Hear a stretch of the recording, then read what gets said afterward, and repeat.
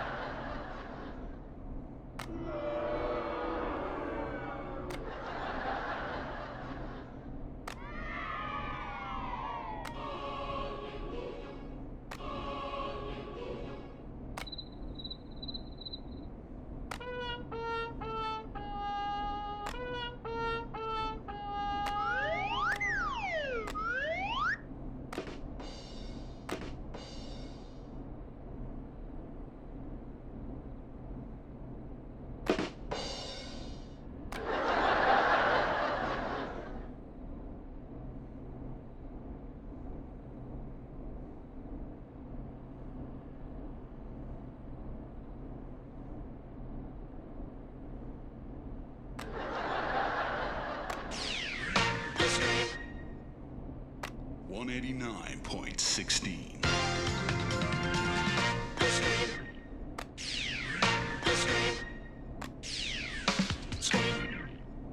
189.16.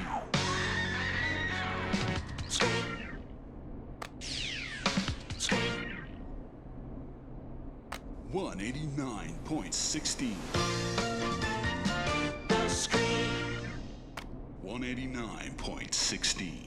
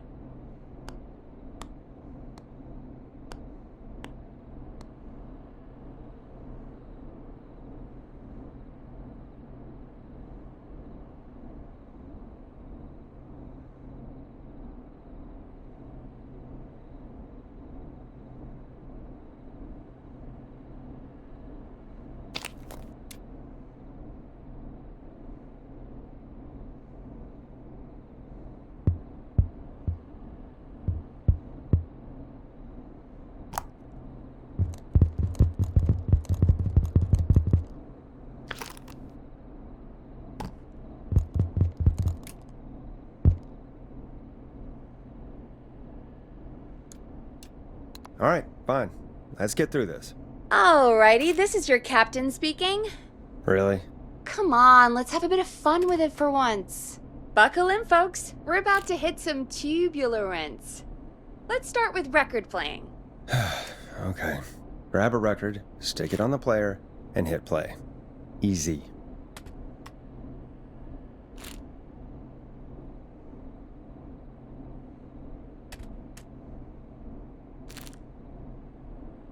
Forrest, you need to grab a record and stick it on the turntable.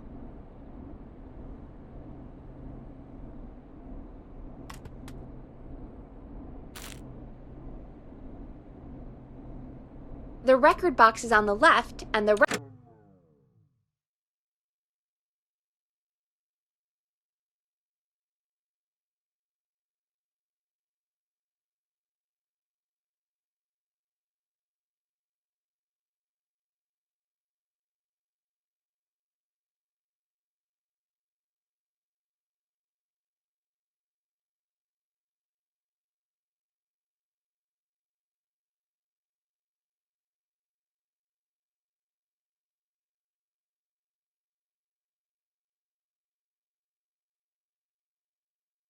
player is on the right.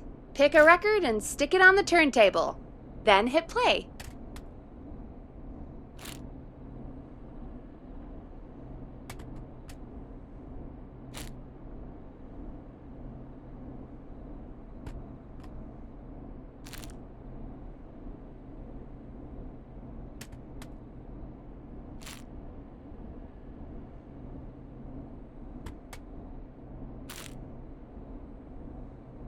Forrest, you need to grab a record and stick it on the turntable.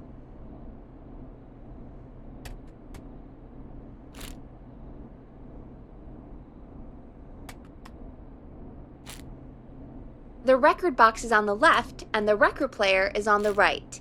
Pick a record and stick it on the turntable. Then hit play.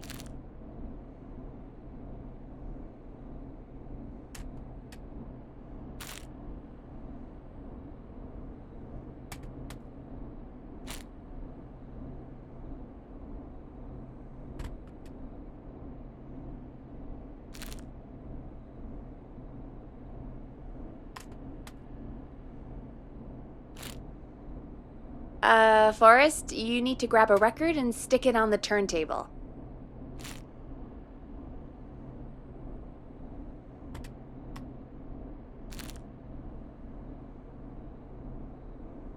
The record box is on the left, and the record player is on the right. Pick a record and stick it on the turntable. Then hit play.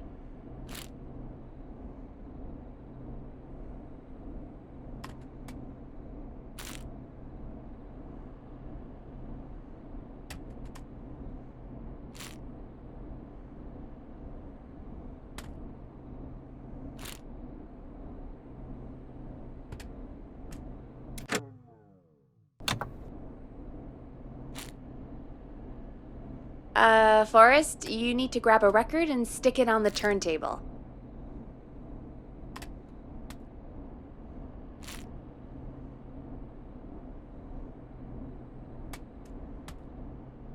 The record box is on the left, and the record player is on the right. Pick a record and stick it on the turntable. Then hit play.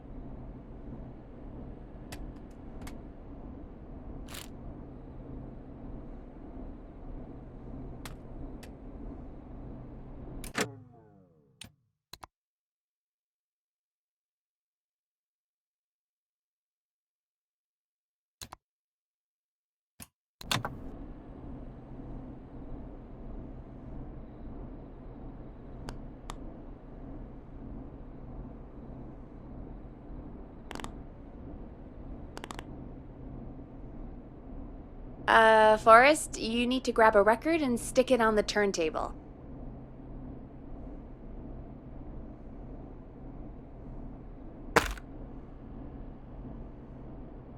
Got it. Great! Now turn it off.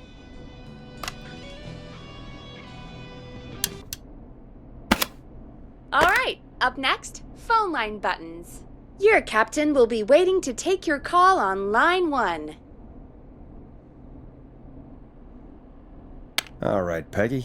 Ready for you on line 1.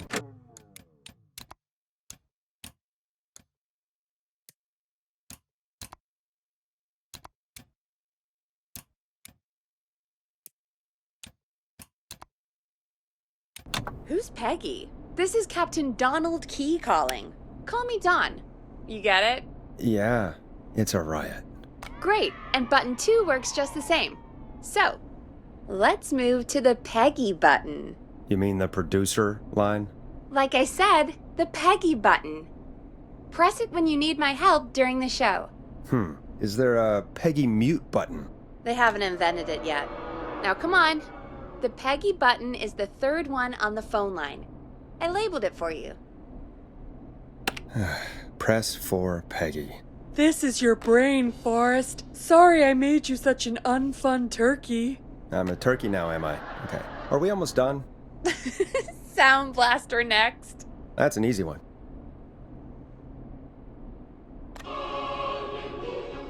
There we go. Always good for a cheap laugh. All right, we're almost done. Just the volume sliders left. These should let you affect pretty much everything. But let's test it with a record. Play a record and change the volume with the music slider.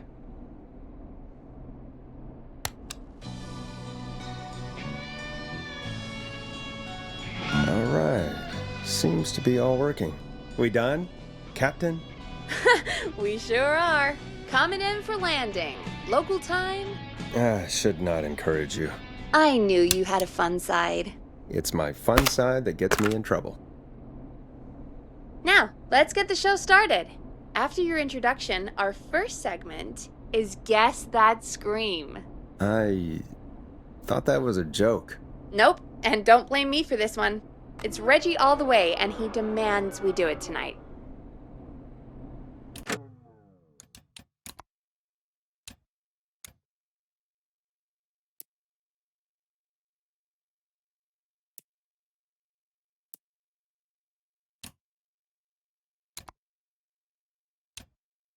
Okay, you're live in 3, 2...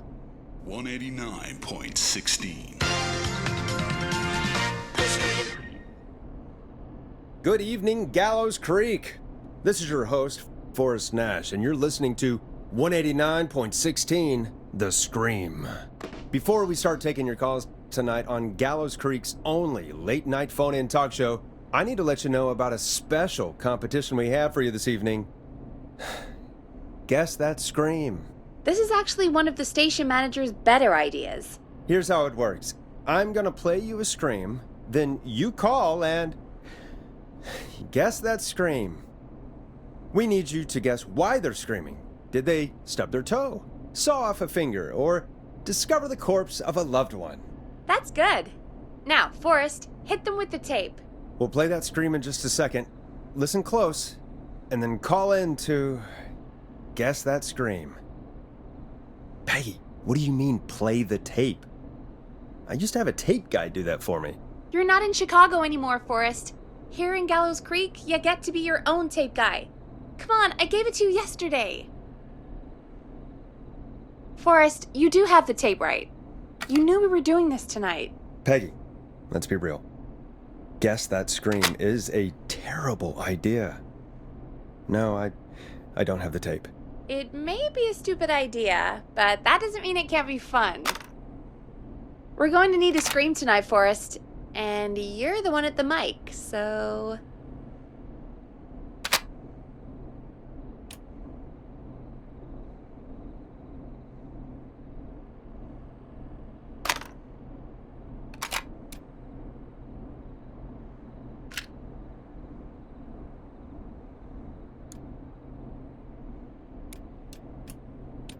Oh my god. Peggy, I may have sunk low, but I have not sunk that low. I won't do it. Come on, Forrest, just do it! That's enough dead air already. Just think of a scream and let it rip! Oh god. Sorry about that. I'm back. Had to step away there for a second. Listen close, and then call in to Guess That Scream.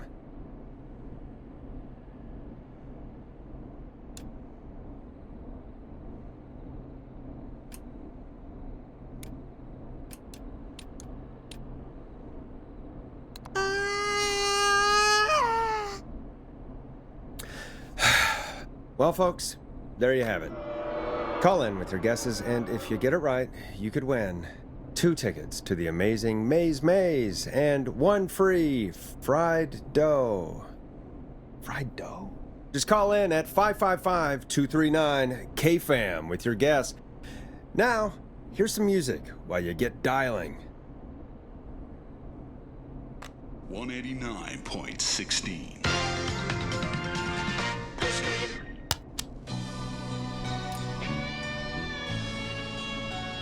Hope you enjoy this one as much as I do. Oh, God, Forrest! That was amazing! Thanks. I can't wait to hear what people think that was. How the hell did I get into this mess? Lighten up, Forrest. That's gonna be the highlight of my week.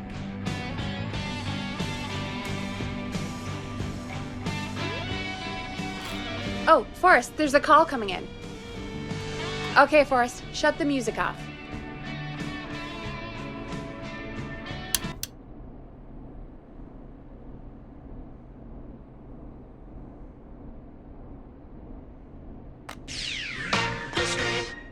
Welcome to 189.16, The Scream. Caller, you're talking to Forrest Nash.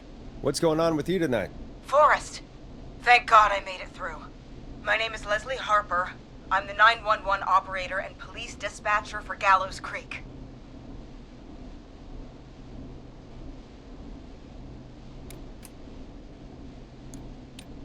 Welcome to the show, Leslie. Are you calling in to Guess That Scream? As a 911 operator, I bet you may have an educated guess. What? No! Look, I found a body and I need your help. 911 is calling me to report a body. Interesting setup. All right, I'll bite. What's the punchline then? Forrest, I recognize her voice. I'm pretty sure that actually is our 911 operator. I think this is real. Peggy, I'm not gonna be happy if this is a prank. I don't do prank segments on my shows. It's in my contract. Forrest, I really don't think this is a prank.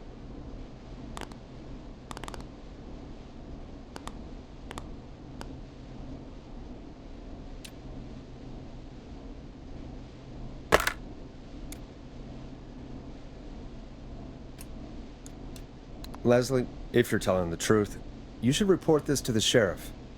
What was his name? Sheriff Andrews or whatever? I'm at the sheriff's office right now. Wait, what? Sheriff Matthews is dead. What? Sheriff Matthews is dead? I couldn't get any response from the department. That's never happened before, so I came to the station and I found him. Oh, God, poor Sheriff Matthews. Do you know what happened to him? Someone got him. Someone got up very close and I really don't want to say what they did to him. Did he fight back? I don't know. I think he tried.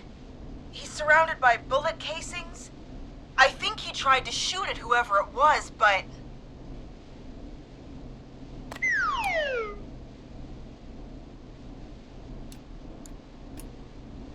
Well, is anyone else at the station? Anyone who can help you?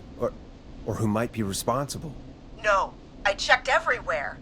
Deputy Martinez is here, but she's knocked out, tied up, and locked in a holding cell. I called you right after I found her. God. Wait. Please don't tell me that this hick town only has 2 cops. Don't be ridiculous. We have 3, but Officer Gunderson is on leave in Cancun. Leslie, do you have any idea who could have done this? Not a clue. I didn't see anything on my way over. Leslie, you need to call over to Henderson or Quiet Ridge. They need to send someone over from their department. I tried, but I can't call anything but local numbers. Something's wrong. I'll have to go there myself, let them know what's going on, and bring help back with me. But if you leave while there's a murderer on the loose, who's gonna man the emergency line? That's why I called. Forrest, I've routed all 911 calls to come in to you.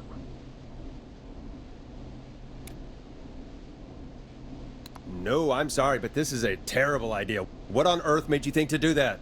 You're the only person with experience manning a phone line around here. You're the only person equipped for the job. Besides, there are lots of transferable skills between the two. It's like an interview. You ask questions to get information you can use. Keep people talking, you know? Guide the conversation and know when to jump in. You do know that I'm so good at interviews, they sent me from Chicago to Gallows Creek, right? So I've heard. But that doesn't matter. And besides, there are 2 of you. You can talk to each other, discuss ideas, work together. Hell, let's have some on-the-job training right now. I have an emergency. I need to get an unconscious Deputy Martinez out of that holding cell. It looks like whoever attacked her threw the keys into the cell after they locked the door. Is there any way you can reach the keys? No. There aren't any bars to the cell, and the door itself only has a food tray slot. And that's too narrow for me to reach through. There's gotta be another way in.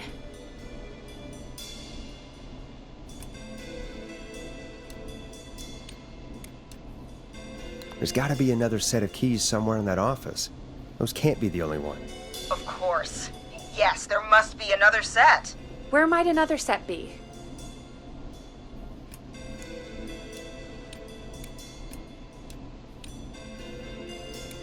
Maybe Sheriff Matthews had a set of keys on him when he... you know. I couldn't see any at a glance, but I didn't really look up close. 1 second.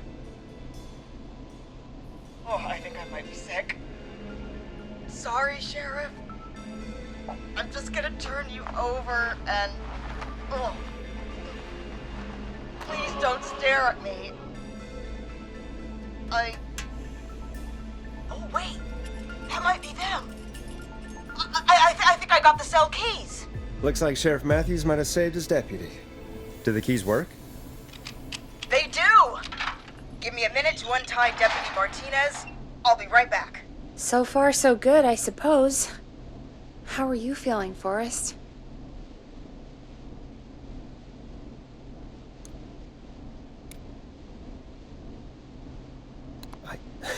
I swear to God, Peggy, if this is some sort of joke, I'm leaving this town. I've never heard of anything like this happening in broadcast. I've never heard about anything like this either. But we're here now, Forrest, and we've just got to see what happens next. Come on, Martinez. There we go. Just gonna sit you in your office chair. We'll head to my car in a minute. I'm back. Deputy Martinez is still out cold. I'm taking her in the car with me to get help in Henderson. If the killer came back now, Martinez would be a sitting duck.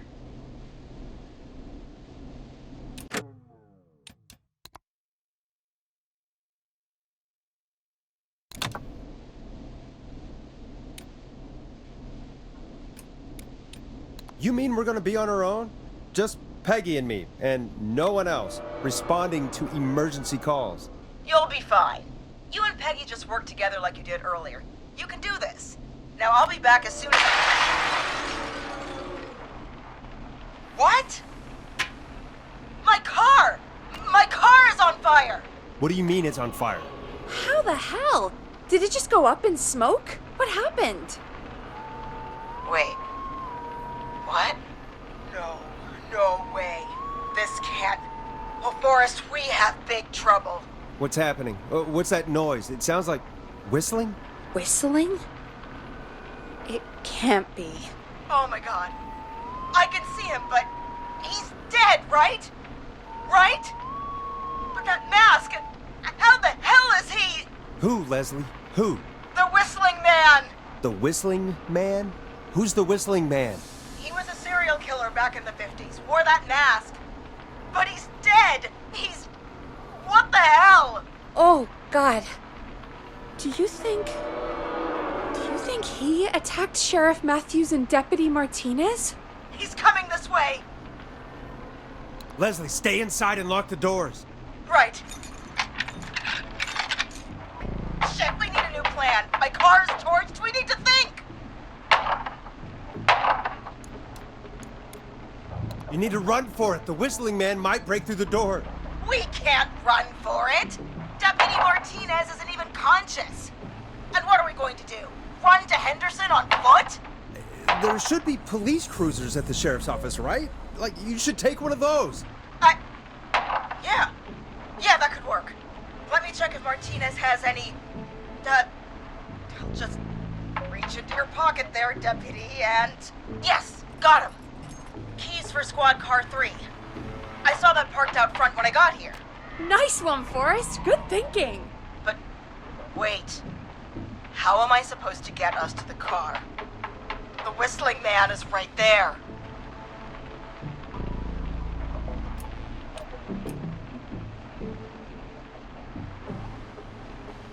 Deputy Martinez surely carries a gun, right? Could you use that? Deputy Martinez's gun is missing. I guess the Whistling Man must have done something with it. The sheriff must have a gun, right? Can you see it? There was a gun next to him. Let me grab it. Oh, shit. It's empty. He must have emptied it trying to defend himself.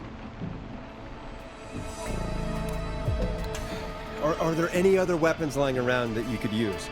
I didn't see anything earlier. Let me check Deputy Martinez's belt.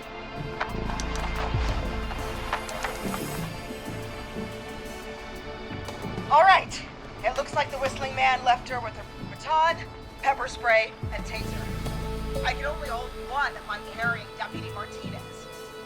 Which should I take?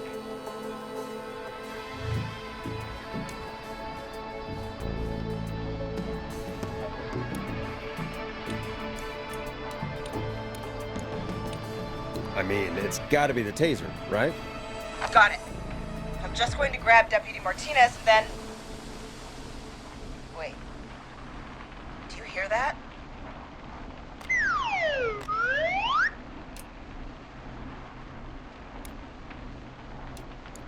No, I can't hear anything.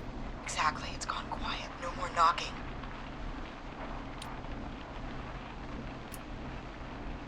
Be careful. I don't like it. Me neither.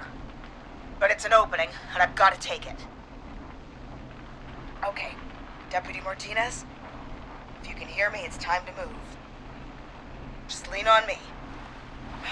Yep. There you go. Are you sure about this, Leslie? No time like the present, right? So, here we go. Again, you're hooked into dispatch now, so I should be able to radio you when I reach the car. If I reach it. Speak to you soon.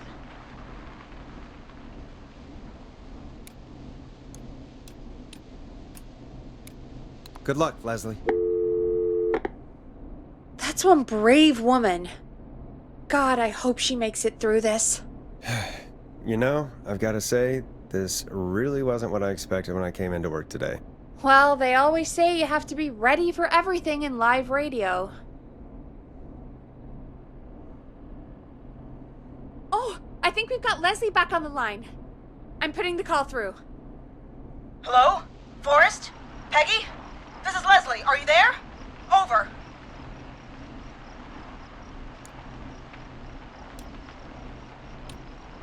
We're here, Leslie. So I guess you made it to the car then. Over? Sorry about the CB chat. Old habit. But yes, we made it to the car. Deputy Martinez is in the passenger seat, still out cold. I don't see the whistling man anywhere, and I don't plan to wait for him. So I'm going to get us moving. Jesus! God damn it! Get back! Get away from her! The whistling! No! Get off her! You son of a bitch!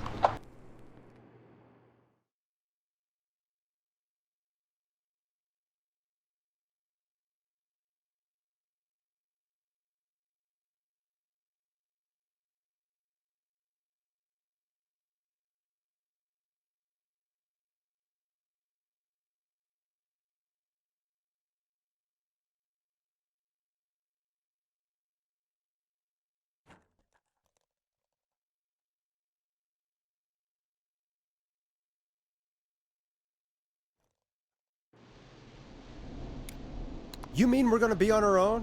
Just Peggy and me, and no one else, responding to emergency calls. You'll be fine. You and Peggy just work together like you did earlier. You can do this. Now I'll be back as soon as What? My car! My car is on fire! What do you mean it's on fire? How the hell? Did it just go up in smoke? What happened? Wait. What? No way. This can't. Oh, Forrest, we have big trouble. What's happening? What's that noise? It sounds like whistling? Whistling? It can't be. Oh my god. I can see him, but he's dead, right? Right? But that mask, how the hell is he? Who, Leslie? Who? The whistling man! The whistling man? Who's the whistling man? He was a serial killer back in the 50s, wore that mask. But he's dead! He's... What the hell? Oh, God. Do you think he attacked Sheriff Matthews and Deputy Martinez?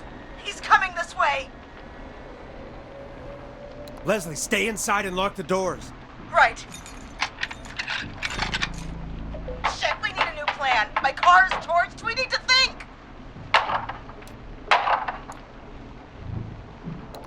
There should be police cruisers at the sheriff's office, right?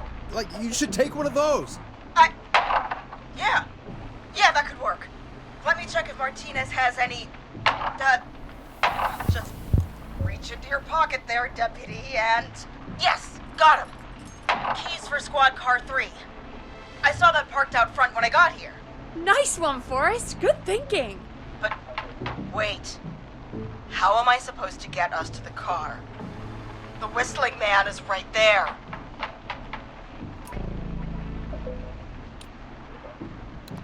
The sheriff must have a gun, right? Can you see it? There was a gun next to him. Let me grab it. Oh, shit. It's empty. He must have emptied it trying to defend himself. Are there any other weapons lying around that you could use? I didn't see anything earlier. Let me check Deputy Martinez's belt.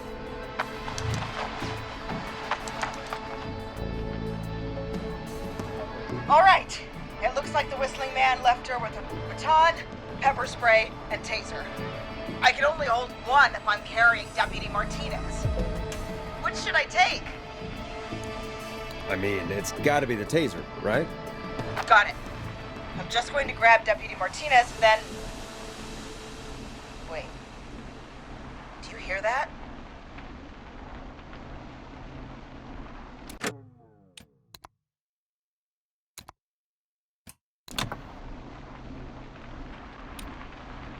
Yes, but just to make sure we mean the same thing, what do you hear?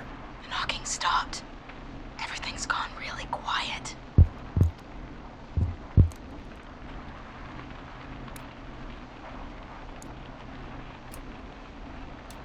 Be careful. I don't like it. Me neither.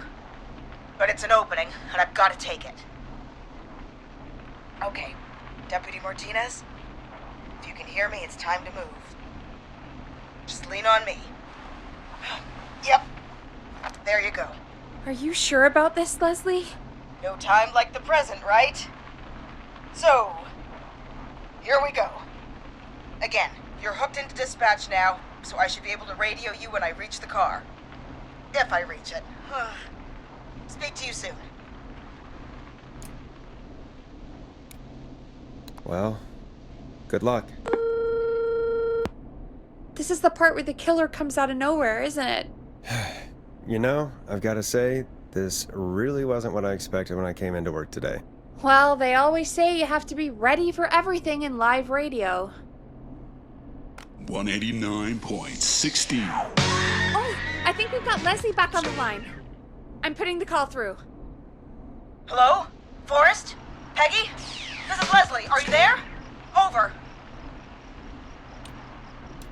Hello, Leslie! So I guess you made it to the car then? We did. Deputy Martinez is in the passenger seat, still out cold. I don't see the whistling man anywhere, and I don't plan to wait for him. So I'm going to get us moving. Jesus! God damn it! Get back! Get away from her!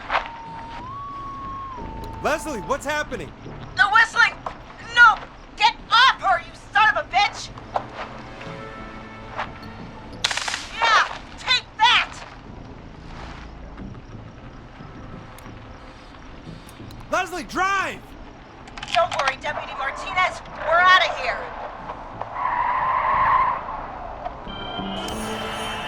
Leslie, are you two okay? Did you get away, or... Forrest, that taser? Definitely the right call. Oh my god, I can't believe we escaped. Well done, Leslie. You saved a life. Just another day for you. Oh my god, yeah. But let me tell you, I prefer doing it from your side of the phone. Leslie, how long do you think it's going to take to get help? Gallows Creek isn't Nowheresville, but it's pretty damn close. It's going to take a while, maybe 2-3 hours each way. Slightly less if I put my foot down.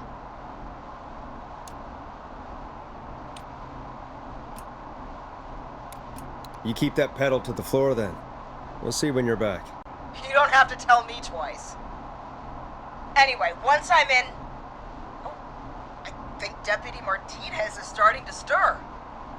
Forrest, Peggy, I've got to go. I'll be out of range soon, but I'll radio back as soon as I can once I got the cavalry. Try not to crash. We need you back in one piece. Good luck, Leslie. Feel better soon, Deputy Martinez.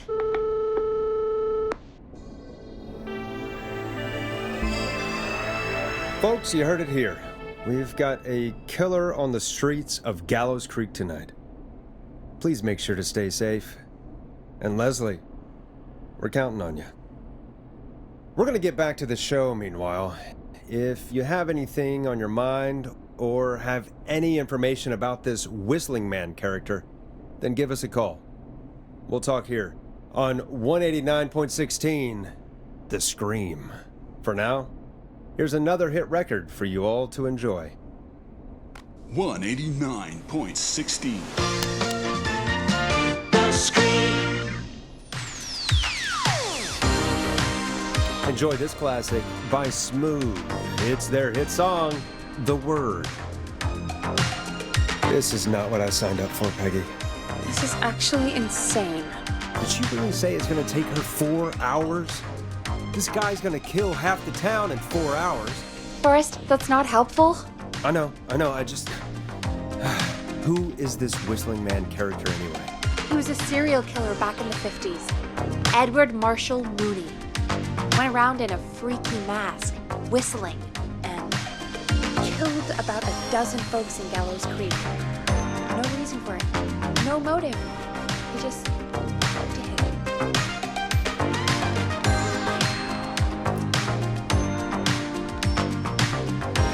And he's come back tonight? Probably not. Police chased him up to Ellis Point one night. We call it Whistling Point now. And it was, well, it was on this night actually. police cornered him, and he jumped into the river. His body was never found. So is he alive? Dead? I mean, what's the story? Story is he's biding his time, waiting to take revenge on the town. All right, that's the story. But what's the truth? Other than we have a whistling killer on our hands tonight, I don't know.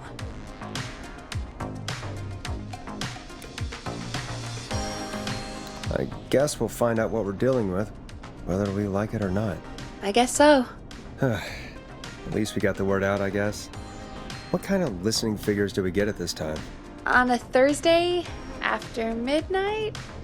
Could be around 35? 35. Isn't 3,500? Huh. I didn't realize Gallows Creek was that large. No, 35 people. At best.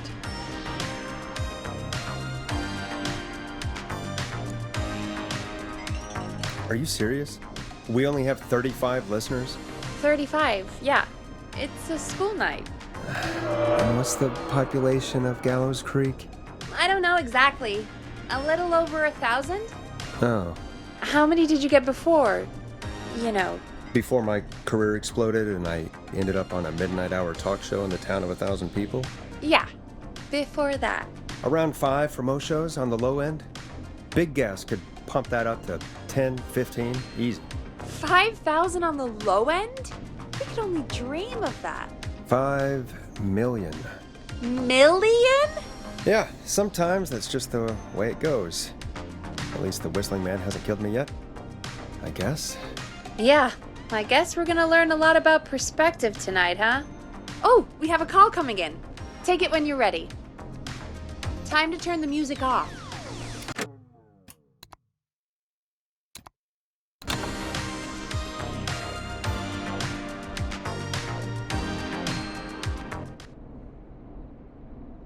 .189. Okay, Forrest, shut the music off.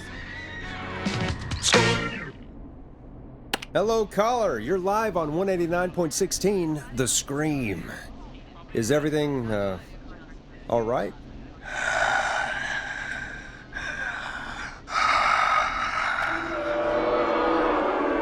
Who is this? Are you, hello?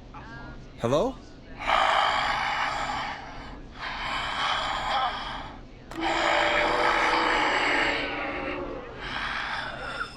Okay, what's your name and why are you calling in?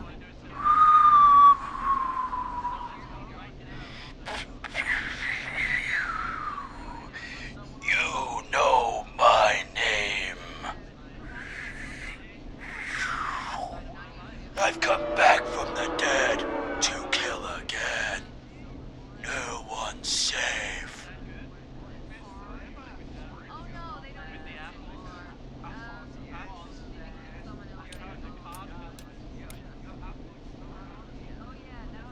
You don't have to do this, Mr. Whistling Man. You don't have to kill again. Oh, but I do. You must make a sacrifice to us. A sacrifice? To us? I mean, me.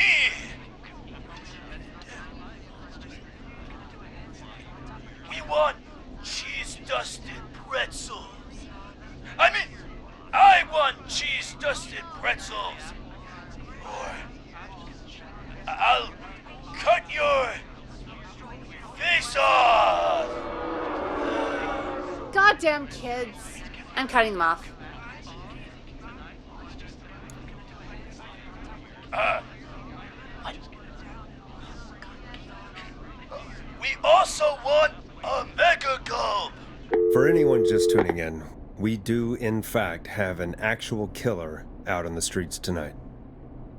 Anyway, this next one's dedicated to all of you staying inside with your doors and windows locked.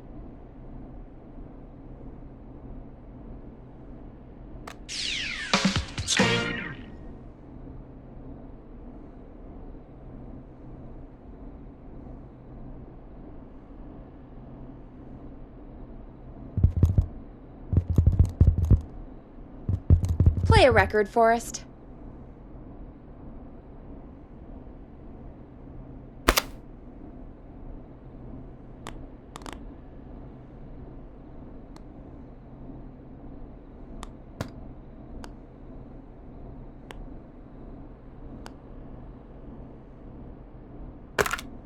Better put a record on.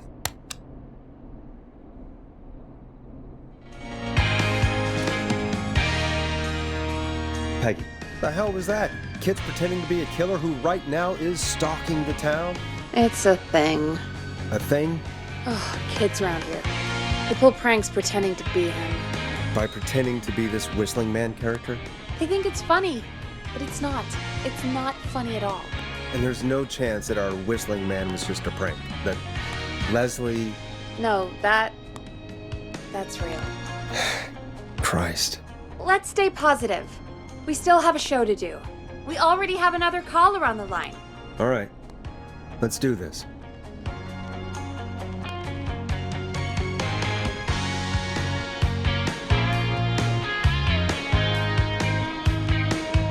We have a call waiting.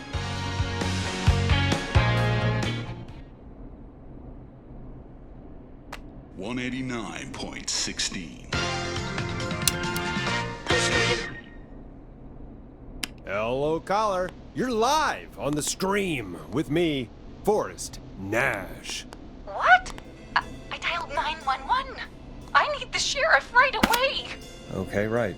Well, I'm filling in for 911 tonight. What's your name and what's your trouble? My name is Sandra Sharp, and I need the cops now.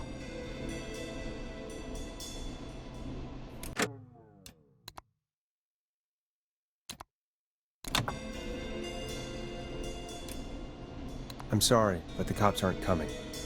Leslie's on her way to Henderson for help. What? God. Listen, you've got to help me then. I drove to the edge of town for a jazz run, and now some psycho dressed like the Whistling Man is after me, knife in hand. Oh, God. It's actually happening.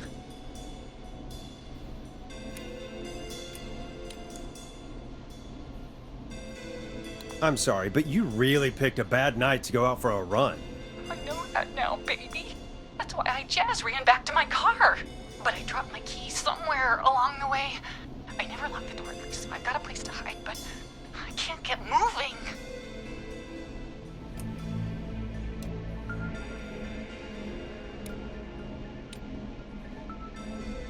Is there anywhere else you can go?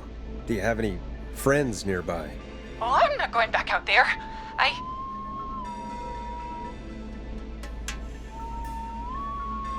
Oh, shoot. Oh, he's back. Look, I don't know a thing about cars, but I gotta start this engine without the keys, and you're gonna have to help me. Wait, I don't... If it helps, I've got a toolkit buried beneath my spare sweatbands. I'll call you back when I find it. You're listening to 189.16, The Scream. Hosted by me, Forrest Nash, your friendly neighborhood radio host, mechanic, and savior. Sit tight while the record spins, folks. This one goes out to you, Sandra.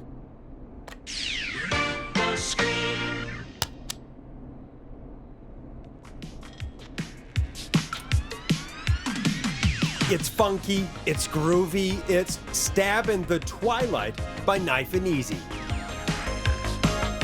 Doesn't the station have a show about cars? The Tamora twins or something? Timberline twins talk motors. Yeah. You know they're not even brothers. Really? They look the same, though. I know, but they're not even related. It's weird. I asked them about it once, and they got really sweaty and defensive. Anyway, go see what you can find. The offices are out the door and down the hall.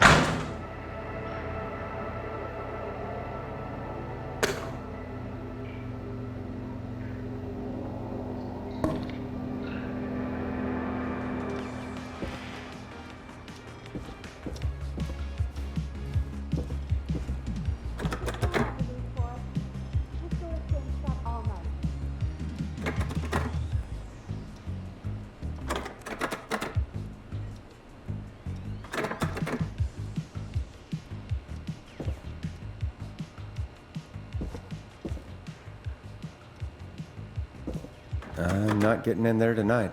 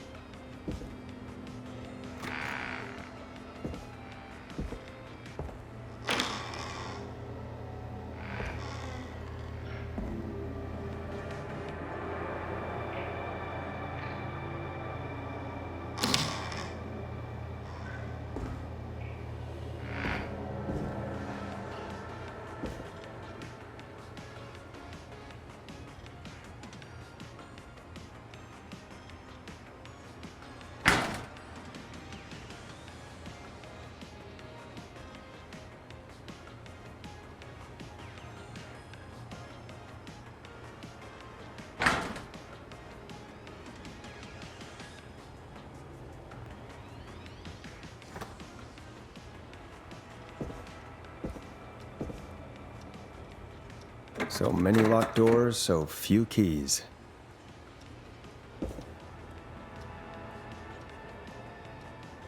I need a key to get in there.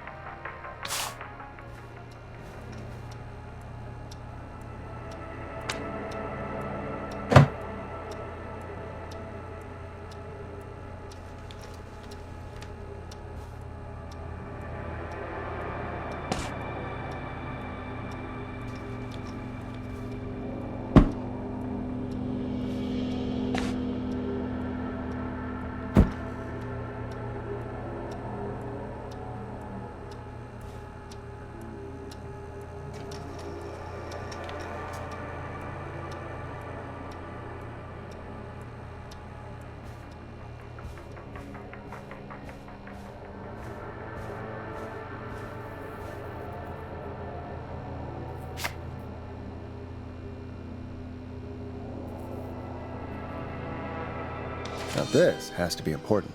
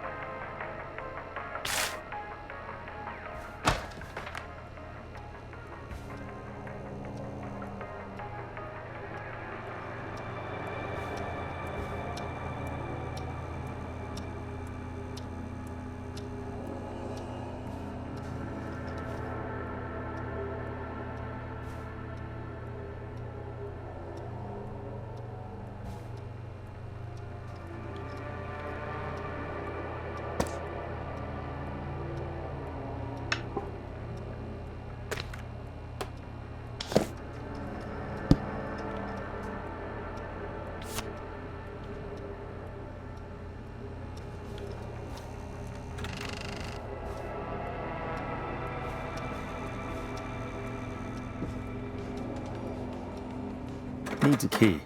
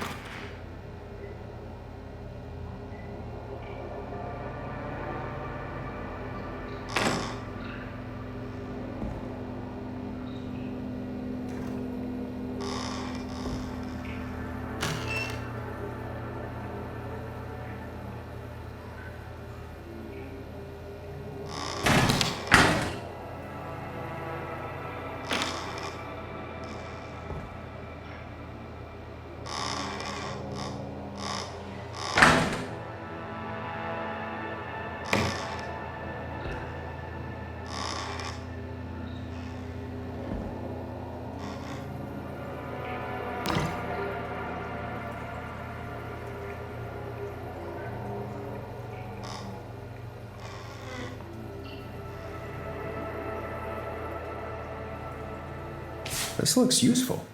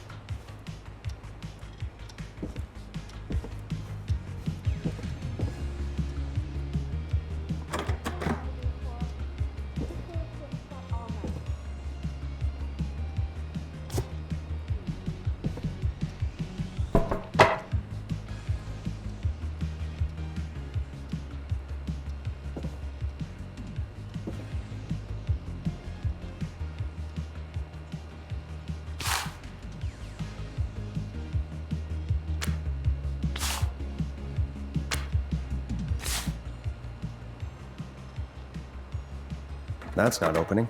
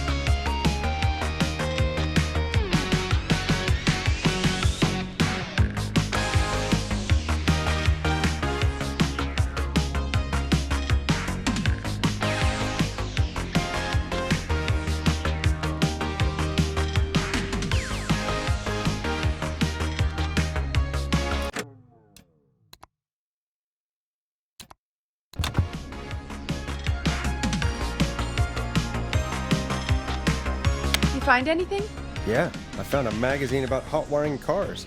Well, that sounds perfect. When you're ready, shut the music off.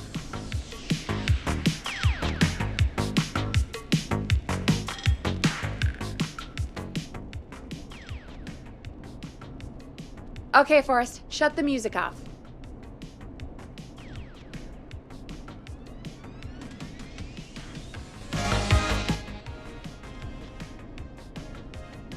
Time to turn the music off.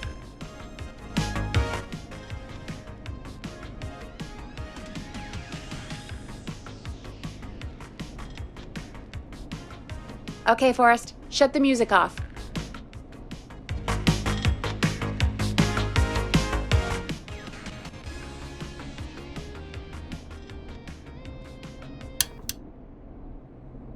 Caller on line 1. Thanks, Peggy. We're back with 189.16, The Scream. How are you holding up, Sandra? The creep's looking through the parking lot trying to find me. But I've got my tools, and I'm ready to get this hunk of junk moving. How do we start this baby?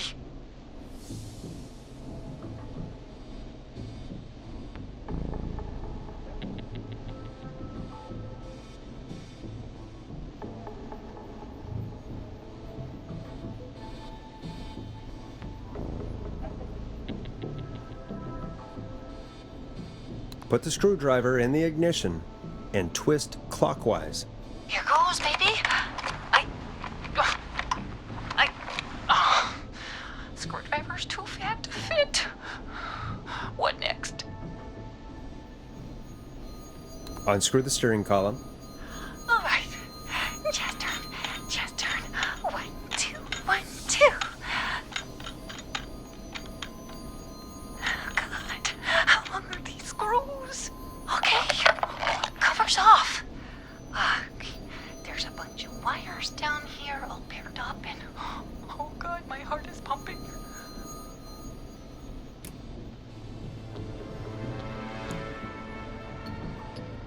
Tell me exactly what you see. Okay, I can do this.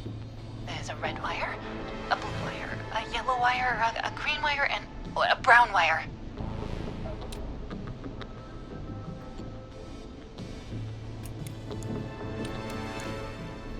What's the serial number on the steering column? The number is 576-894-320.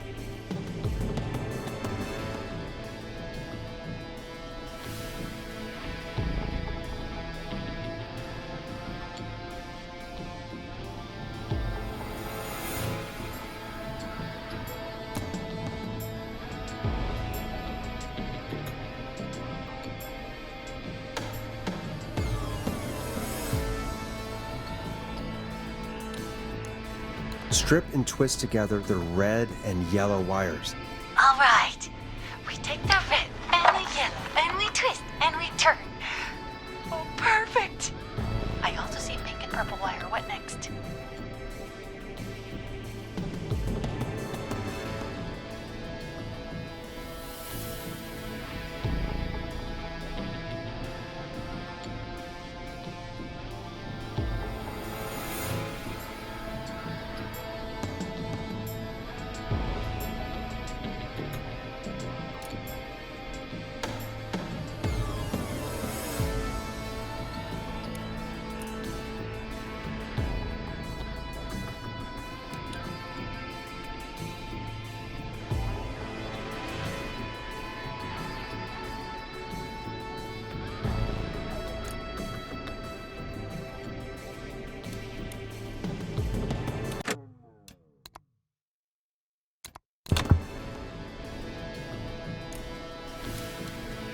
Strip the purple wire and brush against the twisted wires.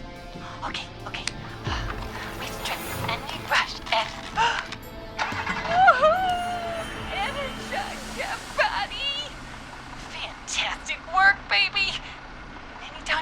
come down to the jazz studio, you get in for free.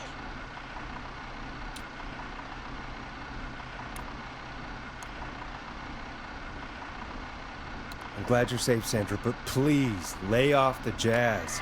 Sorry, Forrest. My life is my own, especially after that. I'm happy to be me. I'm happy for you too, Sandra. And come on, Forrest. Just have fun with it. I don't think jazz should be that big of a part of anyone's personality. That's all. Forrest? Don't worry about him, baby. He'll learn one day. Anyway, gotta get home now. Thank you all again. Mwah!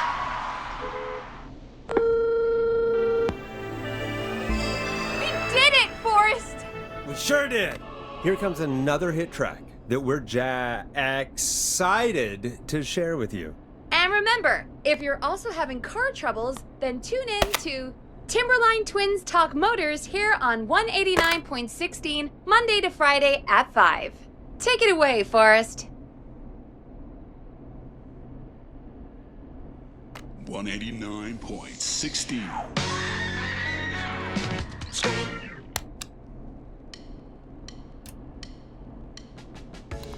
Listen in to this next track from Late Night Lurkers, if you dare.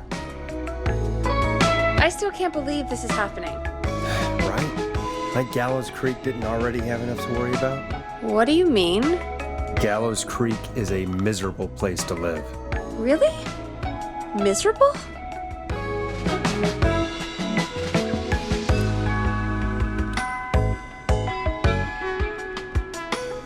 Peggy, be honest, it's a dump. There's nothing to do here. Hell, I'm almost ready to thank this whistling guy for at least making things interesting. Well, I like it here. People are polite and, Stab happy? don't be awful, Forrest. Come on, there must be something you like about this place.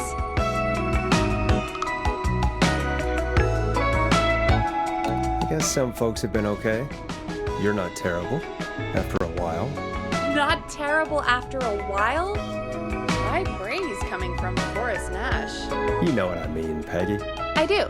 It's Forrest Nash for I think you're swell.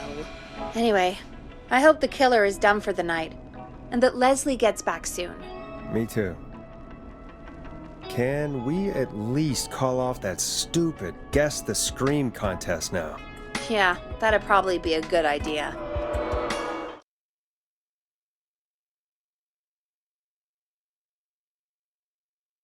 Caller on line 1.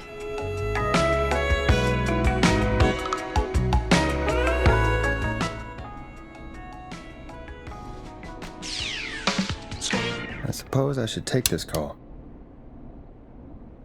Evening, caller. This is Forrest Nash, host of 189.16, The Scream, and tonight's 911 stand-in. Hey, Forrest. My name is Brian. Brian Ponte. Brian Ponte of Ponte's Pizza.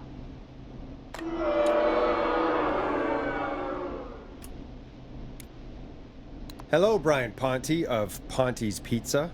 What have you got to say about what's happening? I'm so happy that Deputy Martinez survived. I've seen her a lot over the years down here at Ponte's Pizza. Oh, you did a really great job. And as a thanks for all you did there, I just wanted to tell you that I'm sending you some coupons for free pizza here at Ponte's Pizza. Wow, Brian. That's really good of you. You really don't have to, though. Oh, it's the least I can do. And if you like it, well, you're in luck, because we're always running great deals that'll have you eating for pennies. Sounds great, bro. And let me tell you, the pizza we have is to die for. No.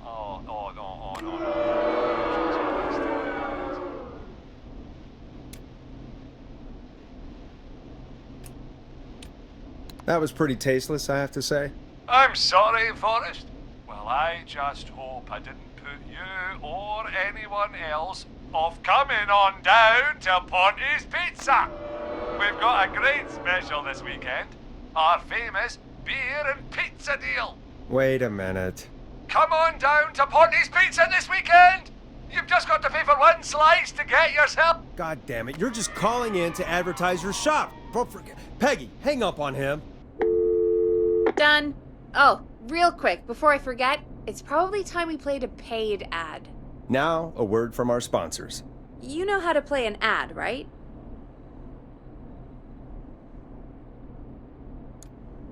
Nope. In-flight check time. Christ. Our captain would like to remind you that the station is required by law to play advertisements from our sponsors. Grab a cassette and stick it in the player. 189.16. Done. Great party, man. Thanks. Can I grab another beer? Hey, sure thing. Let me grab you one out of the fridge.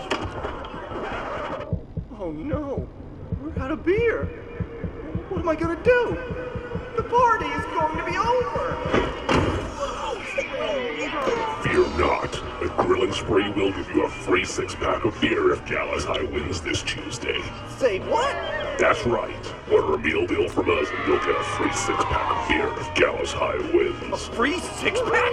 Righteous! You heard me. 6 beers if Gallows High wins. Sounds like you've already had enough beers. I hope we murder them. Me too, Billy. Me too. Come on down to Grilling Spree or call 555-749-8335. We've got barbecue you'll die for. Yeah. Hey, Forrest, do you know what the Grill Reaper's favorite grilling spree order is? I have a feeling you're gonna tell me. Spare ribs.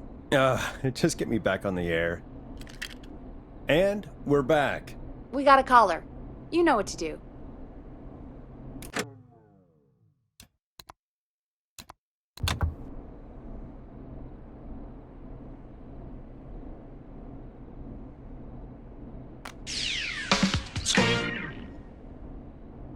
Welcome to The Scream with me, Forrest Nash. Hey, Big Shot, hit the button and take the call. Yeah, Leslie. This is Maurice Russell from the Gallows Reporter. I'm at the office. This guy just broke in downstairs and... Wait. Forrest Nash? I want to speak to 911. Put Leslie on. What? God, another one?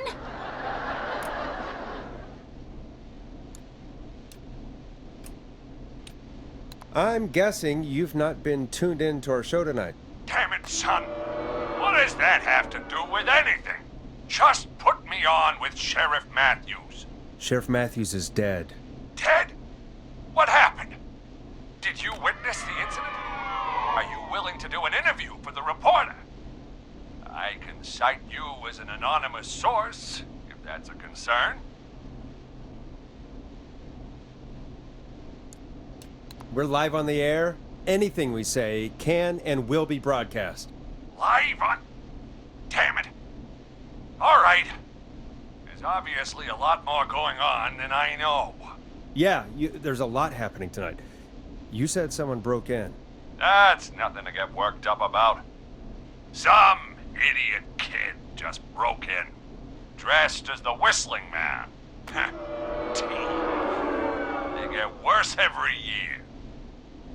This punk wasn't even a disappointing twinkle in his daddy's eye when Edward Marshall Mooney stalked the town. But I was there. I covered it.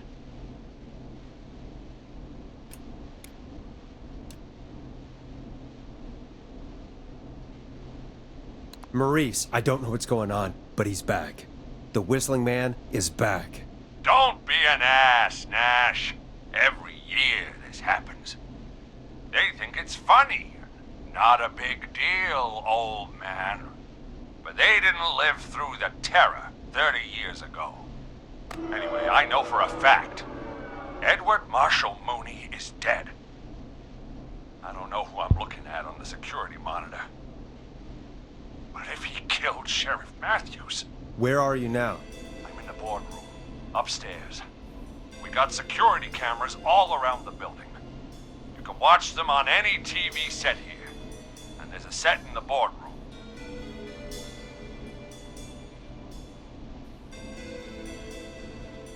Maurice, is there any way you can get out of there? I sure as shit hope so, kid. But I'm not sure how I'm going to do it. That crash you heard was him tipping over my filing cabinets. He's blocking the stairs. I'm guessing the stairs are the only way out? That's right. And it would take me a good few minutes to move those cabinets. We need to do something. But what? All we can do from here is... Forrest, I think I've got it. Why don't we call the killer? They'd have a bunch of phones set up across the office, right? In different rooms, with different extensions? So we call one of them. Draw the killer away.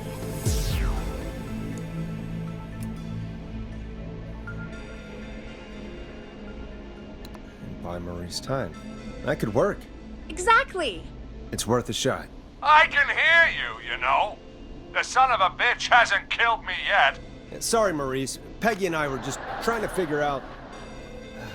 You realize how stupid that plan sounds, right? For that to be successful, you're gonna need every phone extension. Plus, a plan of the entire office floor. All delivered while the killer is en route. I've got it. And thank God I've always been cool under pressure. Don't go anywhere.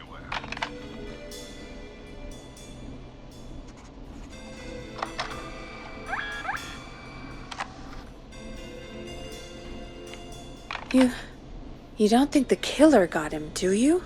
Mr. Russell, I'm here. The freak's going to be here any second, too. Go check your fax machine. Don't let me down.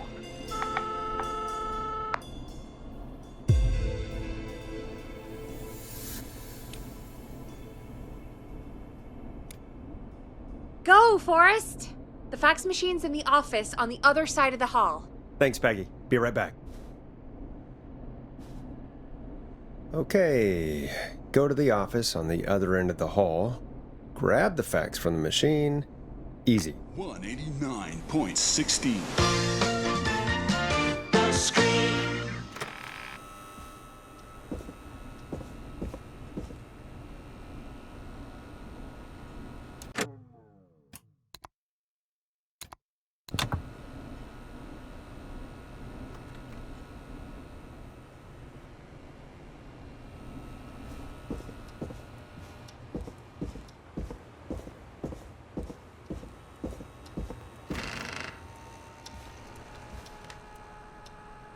This must be it.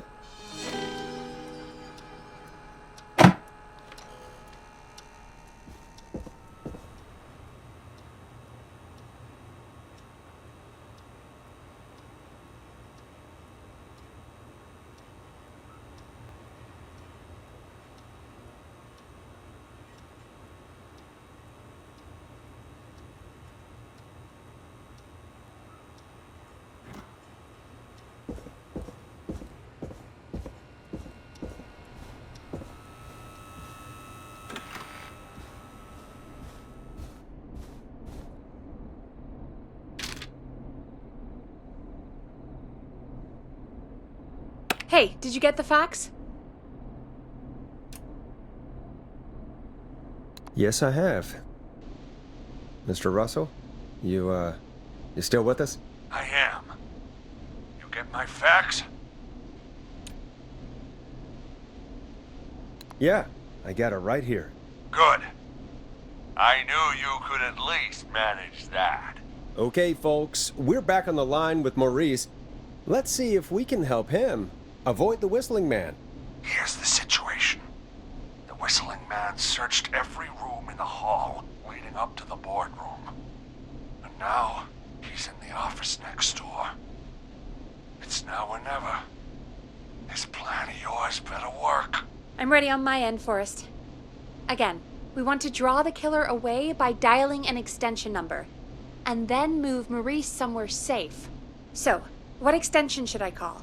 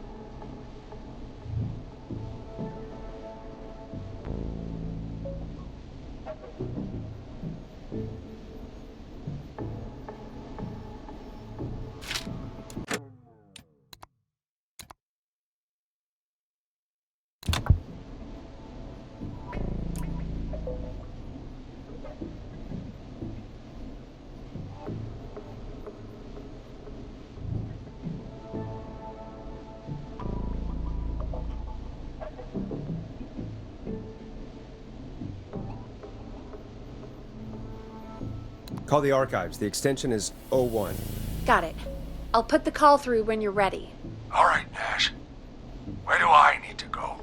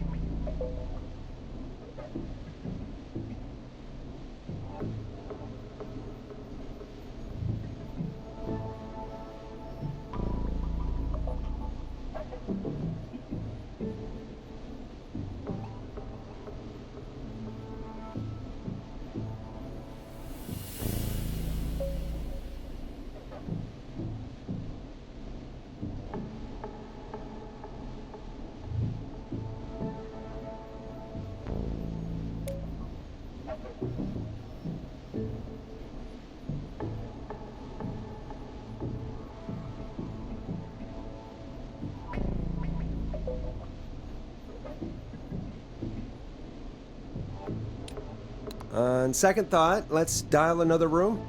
Let's dial another... Boy! We're wasting time! He's right, Forrest. I can get another number ready.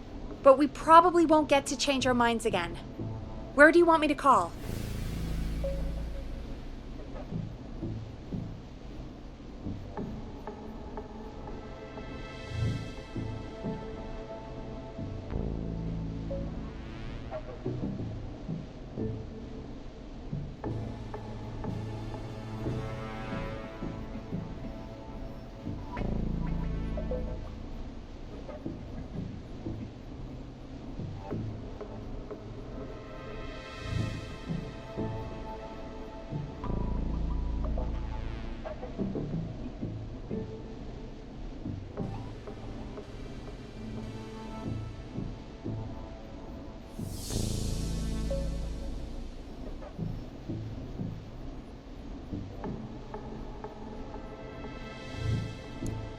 Call the kitchen. The extension is 02. Got it. I'll put the call through when you're ready. All right, Nash. Where do I need to go?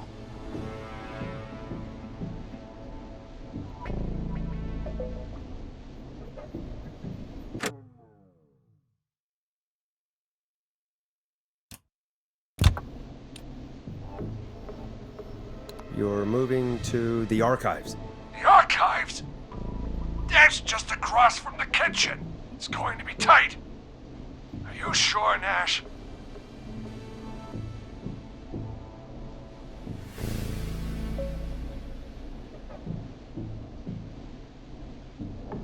I'm sure. I'm ready to place the call. Are you ready, Mr. Russell? Don't have much choice, do I? Make the call. Yes, sir. Calling now.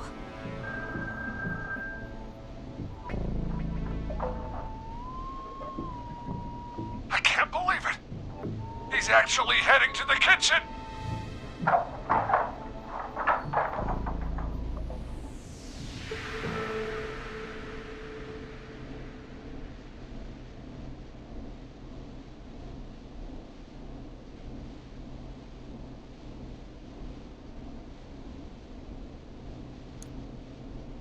Don't worry, Maurice. You can thank me when you're safely home. Thank you. It's your producer I'll be crediting if I make it through this. The coast is clear. I'm shutting off the TV so he won't see me on the security cameras. Then, making my move. I'll call when I get there. Do you think he'll make it okay? I'm sure he'll be fine. But now, what do we do? We gotta find some way for him to get past that barricade. What do you mean? I don't think calling the Whistling Man is gonna buy Maurice enough time to move those cabinets. We gotta think of something else. Yeah. Maybe we could... Oh! Call incoming. You ready?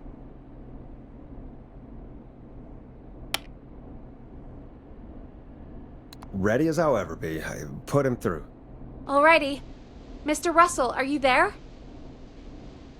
By the skin of my teeth I am. He came out of the kitchen almost as soon as he entered. Thank God I made it in here just a second before. The killer already searched the kitchen. He probably didn't have to look around much. Did he see you? Are you safe for now? He didn't see me, no. Let me just check the security cameras to see where he went. Looks like he's heading towards the cubicles. We have enough intern desks to keep him busy for a little while. I'm not out of the woods yet, though. Right. Let's review where we are. So, the only way out is by the stairs, which the Whistling Man has blocked with furniture. Exactly. I can move the furniture out of the way, but not quickly or quietly.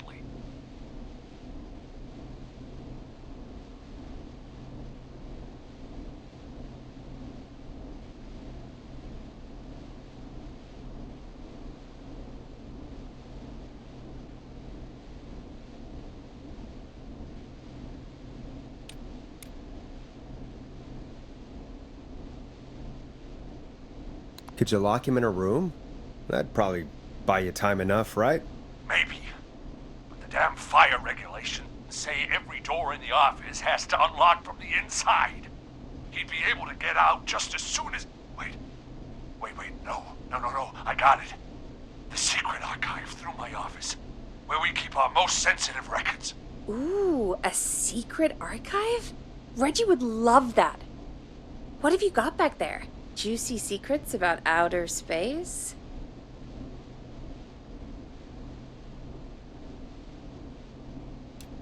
Ah, I didn't know you were into conspiracies, Peggy. I may have borrowed a few tapes from our manager's office. He has quite the collection. Will you two chatterboxes pipe down? I've got it all figured out. The secret archive. There's no lock on the inside of that room, only the outside. You can't break out. If we can get him in there, and I lock him in... We can catch the son of a gun. Exactly. Oh my god, Forrest, we might be able to end the nightmare right here. So should I call the secret archive then? You can't. The archive is a room for secrets, not gossip. So we don't have a phone in there. Oh, we're gonna need to change it up then. Any ideas, Forrest?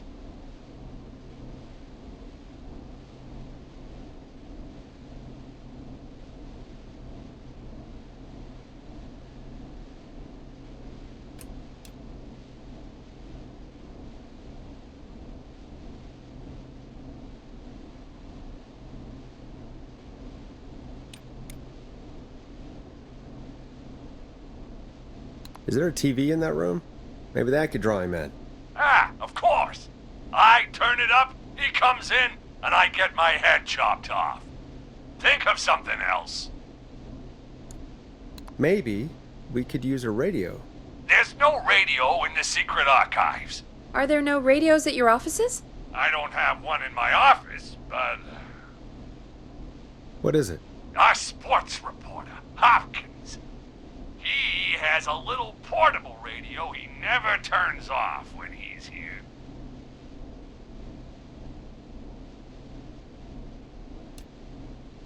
I'm glad you got a radio fan there. Does he listen to 189.16, The Scream? Gallows Creek's best and only late-night call-in show. Jesus, Nash. I'd expect that level of self-advertisement from Brian Ponte, not you. Don't be a Ponte, Forrest. That's low. Will you idiots focus now? His portable radio should still be here. It should be here in the archives, actually. Let me just take a peek around. Great job, Forrest. Looks like you picked the perfect place. He hadn't found it yet. Let's congratulate ourselves later. I found the radio. It's right where I thought it would be. It's all coming together. I'm just gonna turn it on quickly, make sure it's still got some juice. Damn it!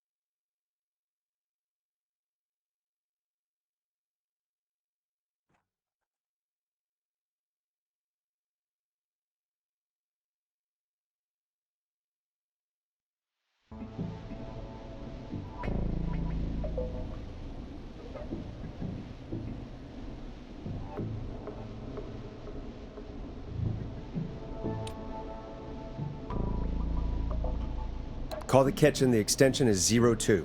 Got it. I'll put the call through when you're ready. All right, Nash. Where do I need to go? You're moving to the archives. The archives? That's just across from the kitchen. It's going to be tight. Are you sure, Nash?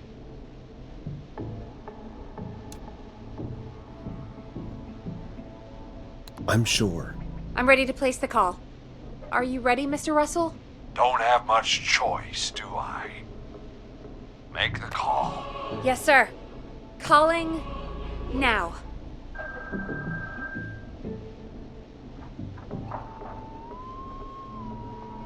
I can't believe it. He's actually heading to the kitchen. Don't worry, Maurice. You can thank me when you're safely home. Thank you. It's your producer I'll be crediting if I make it through this. The coast is clear. I'm shutting off the TV so he won't see me on the security cameras. Then, making my move. I'll call when I get there. Do you think he'll make it okay? I'm sure he'll be fine. 189. But now what do? We gotta find some way for him to get past that barricade. What do you mean? I don't think calling the Whistling Man is gonna buy Maurice enough time to move those cabinets. We gotta think of something else. Yeah. Maybe we could... Oh! Call incoming. You ready? Ready as I'll ever be. I put him through. Alrighty. Mr. Russell, are you there? By the skin of my teeth I am. He came out of the kitchen almost as soon as he entered. Thank God I made it in here just a second before. The killer already searched the kitchen. He probably didn't have to look around much. Did he see you? Are you safe for now? He didn't see me, no. Let me just check the security cameras to see where he went. Looks like he's heading towards the cubicles. We have enough intern desks to keep him busy for a little while. I'm not out of the woods yet, though. Right. Let's review where we are. So, the only way out is by the stairs, which the Whistling Man has blocked with furniture. Exactly. I can move the furniture out of the way. But not quickly or quietly. Could you lock him in a room? That'd probably buy you time enough, right? Maybe. But the damn fire regulations say every door in the office has to unlock from the inside. He'd be able to get out just as soon as... Wait, no, I got it. The secret archive through my office, where we keep our most sensitive records. Ooh, a secret archive? Reggie would love that. What have you got back there? Juicy secrets about outer space? Ah, I didn't know you were into conspiracies, Peggy. I may have borrowed a few tapes from our manager's office. He has quite the collection. Will you two chatterboxes pipe down? I've got it all figured out. The secret archive. There's no lock on the inside of that room. only the outside. You can't break out. If we can get him in there, and I lock him in... We can catch the son of a gun. Exactly. Oh my god. Forrest, we might be able to end the nightmare right here. So should I call the secret archive then? You can't. The archive is a room for secrets, not gossip. So we don't have a phone in there. Oh, we're gonna need to change it up then. Any ideas, Forrest? Maybe we could use a radio. There's no radio in the secret archives. Are there no radios at your offices? I don't have one in my office, but... What is it? Our sports reporter, Hopkins. He has a little portable radio he never turns off when he's here.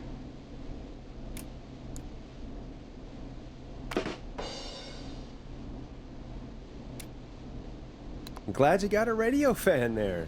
Does he listen to 189.16, The Scream? Gallows Creek's best and only late-night call-in show. Jesus, Nash. I'd expect that level of self-advertisement from Brian Ponte, not you. Don't be a Ponty, Forrest. That's low. Will you idiots focus now? His portable radio should still be here. It should be here in the archives, actually. Let me just take a peek around.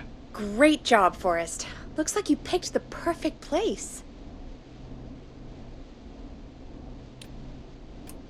Yep. That was 100% just me thinking ahead. Exactly as planned. I found the radio. It's right where I thought it would be. It's all coming together. I'm just gonna turn it on quickly, make sure it's still got some juice. Maurice, turn the volume down. We don't want that thing blasting just yet. Yeah, I knew that, Nash. I was just doing that when you yelled at me. The radio works!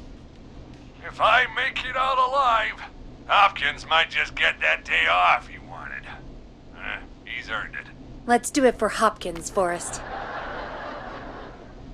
Wait. Ah, God damn it. If I can't have this stupid thing turned up, how am I supposed to draw the killer? I can't be in the room when it's on, or I'm dead. You just... Oh, that's a good point. But wait, we're the radio. We can just be quiet until you're ready. If you can do that, then... Yeah, sure. 189.16. Now, even when I know something for a fact, I like to double check. But after your earlier self-advertisement, Nash, I don't think that's necessary. I've got the radio on silent, but I'm tuned in. Now, I just need to get to my office. Sounds like we need to make another call, Forrest. Where should we send the killer?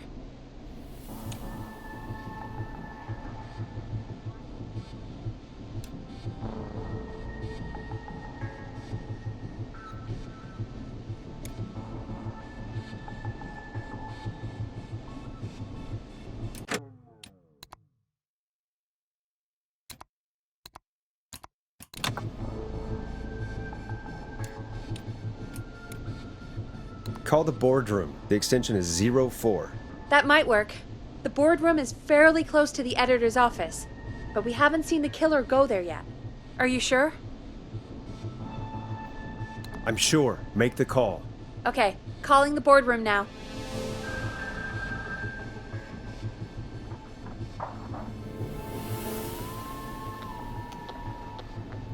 He's on the move. I'll call you guys from my office in a second. Looks like we're almost through this nightmare. Any idea what you'll say to draw the killer in?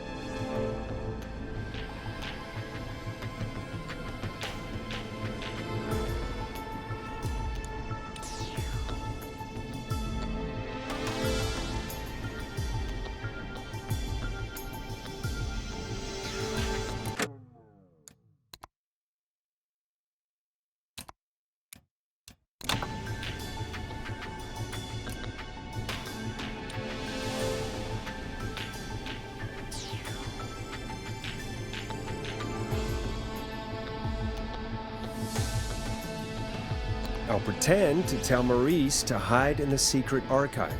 The killer will hear me, go check it out, and we've got it. Oh, I like that. Make the killer think he has the upper hand, and then BAM! I appreciate the vote of confidence. Ooh, call coming in. Here we go. I'm here. The radio's set up in the secret archive. Just give me the signal, and I'll turn it all the way up.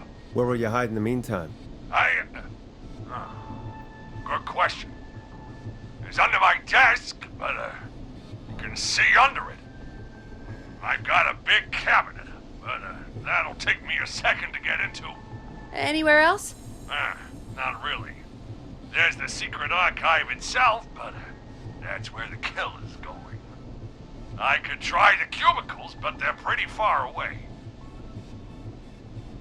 Your judgment has kept me alive so far, Nash. What do you reckon?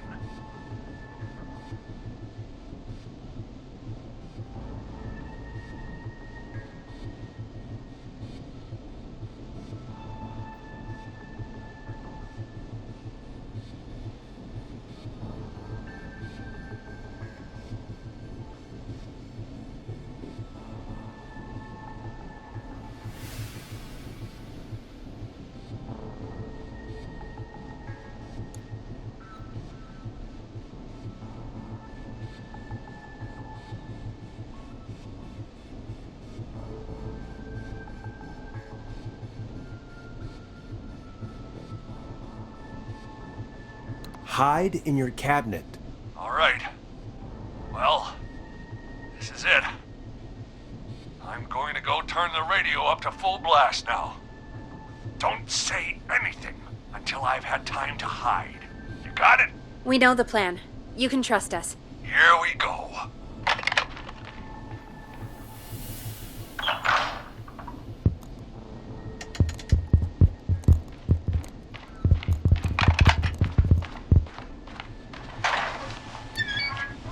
Listen to your old pal Russell, Forrest, and shut up! Forrest, I don't think that was enough time for him to hide. Wait, really? Oh, shit. Forrest Nash! You son of a bitch! I told you to...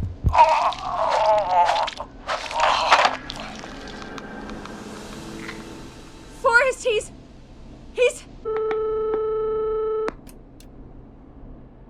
Out of print. Let's put on a song.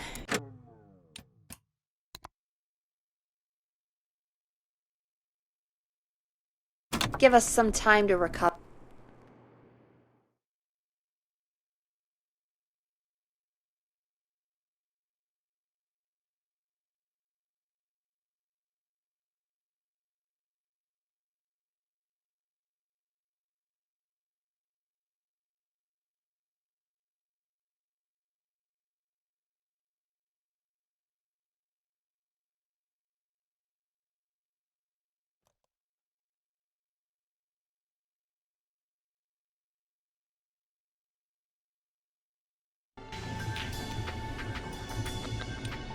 I'll pretend to tell Maurice to hide in the secret archive.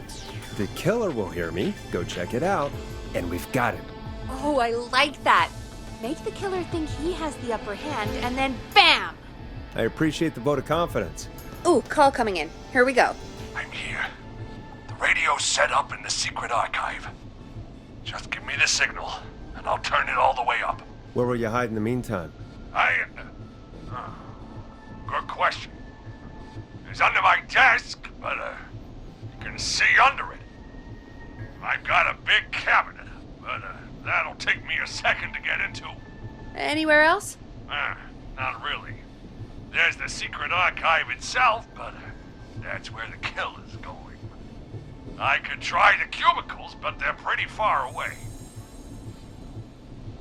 Your judgment has kept me alive so far, Nash. What do you reckon?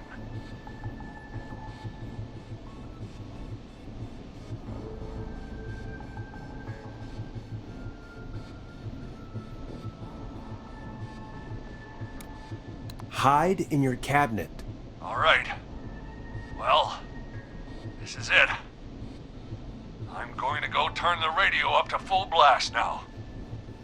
Don't say anything until I've had time to hide. You got it? We know the plan. You can trust us. Here we go.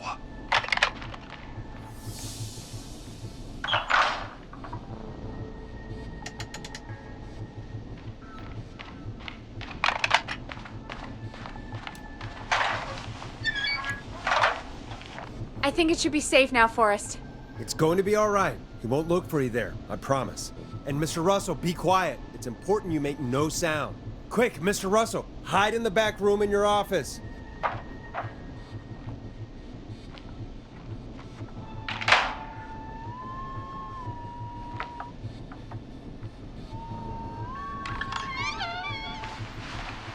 Listeners, this is Forrest Nash of 189.16, The Scream. And if you've just tuned in, See you in hell, kid! we've just locked up the Whistling Man. Forrest, you beautiful bastard! I can't believe that actually worked!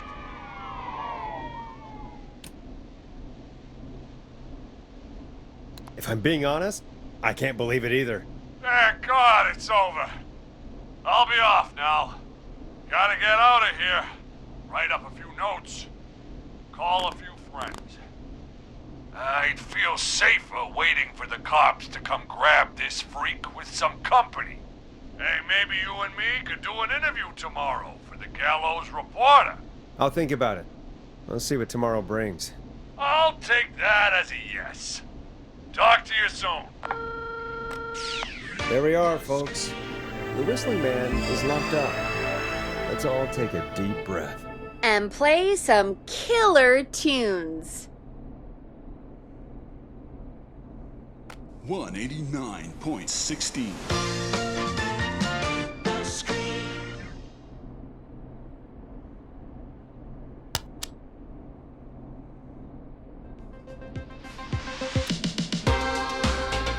Now it's time to go with The Flow.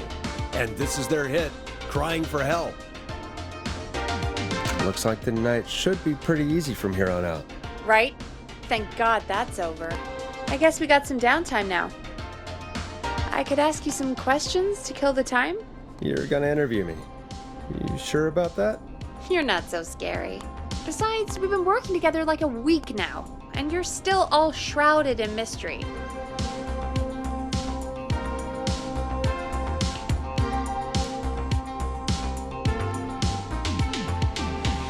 I'll regret this, but okay. Question 1. Tell me about your family. What? Come on, Peggy, that's too general. Okay. Did anyone move with you to Gallows Creek? Nope. Now that's too specific. Too specific? Do you have any siblings? I don't. I'm an only child, and my folks are dead. Oh, I'm sorry, Forrest.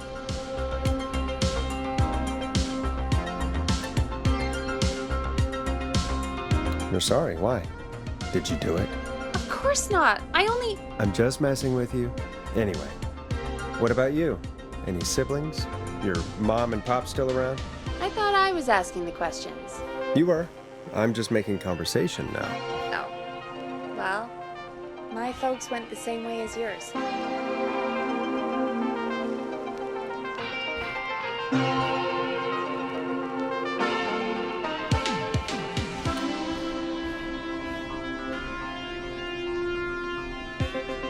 Oh. What happened there? My dad walked out when I was about 13. He'd been a wreck for a while. Then he got himself into a wreck. Well, that was Dad.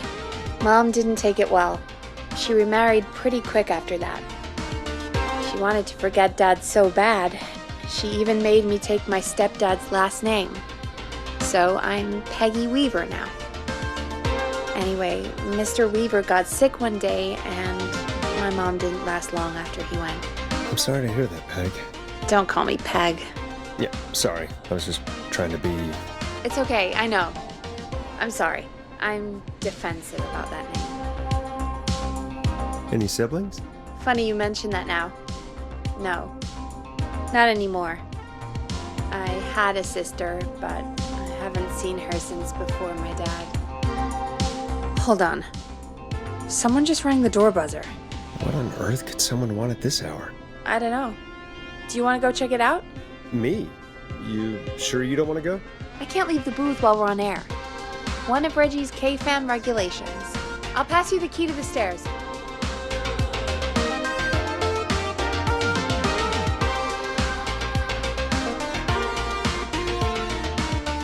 Okay, down to the first floor, then check the door.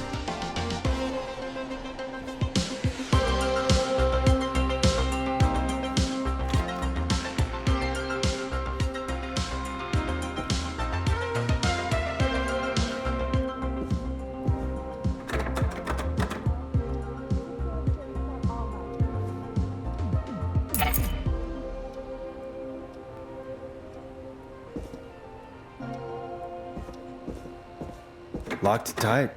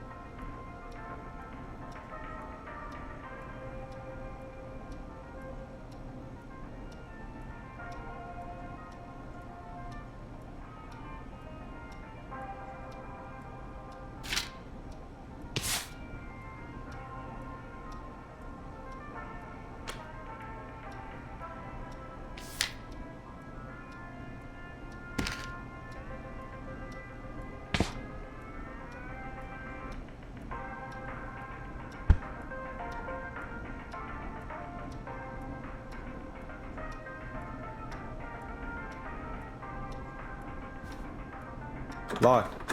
For now.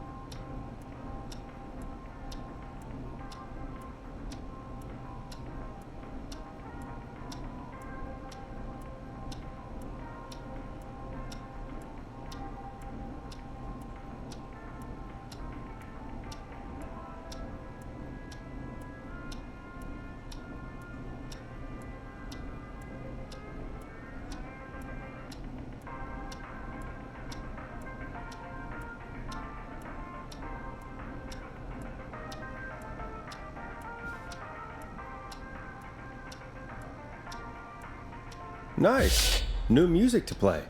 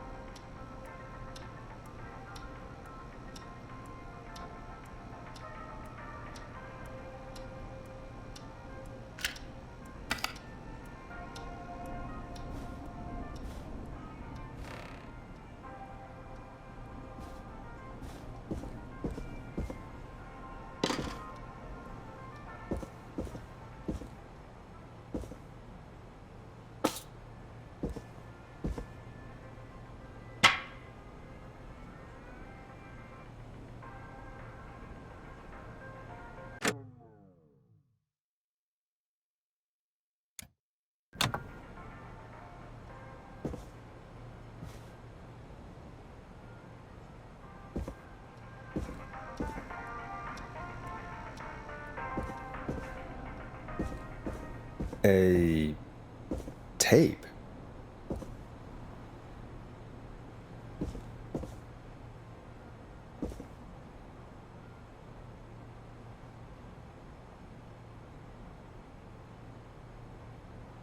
Play on air.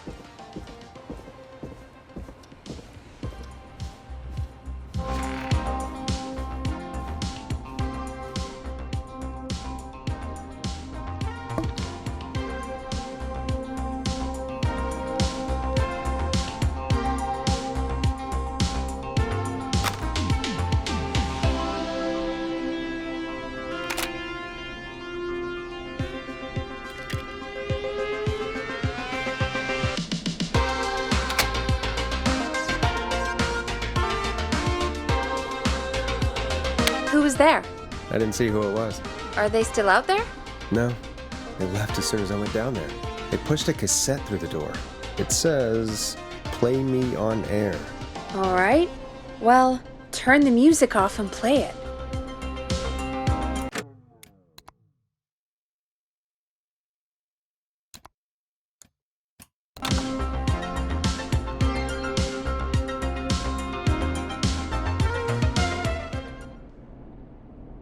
When you're ready, shut the music off. 189.16.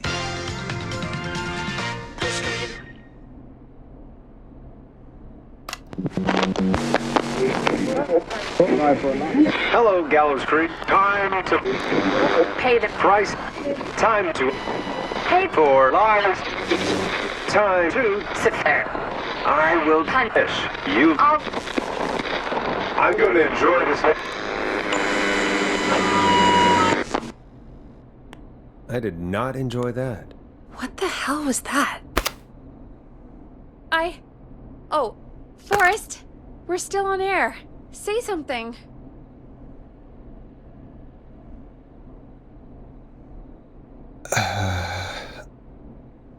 Hello? Maurice locked the killer up. I know.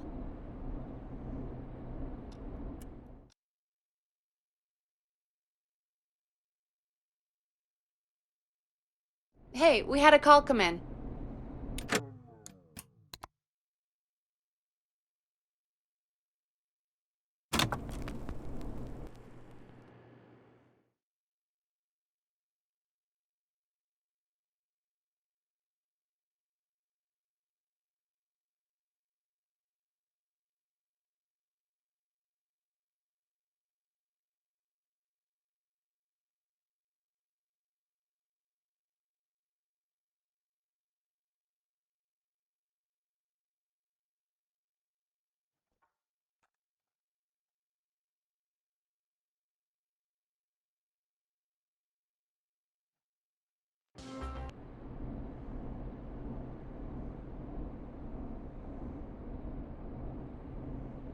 When you're ready, shut the music off. Hello, Gallows.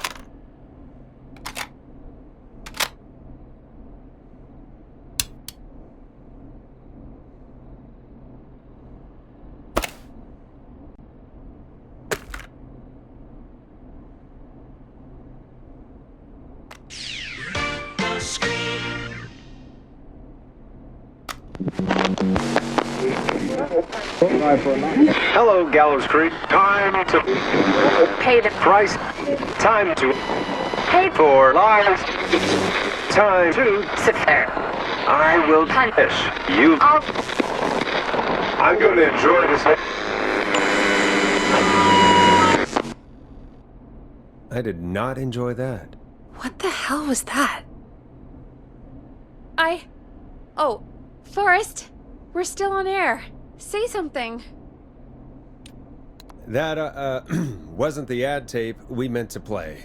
Sorry, folks. It won't happen again. Maurice locked the killer up. I know.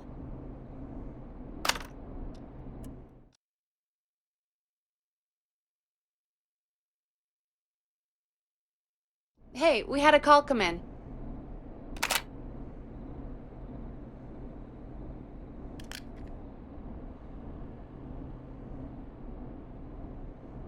The line's lit up. I need to take the call. 189.16. Caller, you're on 189.16 The Scream with... Ash! Shut up and listen to me! Mr. Russell? What's wrong? Are you okay? I said listen! He's gone! The Whistling Man is gone!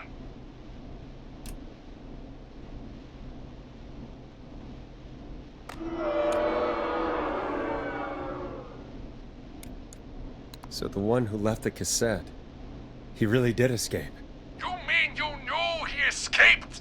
And you didn't tell me? We only just found out. We weren't even sure it was him. Mr. Russell, where are you now? What happened? Well, after our call, I cleared the stairs and went home. I phoned some buddies, and we came back here to keep watch. Then what happened? I'm getting to that. We came back here. Door was shut, just as I left it. We had a couple of drinks, and, well, there was a bunch of us, and we were all armed. They thought we could teach the freak a lesson before the cops got him.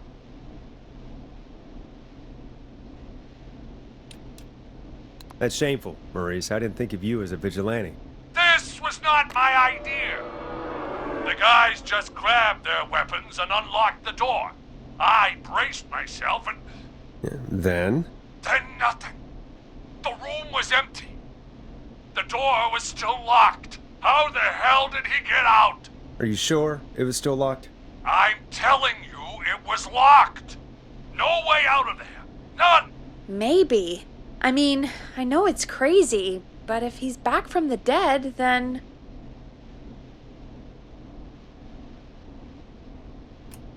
Do you think he's some kind of ghost, Peggy? It would explain things. I mean, how do we know he's not? Mooney, there's no way. Oh, did you say something, Maurice? Baloney. I said baloney. Look, I don't want anything more to do with this. I'm clearing out of Dodge. And I recommend you and everyone listening do the same. He seems really spooked. Wouldn't you be if you got attacked by a serial killer who turned out to be a demonic spirit? He's not a demon, Peggy. Yeah, you're probably right. But what do we do now?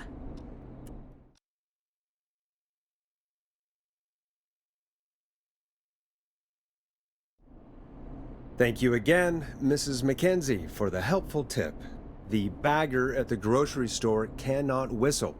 We'll remove her from the suspect list. Let's go to a break. I need you for a second. All right, folks. We need to take a quick break. This one's for all those folks out there keeping the hatches battened.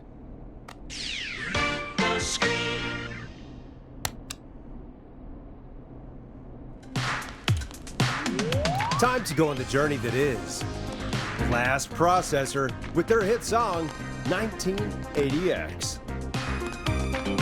All right, Peggy, what's up? I pushed a cassette under my door. Go play it.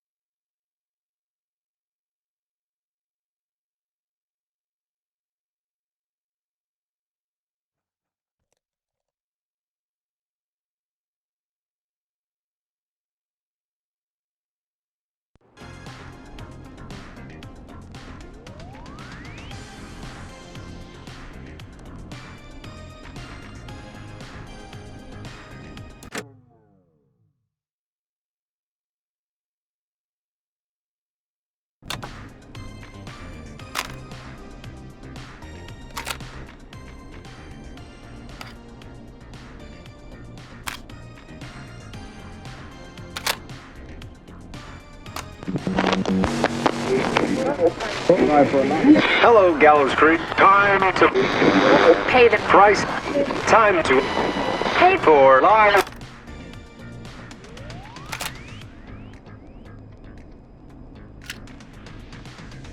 Just go get it.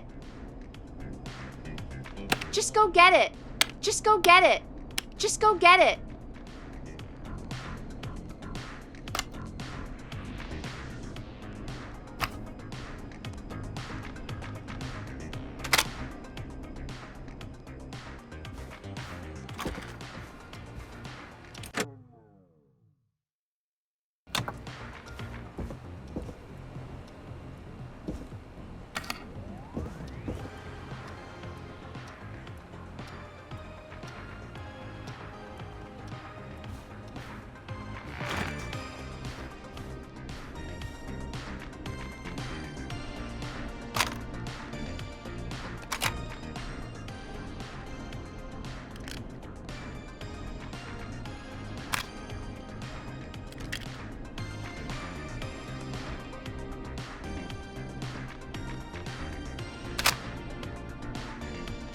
or try your call again. Straight to voicemail? My God. Are there any professionals at KFAM? This is Gina Franklin. I'm calling because your backwater station has not honored our agreement. We gave you Mr. Snatcher's newest single, the kind of honor you've never had and probably never will again. And we've still not received any information about when you're fitting it into your busy programming. I'll be frank, I didn't want you as part of this debut, but Mr. Snatcher, due to his prior friendship with Mr. Nash... All right, I've got it. Did we forget an ad or something? I don't know. It was buried in my work mail. I only just saw it. See what it says.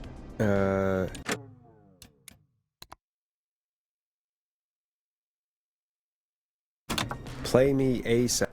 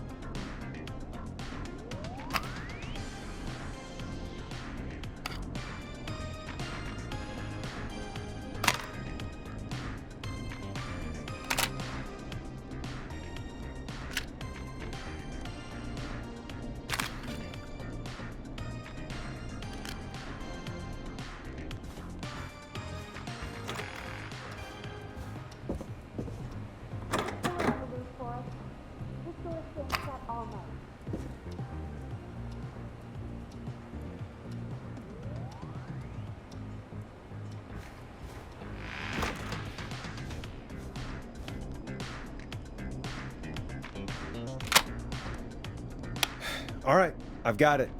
Did we forget an ad or something? I don't know. It was buried in my work mail. I only just saw it. See what it says. Play me ASAP. Off air. That's Reggie's handwriting. And he wrote it in purple. And? Purple is Reggie's angry color. He only writes in purple when he's really pissed off.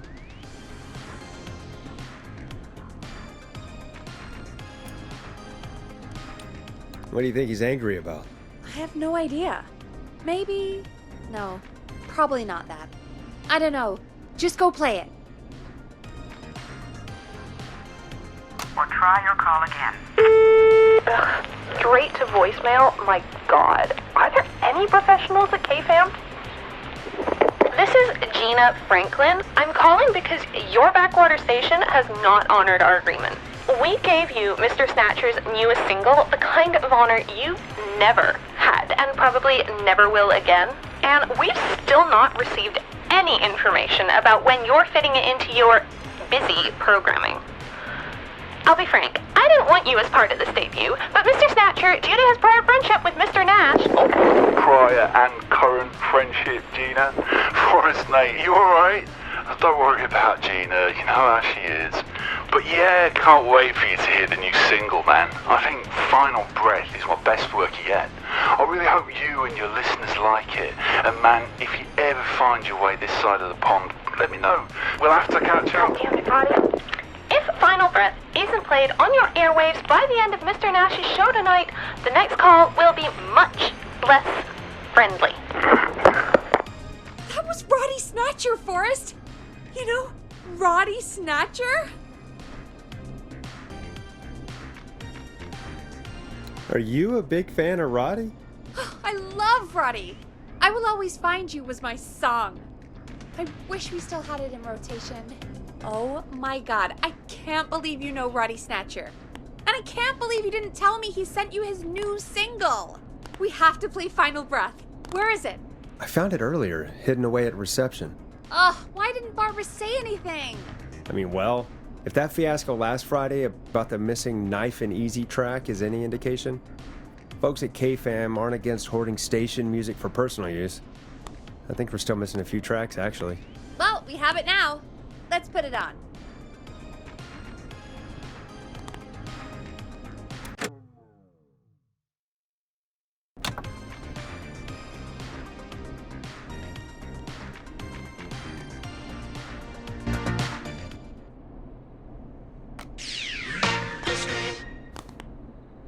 What the hell? That was not Roddy Snatcher. Do you actually want Gina to sue us?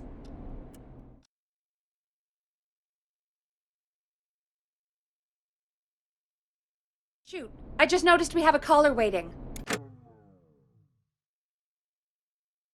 I really hope it's nothing serious.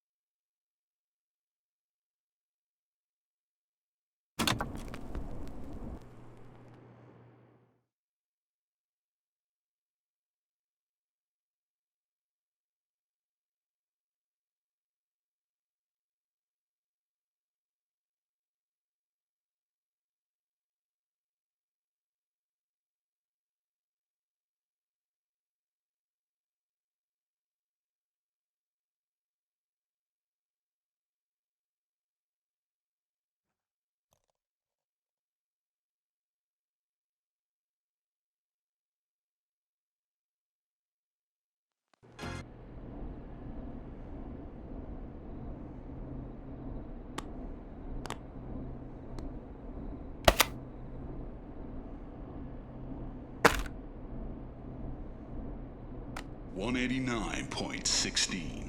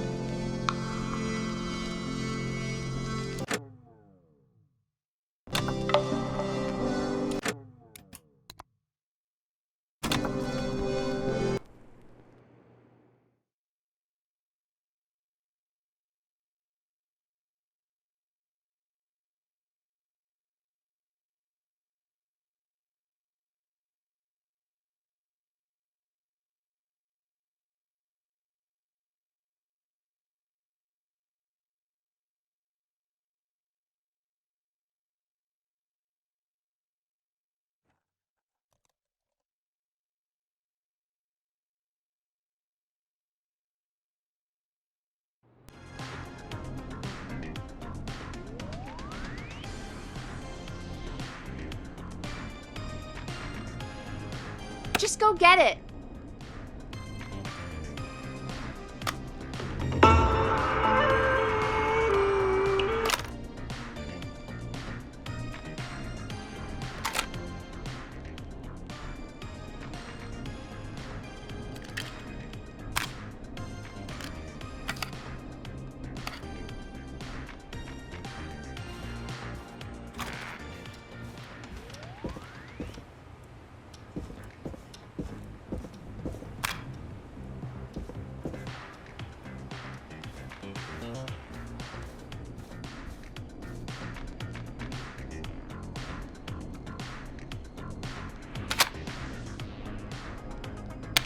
All right, I've got it.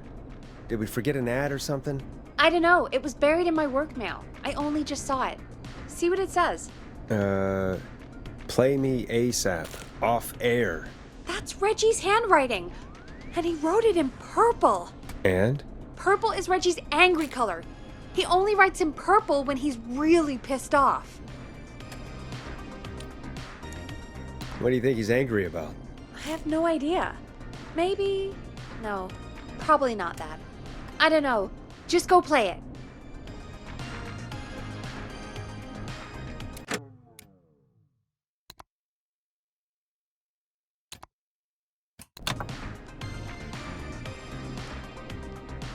Or try your call again. Ugh, straight to voicemail? My God. Are there any professionals at KFAM? This is Gina Franklin. I'm calling because your backwater station has not honored our agreement. We gave you Mr. Snatcher's newest single, the kind of honor you've never had and probably never will again. And we've still not received any information about when you're fitting it into your busy programming. I'll be frank, I didn't want you as part of this debut, but Mr. Snatcher, due to his prior friendship with Mr. Nash... Oh, prior and current friendship, Gina. Forrest, mate, you alright? Don't worry about Gina, you know how she is. But yeah, can't wait for you to hear the new single, man. I think Final Breath is my best work yet. I really hope you and your listeners like it. And man, if you ever find your way this side of the pond, let me know. We'll have to catch up. If Final Breath isn't played on your airwaves by the end of Mr. Nash's show tonight, the next call will be much less friendly. That was Roddy Snatcher, Forrest. You know, Roddy Snatcher?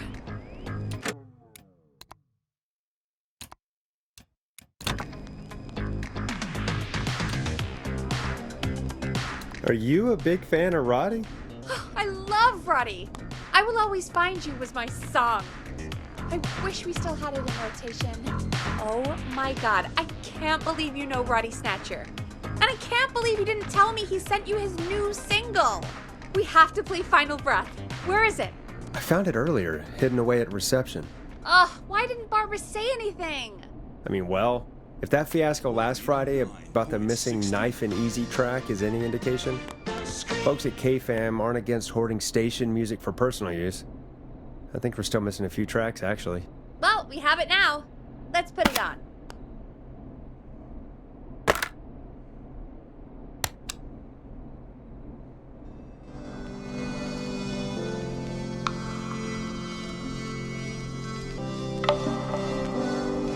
Gallows Creek, I'm pleased to say we're in for a much-needed treat. Up next, courtesy of the British sensation himself, is a track you won't hear everywhere. Here's Final Breath by Roddy Snatcher. Wow. God, Roddy's the best. He is. And more importantly, we should be safe from the worst of Gina Franklin.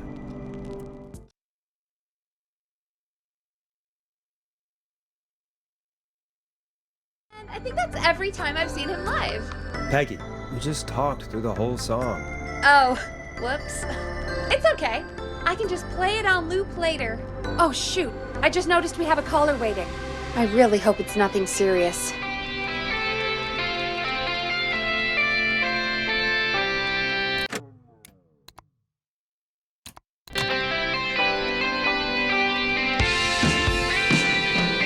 Caller waiting, Forrest.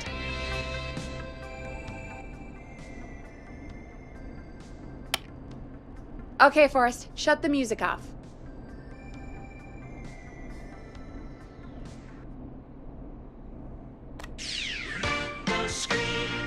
Evening, caller. This is Forrest Nash, host of 189.16, The Scream, and tonight's 911 stand-in.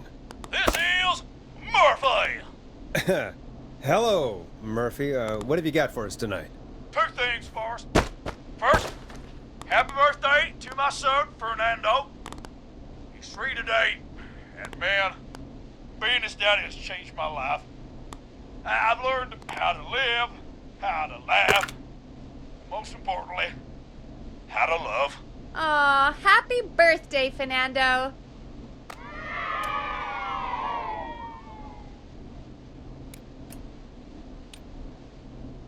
Happy birthday, Fernando. Thanks. And now, my other thing. I'm putting the word out to this so-called killer. You think you're tough, huh? Big man with a big knife, huh? Reuben, come face me, a true warrior at the Gallows Waste Disposal Plant. Yes,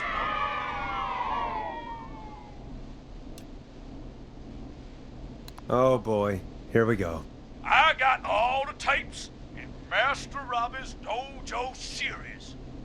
So get ready, Whistling Man. You just let loose the junkyard dog. Oh no.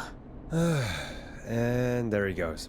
Ladies and gentlemen, keep your fingers crossed for Murphy as he tries to become our hometown hero. Anyway, we'll be right back after this commercial.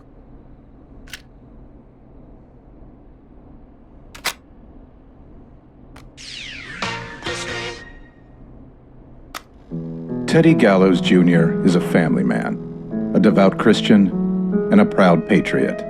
Teddy Gallows Jr. is Gallows Creek. Like his father and all his fathers before him, Teddy Gallows Jr. has worked hard to create jobs, improve infrastructure, and make Gallows Creek a good place to raise a family. Unlike current mayor Linda Cartwright, Teddy Gallows Jr. lives in Gallows Creek. He's our neighbor, and he stands with our neighbors. Like Sheriff Matthews, who, after years of keeping the peace, Mayor Cartwright is trying to force into early retirement. Teddy Gallows Jr. doesn't believe in keeping a good man out of a job. Teddy Gallows Jr. believes in the American dream. Does Linda Cartwright? Help Teddy Gallows Jr. keep Gallows Creek a good American town. Help him become mayor. Take a swing for Gallows Creek. Vote for Teddy Gallows Jr. My name is Teddy Gallows Jr., and I approve this message. God, what a jackass. 100% grade A asshole. Linda Cartwright isn't super herself, but she's not... Yeah, we don't have any more of those ads to air tonight, do we? No, just the one. Good. I have to ask, though, take a swing for Gallows Creek? He set the home run record for Gallows Creek High. Of course he's one of those guys. Yep, he played lots of sports back in the day, and he never lets anyone forget it. Right. Let's just get back to the show. Well, folks, hearing that reminds me that every vote matters. That ad really made me want to take a swing at Teddy Gallows. You mean take a swing for Teddy Gallows? Yeah, sure. Let's find out from our next caller who's got their vote. We got a caller. You know what to do.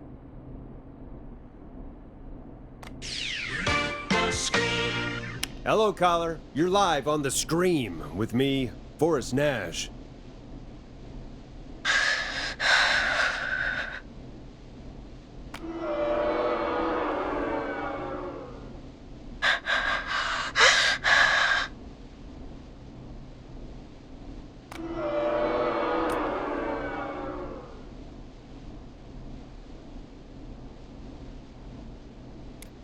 Are you okay? Do you need help? Forrest? He called me? That horrible whistling down the phone. He's coming for me? Jesus. Okay, listen, caller. Don't panic. We've done this a few times now. We can help you. A few times already? So, you saved them, or? We sure did. You're in safe hands. Okay. Okay. We're gonna help you. Can you tell me your name, caller? I'm Dr. Sullivan. Virginia. Sorry. Take some deep breaths, Virginia. You're gonna be okay. Please don't let me die. I won't. Just calm down. Tell me where you are right now. What's your address? Oh, God.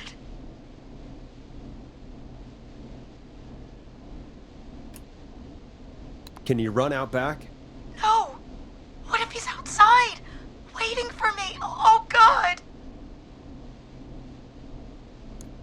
Maybe you can hide in your house? He'll find me. I know he'll find me. Is there a neighbor you can call for help? No. Everyone's away tonight. There's just a fraternity down the street. You live by a frat house. Yes, they're having a party. Had takeout coming in all night. One covered in beer cans. They're getting wasted. And I'm about to get... Oh, God. Virginia, what's the name of the frat? It's... Oh, God. I can't think. I can't. Any idea what the frat might be, Peggy? If I knew where she was, I might know, but... Wait, the takeout! If we can get takeout to the frat, we can get a message to them to go and help. Virginia, who did they order takeout from? I don't know.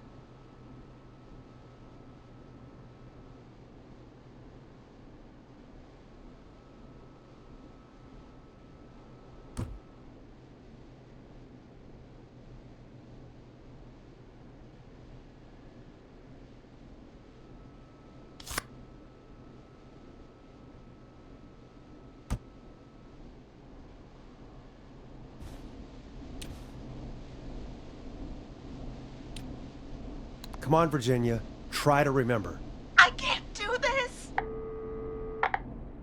Well, folks, seems like our Virginia hung up.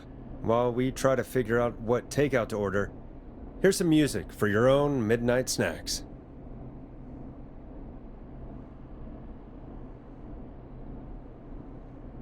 $189.16.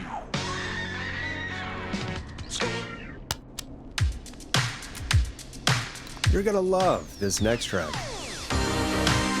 Peggy, what places do takeout in Gallows Creek? Off the top of my head? Well... There's the barbecue place, Grilling Spree, and you can order from Chalupa Cabras.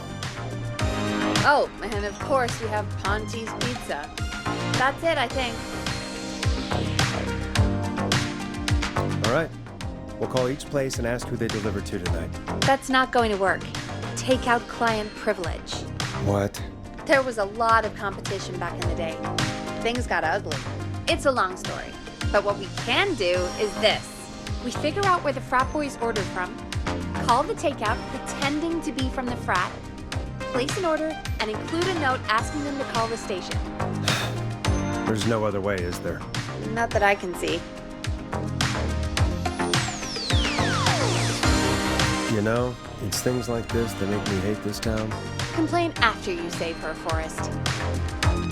You got any suggestions on where to look? Check the offices for anything food related. And maybe the kitchen downstairs. You'll need a key for that.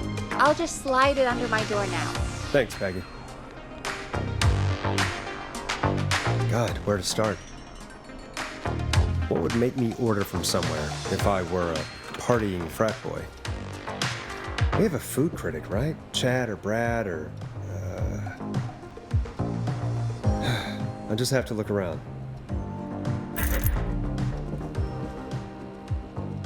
I'm not getting in there tonight.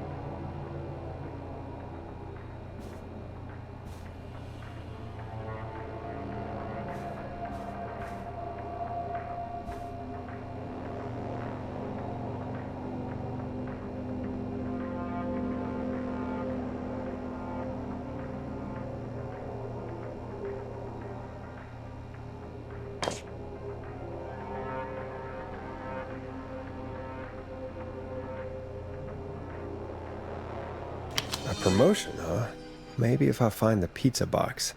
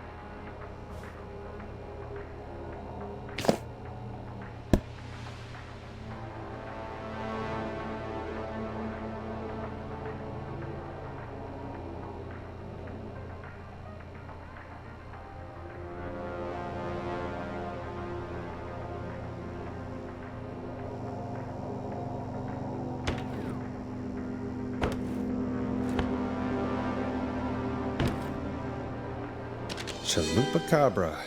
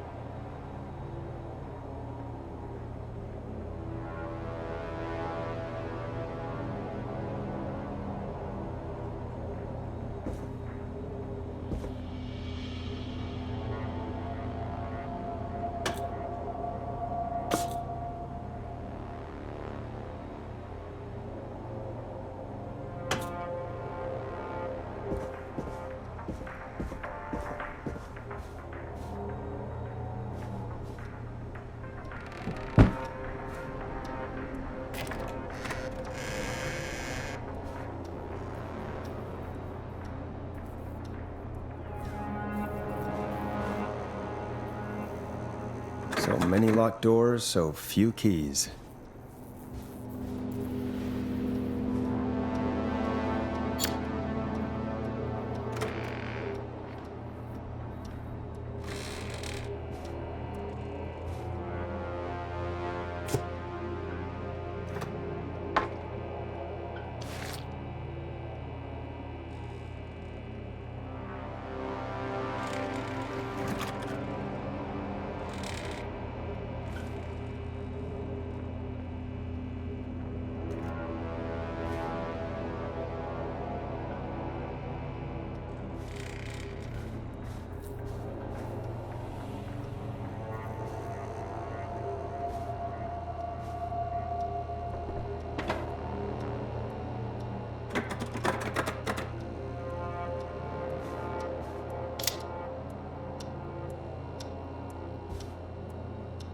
I need a key to get in there.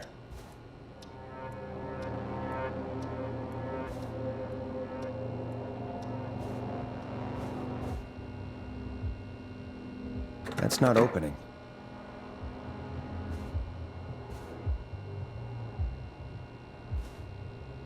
Locked tight.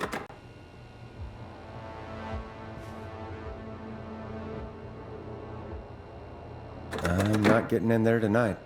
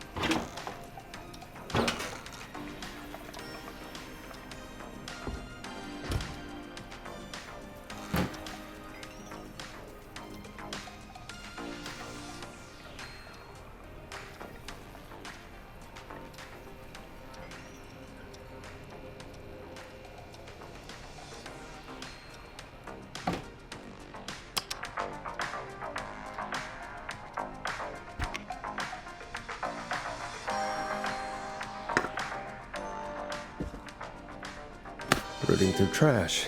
This is a new low. Ooh. Interesting offer. I wonder how well Gallows High performed.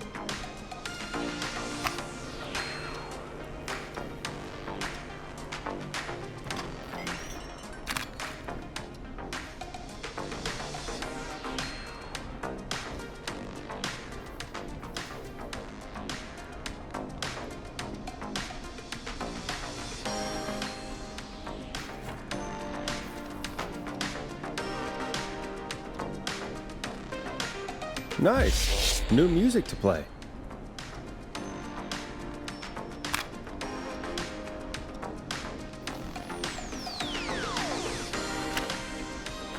Go Gallows High, I guess.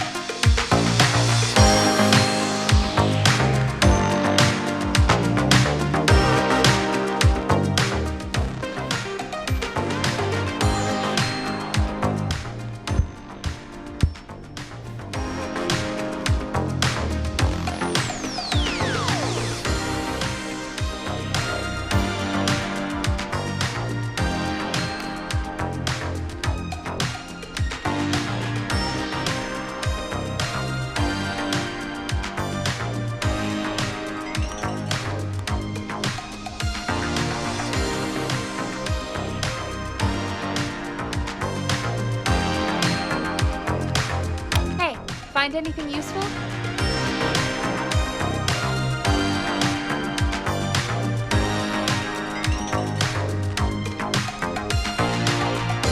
just gonna wing it.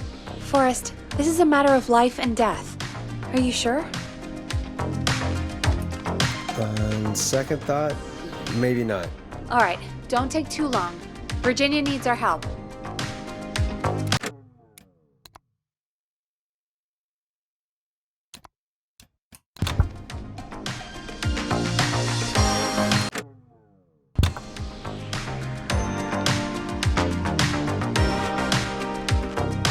Hey, find anything useful?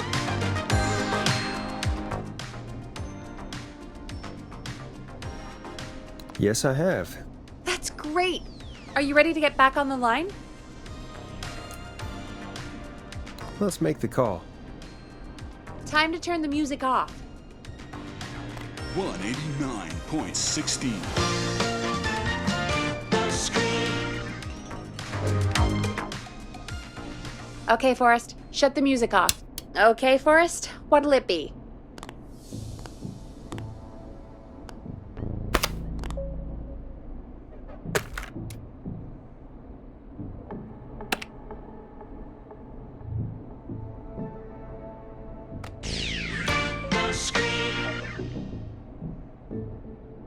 Call Ponte's Pizza. You got it.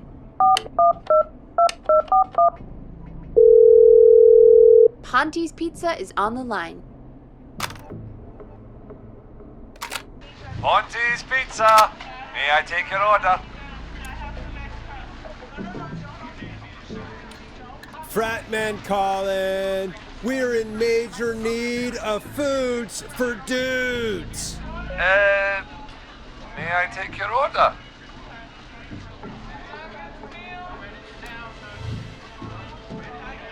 Oh man, I got a frat to feed, so give me that slow roast pizza.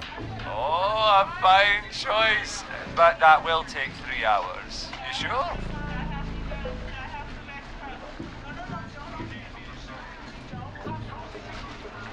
Never mind, just give me the garlic bread. Can do. Where do you want that delivered? Same place as before, you know, the frat house. Got it. And we'll have that over to you right away. Oh, and one more thing. Can you add a note to the order that says to call K-Fam? K-Fam? Oh, consider it done. The folks at K-Fam are huge fans of Ponte's Pizza, you know. I should really call them and let them know. And now we wait. We should put a song on. Agreed. This one goes out to our delivery workers.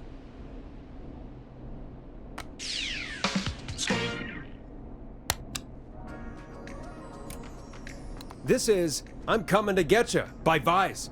One of the best tunes this year.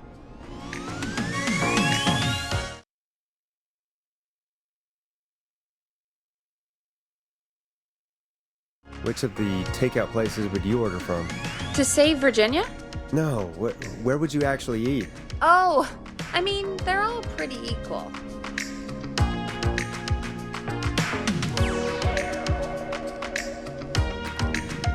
You mean equally good? Yeah, not Ponte. He's not Ponte. Right. So between Grilling Spree and Chalupa Cobbers. I mean, it depends. Do I want a plate full of meat? Or do I want really, really good nachos? It can change depending on the day, you know? Yeah, fair enough. Maybe I... Hold that thought for us. We've got a call coming in.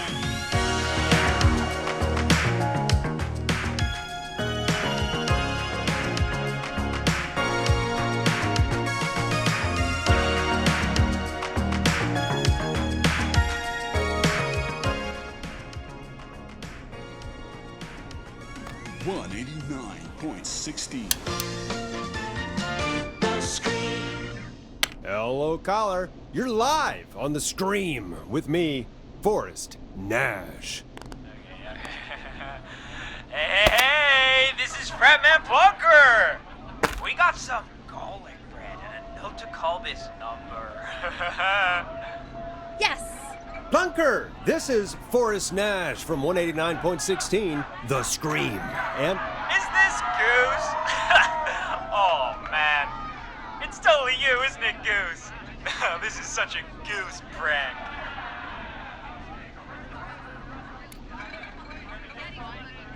Plunker, this is an emergency.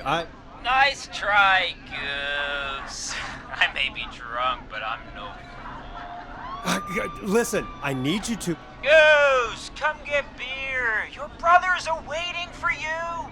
I'm not Goose! How can I prove this to you? Oh, let me get a second opinion on this. Norman the Barbarian! What do you think? Great idea. Norman the Barbarian says only the radio man can control it. So, play us the flow. Wait, really? What? The flow? Norman the Barbarian demands it. Okay. I'll play the damn song.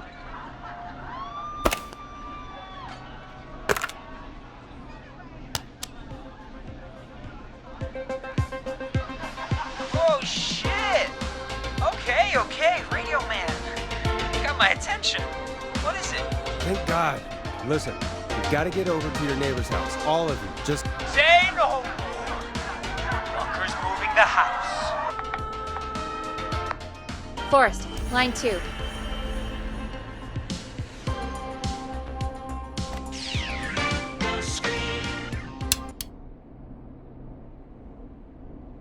Hello, you're live on 189.16, The Scream.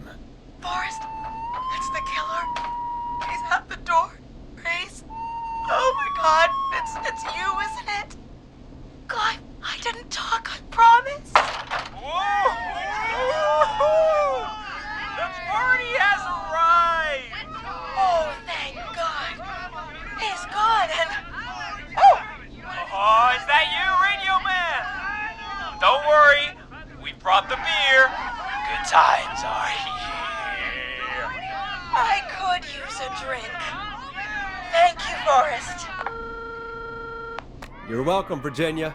And thank you to Plunker and his fraternity brothers. Some heroes wear capes, some wear sheets as togas. Hey, Forrest, did you hear what Virginia said earlier? What was that all about? Clive, I didn't talk. Do you know what she meant? There's a janitor here at the station named Clive, but your guess is as good as mine. All right, folks. Seems we may have a lead. If any of you know a suspicious Clive, then please call in. It could save lives. In the meantime, looks like we have another caller. 189.16. Hello, caller. You're live on The Scream with me, Forrest Nash. It's great to speak with you, Forrest. As a local small business owner, I find this all horrifying. A killer roaming the streets of our fair town? Terrible. I hear you there. It's a scary time for everyone in Gallows Creek. How are you holding up? You somewhere safe tonight? Yes, Forrest, I am. I'm here at work in my small business. It's a safe, family-friendly place.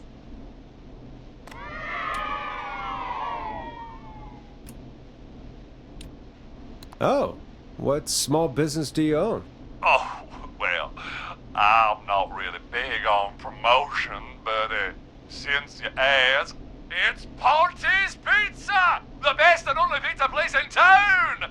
Come on down and get yourself a cracking deal on our 2-for-1. God damn it, Ponty, no! No free ads! I mean, I guess we can't be that mad at him. Calling Ponty's did save Virginia. I can be mad, Peggy. That sort of thing just... I can be mad. Look, he's gone now. We already have somebody else on the line. Just take a deep breath and let's keep going. 189.16. Evening, caller. This is Forrest Nash, host of 189.16, The Scream, and tonight's 911 stand-in. Hi. Hello? Am I on air? Sure are, caller. What's your name? And what have you got for us tonight? Name's Eugene Stein, and I've got a heart full of love, Forrest. I'm hanging out in the middle of the maze, listening to your show, looking up at the stars and waiting for her. You got a special lady coming out to see you. Yeah. Molly. We planned to get lost in the maze tonight, to take our first journey together into the love labyrinth. That's why I'm calling, actually. I thought she'd be here an hour ago. And since I've listened all night to how cool you play it, I thought you were the perfect guy to ask. Should I call her up and ask if she's coming, or wait and see? For real, kid? If you've been listening all night, do you really need to ask me? Yes, that's why I'm calling. Bingo. Here's what I was looking for.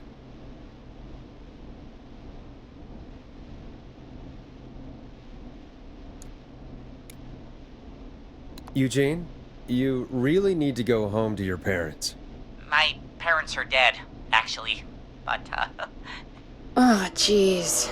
yeah, I guess it's not the night. Hang on! I hear some rustling. I guess she came after all. Molly! I'm in the middle! It'll take a little while to get here, but, thanks again, Forrest. It's been good talking. Wait a second. Molly can't whistle. No, this is supposed to be the best night of my life! Not the worst.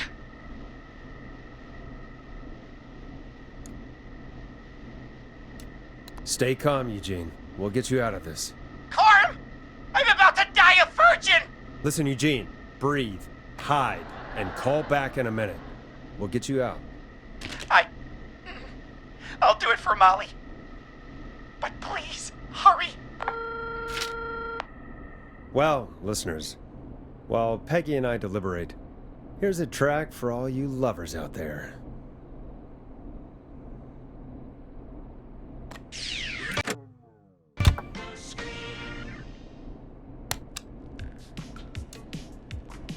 Here comes one of my favorites. How the hell am I supposed to get him through the maze? You know Barbara, our receptionist? She's a maze fanatic. Shame she isn't here. I was supposed to go with her last week, but she changed her mind.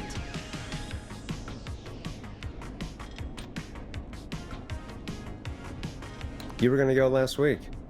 I thought the maze was for kids. It's not just for kids, Forrest. The maze is fun for kids and adults. Why'd she change her mind? She went with that jerk Brad instead.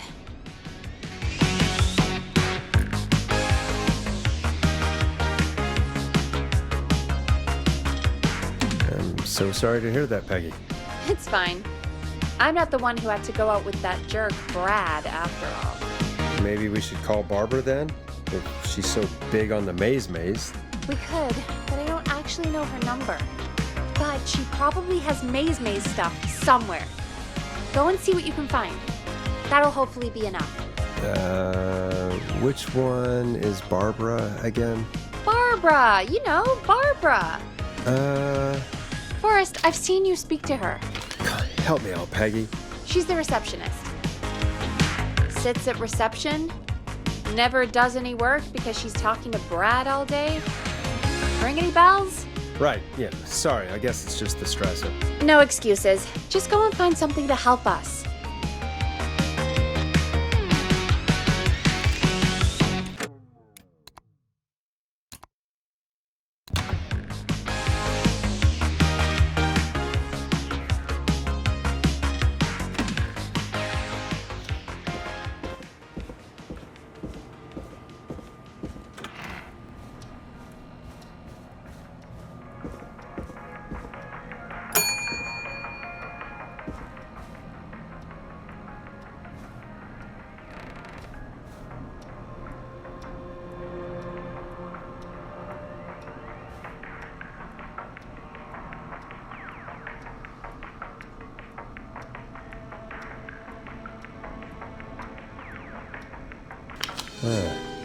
Looks like Brad broke her heart.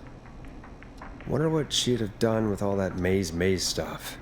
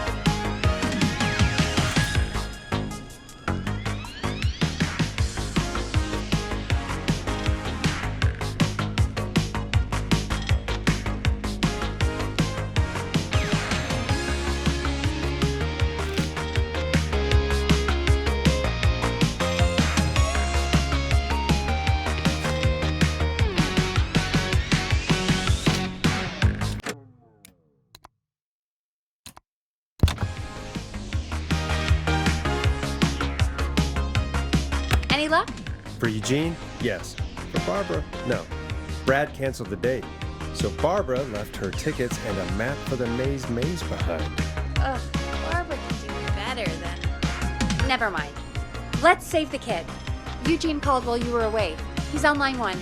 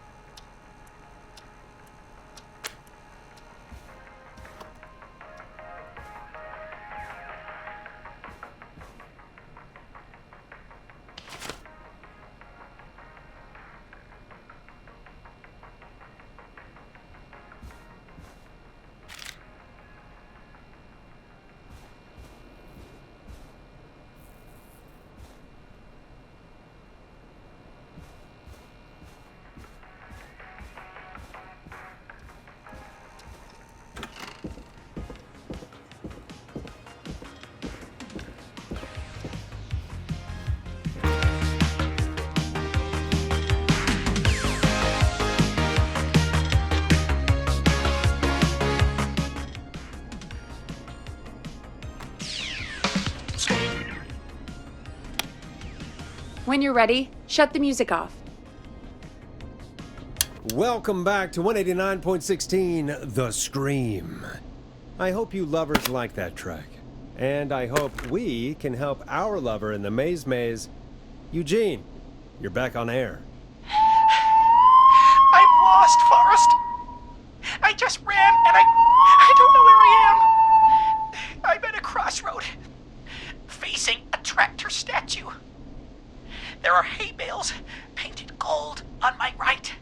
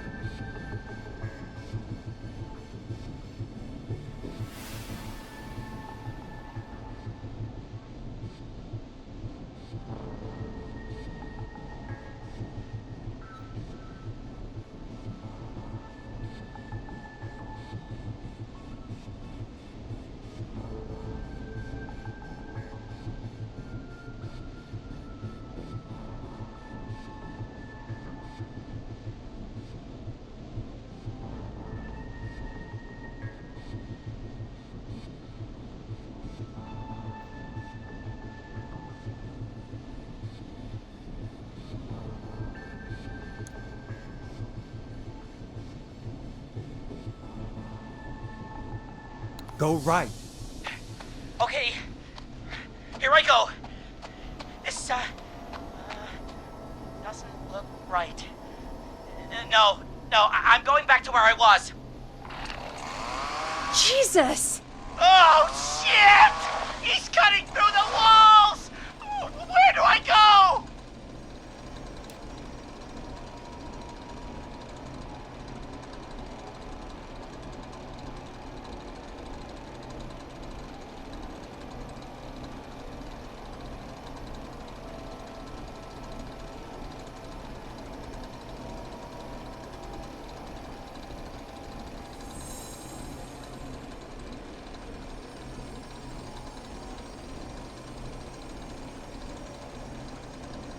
Go left! Okay, left! I took a turn.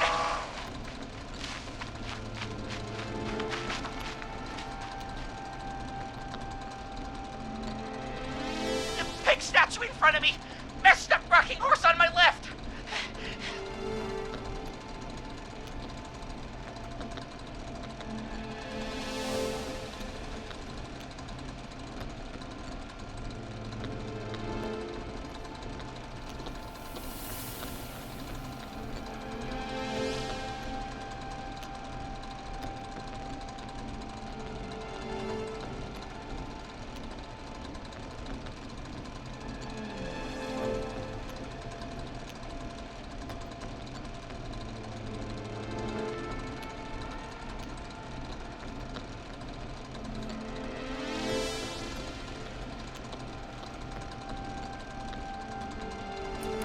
Go backwards!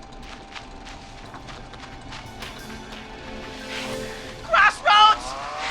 Pitchfork statue up ahead! Where do I go?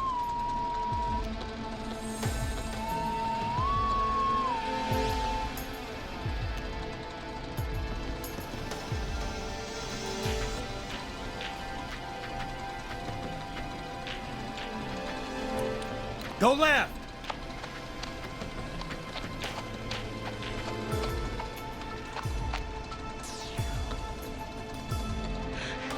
Tiny barn ahead of me!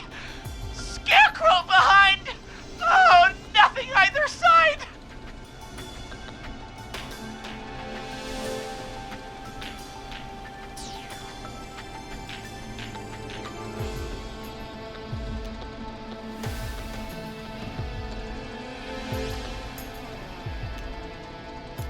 Go right!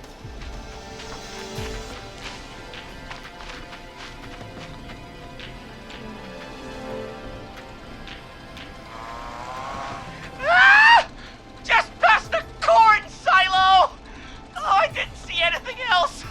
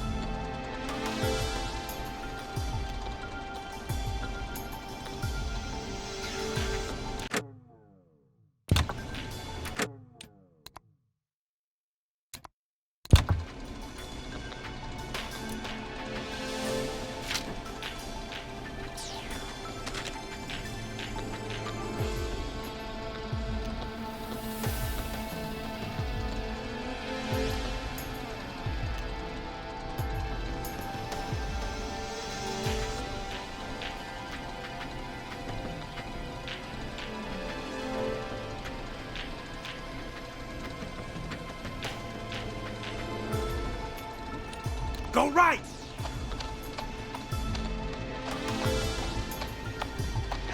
I see it! Oh, I'm out! And my bike's still here! Oh, thank God! Thank you, Forrest! I love you, Molly! Ah! That was tense. I think I held my breath the whole time. Shame the maze got all cut up. Yeah, better it than Eugene, though. By the way, why do you think Molly missed their date? Do you think she's okay? Unfortunately for Eugene, I think she probably never left home.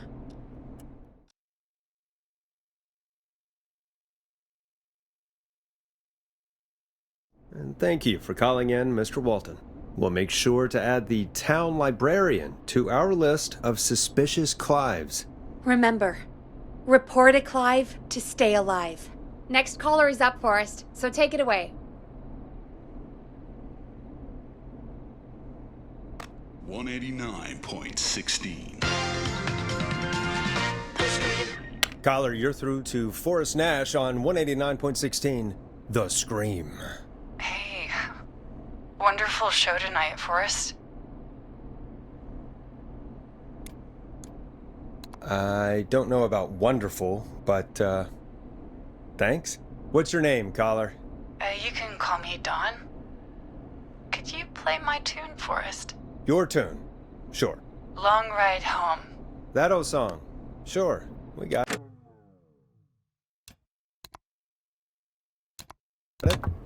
I think I played it the other day. Thanks. It'll be good to hear it again.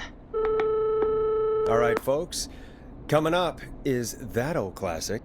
Forrest, I don't think you're gonna find that song. What do you mean? I played it a few nights ago. I know, but, we don't have it anymore. What are you talking about? I threw it away. You threw it in the trash? No, I threw it out the window earlier today.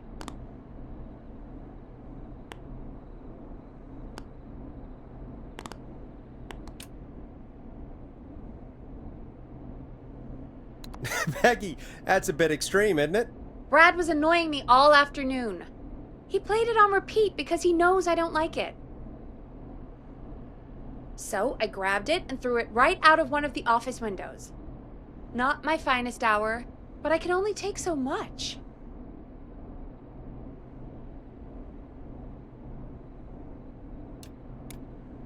For shame, Peggy. For shame. I know. Let's just play a different song. We've got more important things to think about anyway. Gotcha. Okay, folks. Here comes some unrequested music. Sorry about that, Dawn. Maybe try again tomorrow night. Sorry.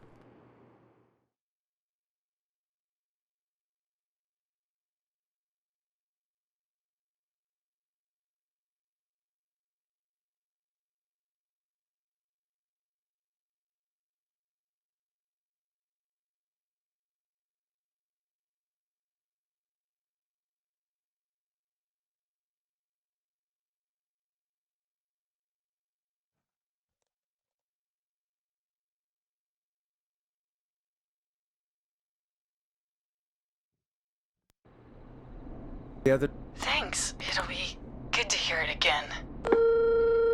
All right, folks. Coming up is that old classic. Forrest, I don't think you're gonna find that song. What do you mean? I played it a few nights ago. I know, but, we don't have it anymore. What are you talking about? I threw it away. You threw it in the trash? No, I threw it out the window earlier today.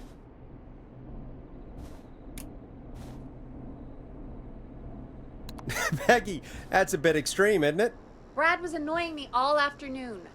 He played it on repeat because he knows I don't like it. So I grabbed it and threw it right out of one of the office windows. Not my finest hour, but I can only take so much.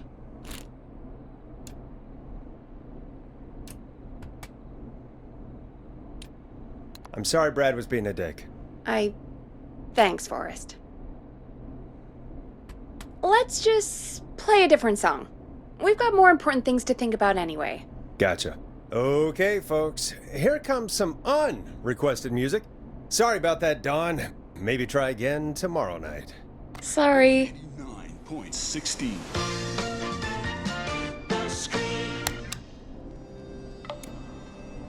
I know him. You love him. This is Roddy Snatcher with his new single, Final Breath.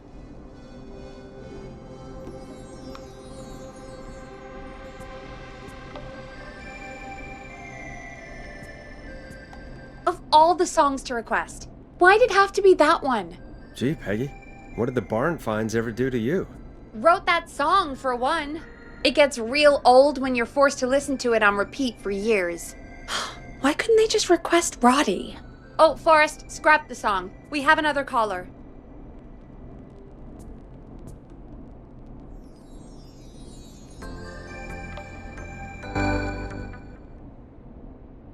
Hit the button. We have a caller.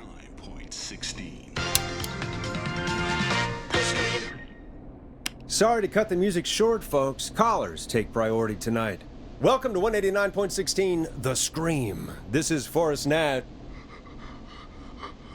Forrest? Oh, thank God. It's me again. Murphy.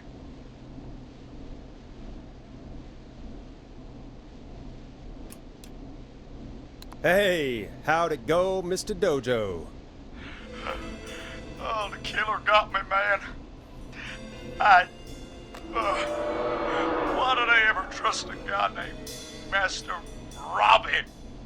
That's not important right now. Just tell me what happened. Goddamn piece of... He came to the gallows waste disposal plant. Beat on me, man. Carried me inside and locked me in a dumpster. I got a flashlight, but... Oh, goddamn. I smell smoke. I think he started a fire. Hold on, Murphy. We'll call for help right now. You gotta hurry, man. I need someone here now or I'm gonna die. Peggy, get the fire department on the line. On it. All right. Now just... Come on, pick up. Hi. Yes, I'd like to report a fire over at the Gallows Waste Disposal Plant.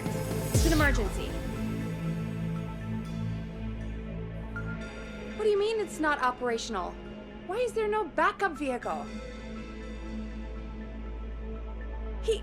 Oh, god damn it! Forrest, that evil son of a bitch slashed the tires on the town's only fire engine. They can't do anything. But I have a few friends who live nearby. Maybe one of them can save Murphy. Where do they live? My friend Alex lives on the corner of Haddonfield and Romero Street, and Catherine lives on the west end of Myers Lane. And there's Jericho on the east end of Myers Lane. But he's old. Really old. Okay, I'll check the map, see who would be best to do this.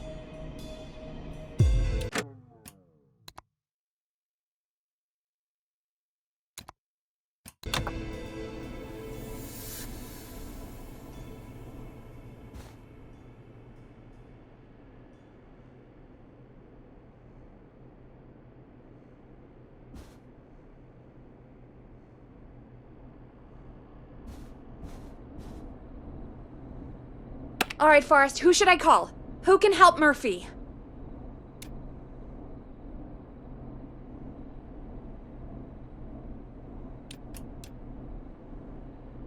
Where is Murphy again? Forrest, really? He just told us he's at the Gallows Waste disposal plant. Okay, sorry, I forgot.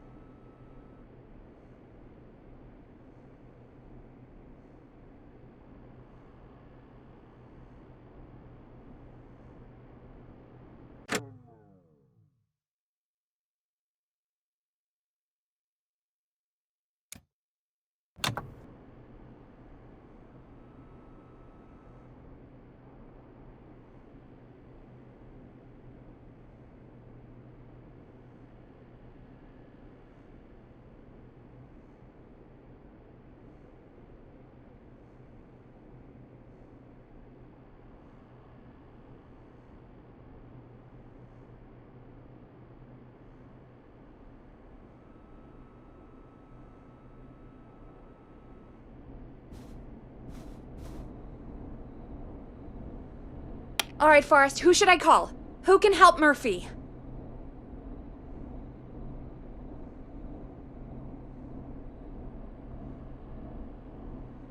Call Catherine. All right, give me a second.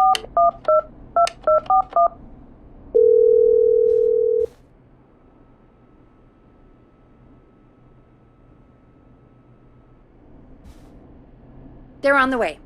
They'll call from the plant. You can direct them from there. Well, let's hope they get there in time.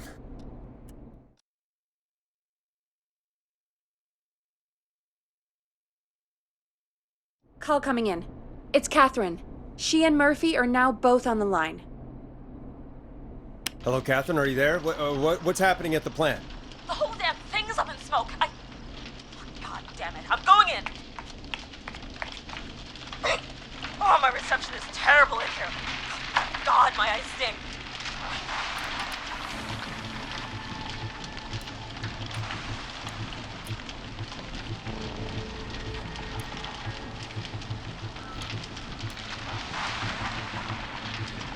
Go to waste disposal.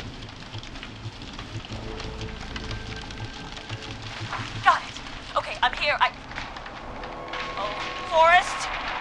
Can't be right. It's coming down! I gotta go!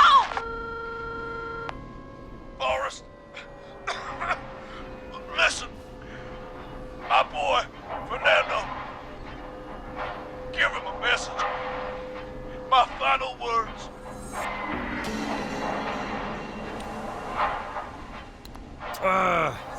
It's not my kind of thing. Forrest! What the hell, man? Mother! Oh, God, Murphy.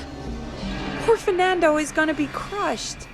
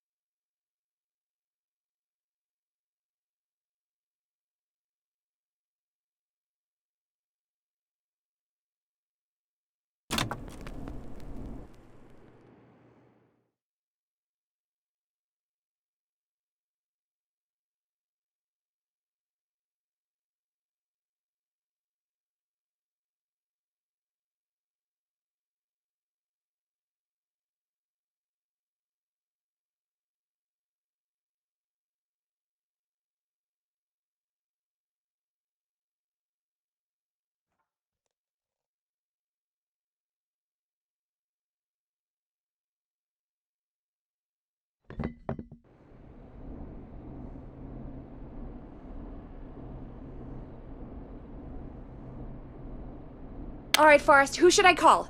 Who can help Murphy? Where is Murphy again? Forrest, really? He just told us he's at the Gallows Waste Disposal Plant.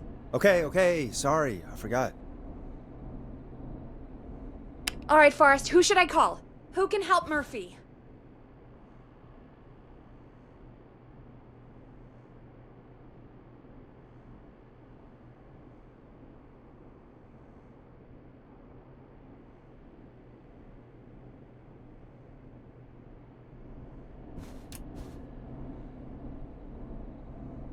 Call Catherine. All right, give me a second.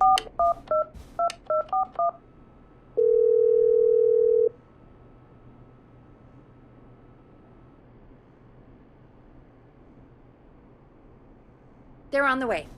They'll call from the plant. You can direct them from there. Well, let's hope they get there in time.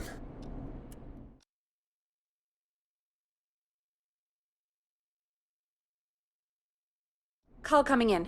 It's Catherine. She and Murphy are now both on the line. 189.16.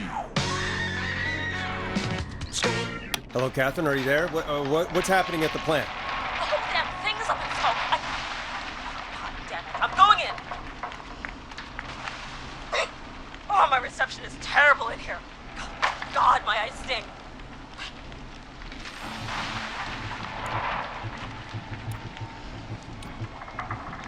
Murphy, tell me what you can smell. What do you think, genius? I told you earlier. Fire! I smell fire! This isn't helping. Murphy, can you see anything at all? Yeah, I got a little flashlight. Looks like old cans, bottles, and newspaper. What does it say on the newspaper? It's, the Henderson headline. What was that? My reception is terrible in here. Please, Forrest, tell me where to go.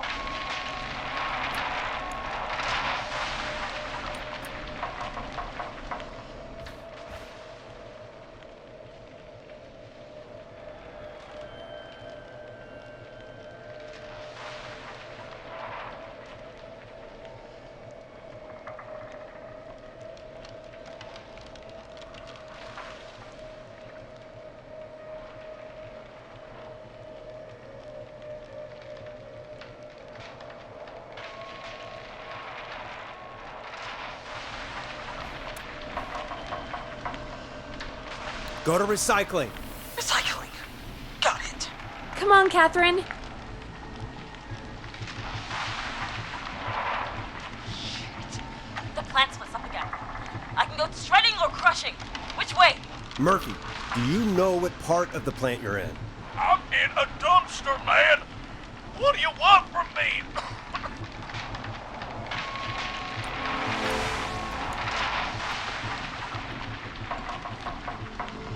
Do you hear anything, Murphy? I hear my heart about to pound out of my chest. Put the receiver up to the lid. Good enough.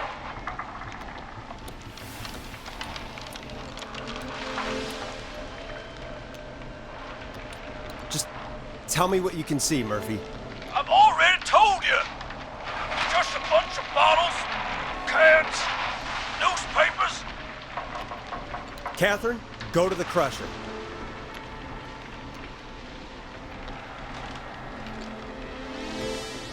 Okay, it's super loud.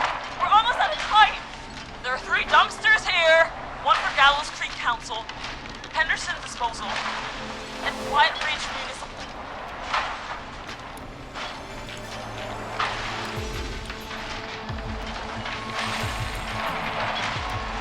What does it say on the newspaper? It's the Henderson headline. What was that? We have no time. Which dumpster? Open the Henderson container.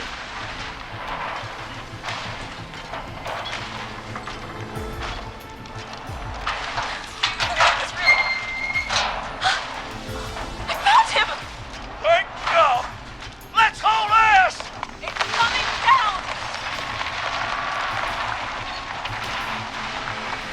Oh, shit!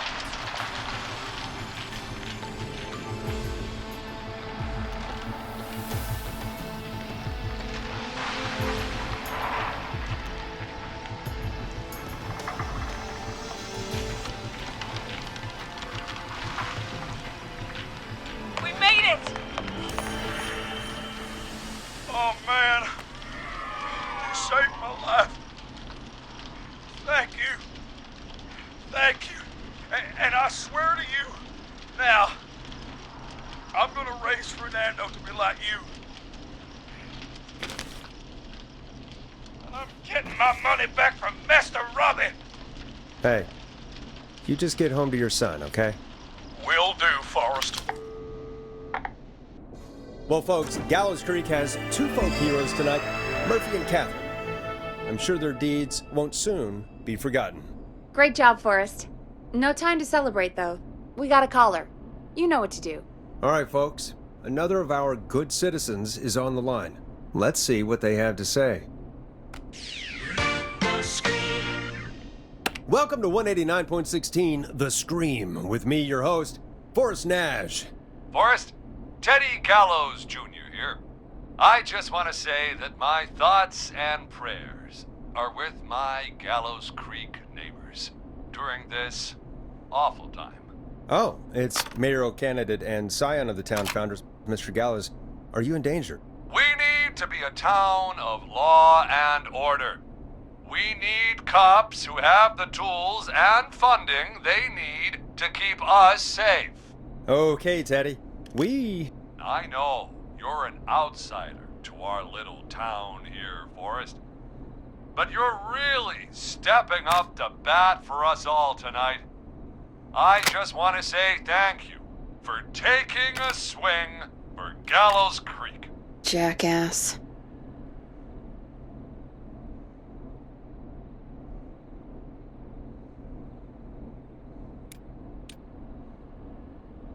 I want to make sure I get this out on air to all of Gallows Creek.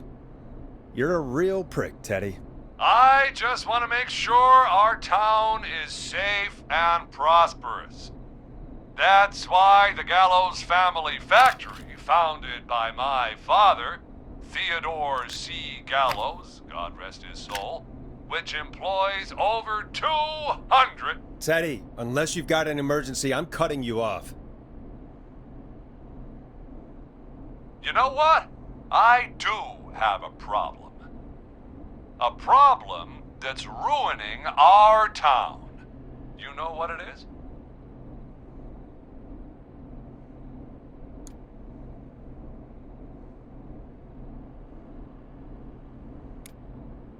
Your family waste plant just burned down? So now we have nowhere to dump our garbage? The problem is that woman, our current mayor, Linda Cartwright. Oh, here we go. She just isn't one of us. Linda Cartwright is un-American, unstable, and... You're not better than anyone, Teddy. Just because you inherited half the town. Your producer sounds a little unstable, too.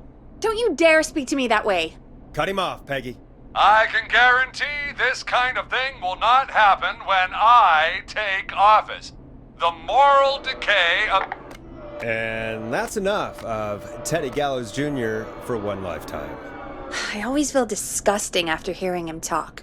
Just play an ad, Forrest? I need a minute. We'll be right back after these messages.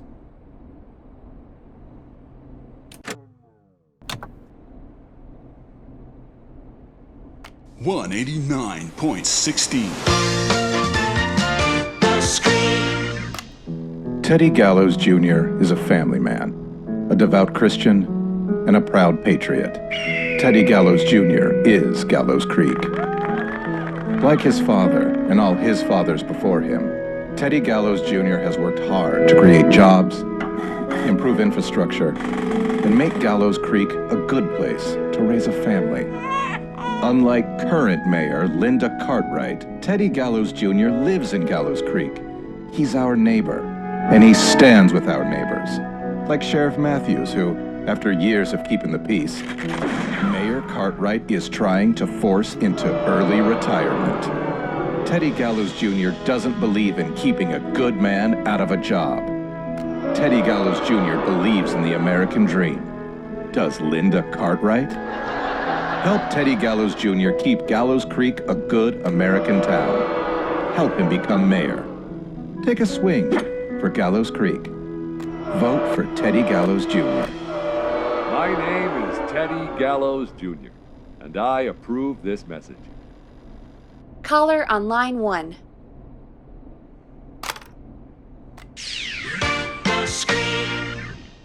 Hello, caller. You're live on the stream with me, Forrest Nash.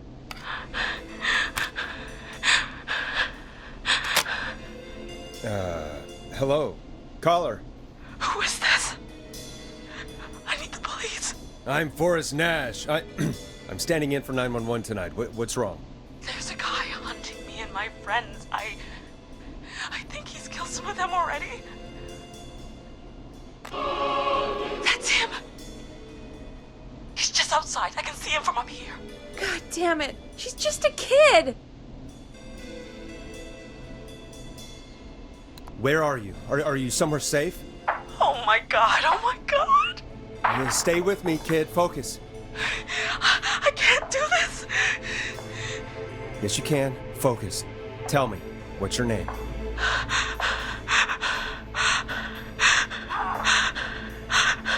Sweetie, you can do it. What's your name? Carrie. Good. Carrie, listen to me. We're gonna get you out of there, all right? Now, where are you?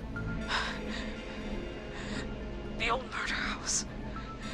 Upstairs. I'm at the end of a hall. There's a bathroom, a couple bedrooms, a closet. Oh, he's coming. Where should I go?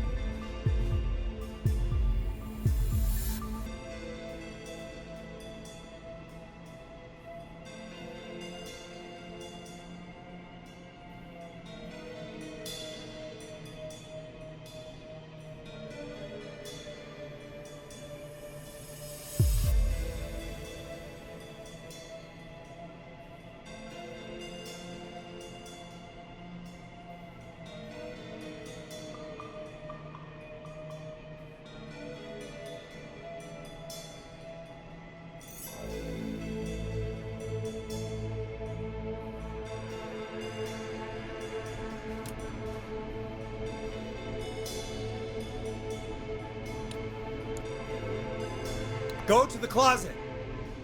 Okay, I'll...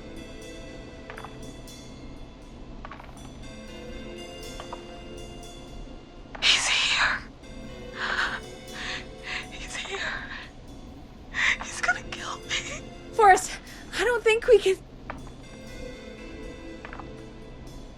Don't move!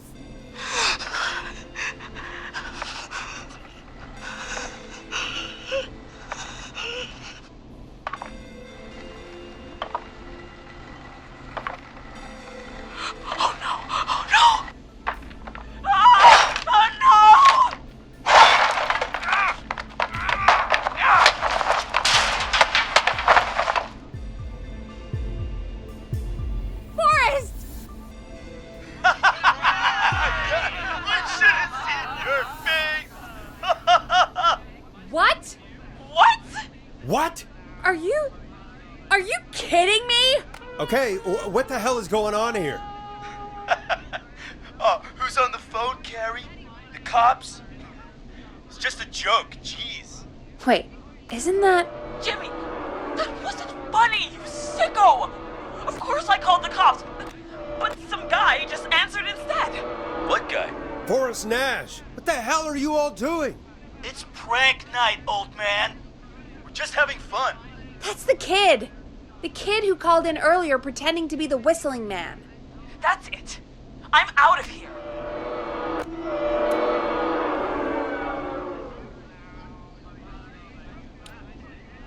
You know he's really out there tonight, Jimmy, right? Yeah, right. It's just whistling night, man. That little idiot. Whistling night? It's a stupid tradition. Especially stupid since that one kid died back in... Would you take off that stupid mask if it's hard to breathe? Who's under there anyway? Is that you, Seth? Idiot! Seth is right next to you. That's, wait. Oh no. Who are you? Oh no, man!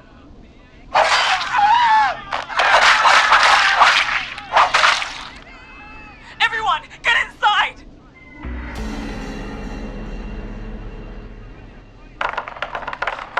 You two,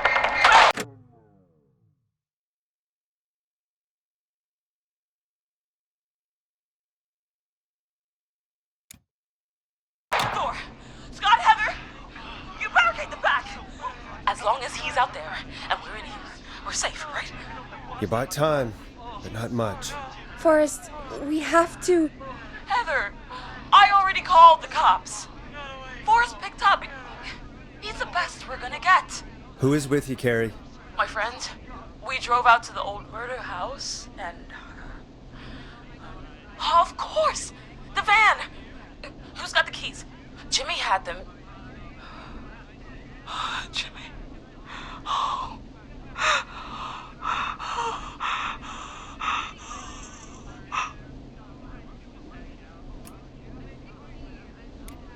Okay. It's gonna be okay, Carrie. Right. We'll figure something out. Between all of you, there's gotta be a way to beat this. Just sit tight, okay? Heather, shut up. If we do that, we're gonna get killed. If only Jeannie were here. Jeannie? Jeannie McPherson? Our intern Jeannie? Yes. She's my best friend and the smartest one out of all of us. She stayed in tonight. Forrest, listen. We'll see what we can come up with, and, What? Scott, you're not any good at... And... No, Chad. Out of all of us, you're not the one to... Oh. Everything okay? No. We're figuring out a plan, but everyone's volunteering to do things they're just bad at. I think we can figure out what to do, but I don't think we can agree on who should do what.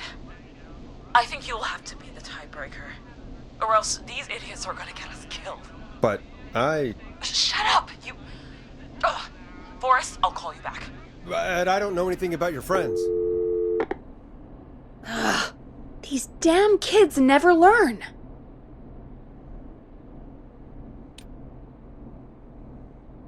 They're just dumb kids. They do this kind of thing every year, Forrest. People get hurt. All right, folks. We're gonna work out a way to save Carrie and her friends. This next one goes out to all the trapped kids out there.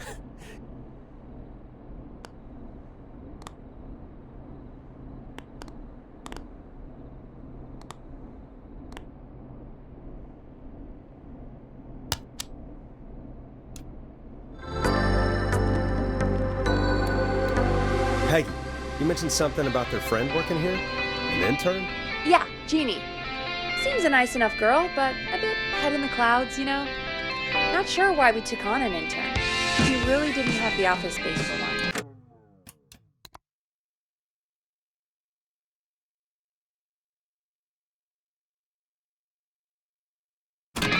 Poor thing got tucked.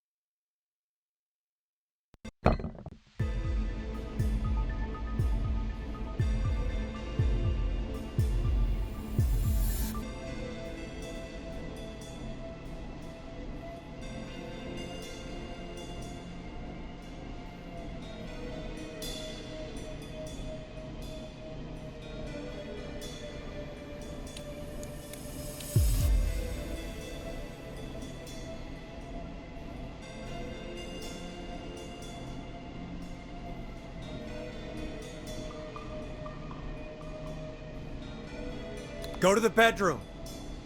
Okay, I'll...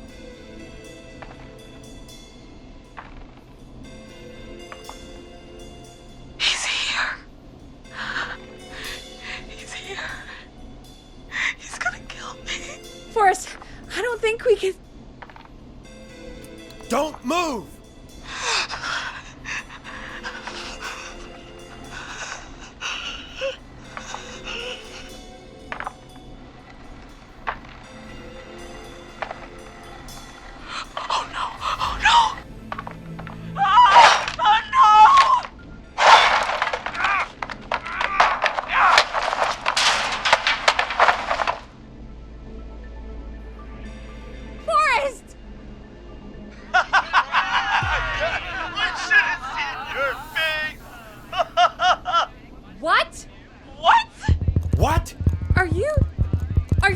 kidding me? Okay, what the hell is going on here? Oh, who's on the phone, Carrie? The cops? It's just a joke, jeez. Wait, isn't that... Jimmy, that wasn't funny, you sicko! Of course I called the cops, but some guy just answered instead.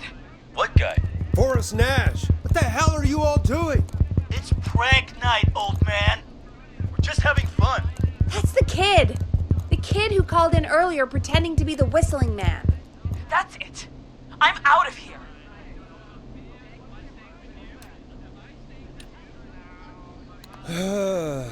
Jimmy, this is a pretty sick thing to do. What? It's whistling night. That little idiot. Whistling night? It's a stupid tradition. Especially stupid since that one kid died back in... Would you take off that stupid mask if it's hard to breathe? Who's under there anyway? Is that you, Seth? Idiot! Seth is right next to you. That's, wait. Oh no.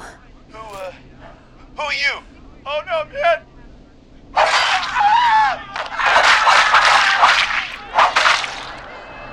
Everyone, get inside!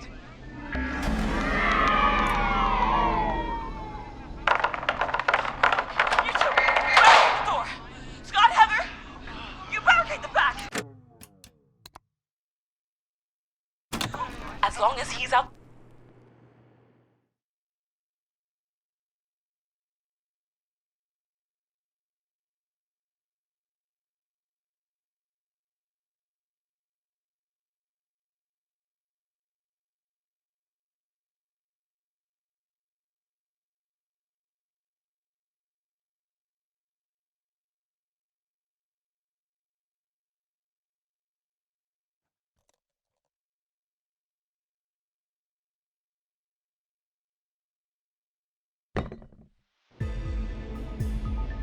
Go to the bathroom. Okay, I'll...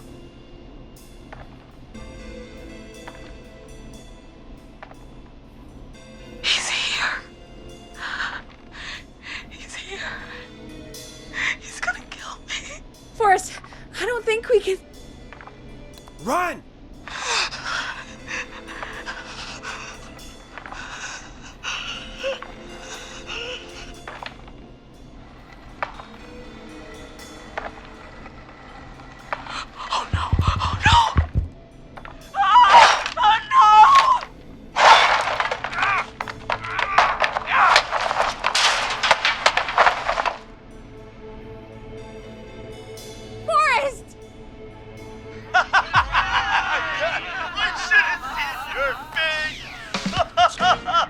What? What? What? Are you kidding me? Okay, what the hell is going on here? Oh, who's on the phone, Carrie? The cops? It's just a joke, jeez. Wait, isn't that... Jimmy, that wasn't funny, you sicko! Of course I called the cops, but some guy just answered instead. What guy? Forrest Nash! What the hell are you all doing? It's prank night, old man. We're just having fun. That's the kid! The kid who called in earlier pretending to be the whistling man. That's it. I'm out of here. You know he's really out there tonight, Jimmy, right? Yeah, right. It's just whistling night, man. That little idiot. Whistling night? It's a stupid tradition. Especially stupid since that one kid died back in... Would you take off that stupid mask if it's hard to breathe? Who's under there anyway? Is that you, Seth? Idiot! Seth is right next to you. That's, wait. Oh no. Who are you? Oh no, man!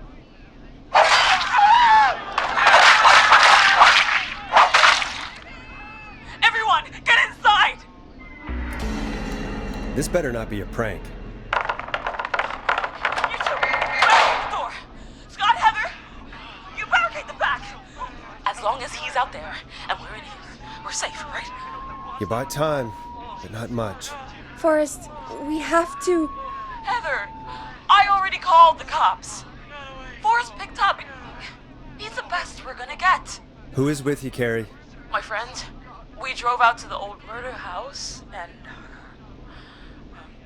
of course! The van! Who's got the keys? Jimmy had them. Jimmy.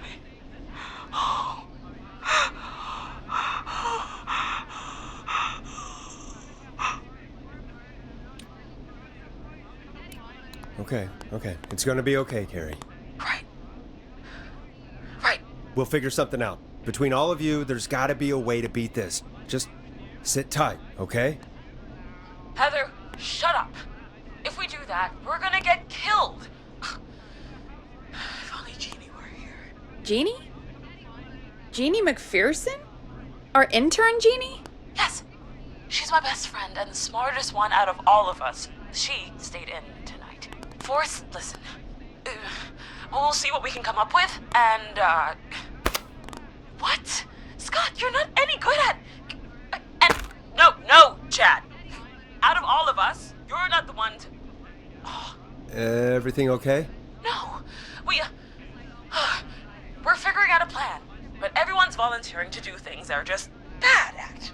I think we can figure out what to do, but I don't think we can agree on who should do what. I think you'll have to be the tiebreaker, or else these idiots are gonna get us killed. But Shut up, you... Forrest, I'll call you back. But I don't know anything about your friends. These damn kids never learn.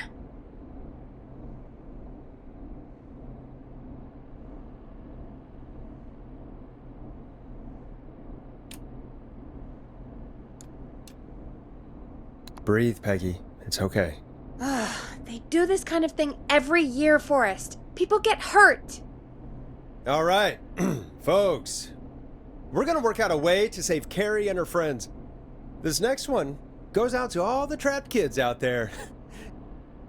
189.16. You'll like this next song. Peggy, you mentioned something about their friend working here? An intern? Yeah, Jeannie. Seems a nice enough girl, but a bit head in the clouds, you know? Not sure why we took on an intern. We really didn't have the office space for one. Poor thing got tucked away in a dark corner somewhere downstairs, I heard. All right, I'll go see if I can find her desk. Hopefully she has something we can use. Friendship quiz. This might work. Peggy said her desk is downstairs.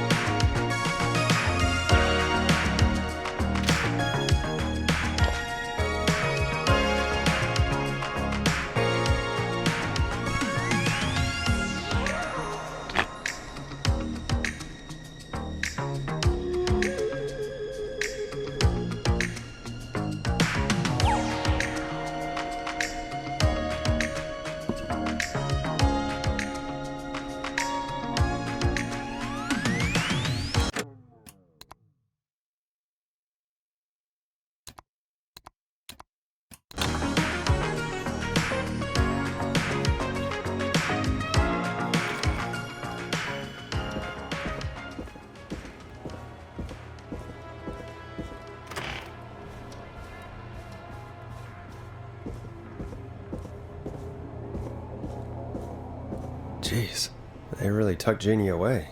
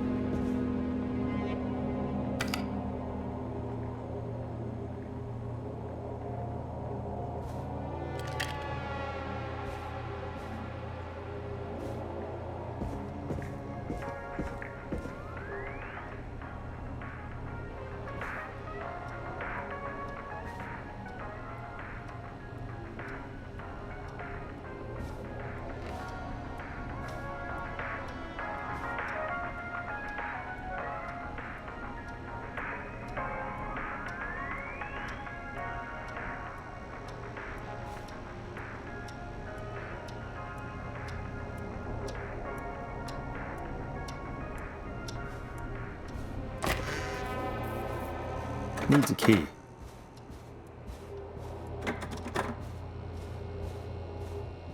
That's not opening.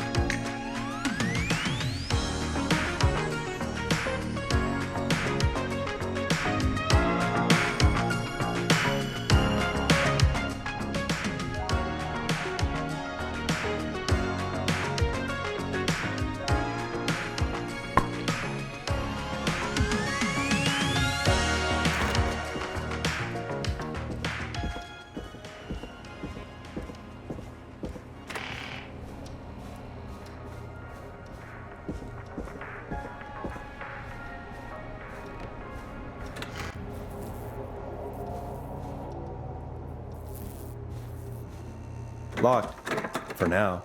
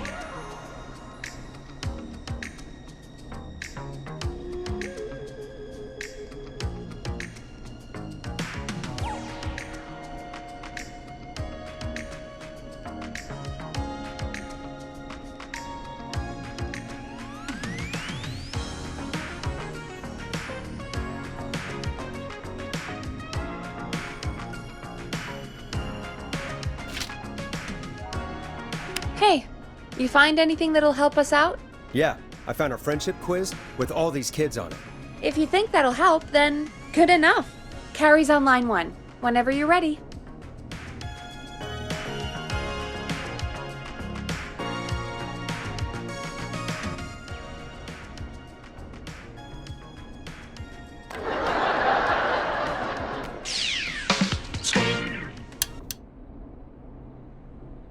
This is Forrest Nash, back again with an unlucky caller on this unlucky night.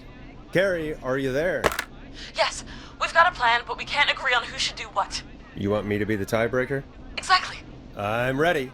What's the first step? Okay, first things first, we'll need a spotter. Someone who can keep an eye on the killer. We'll need someone on the roof. It's gonna be a hard climb. We're deciding between Heather, Kyle, and Hot David.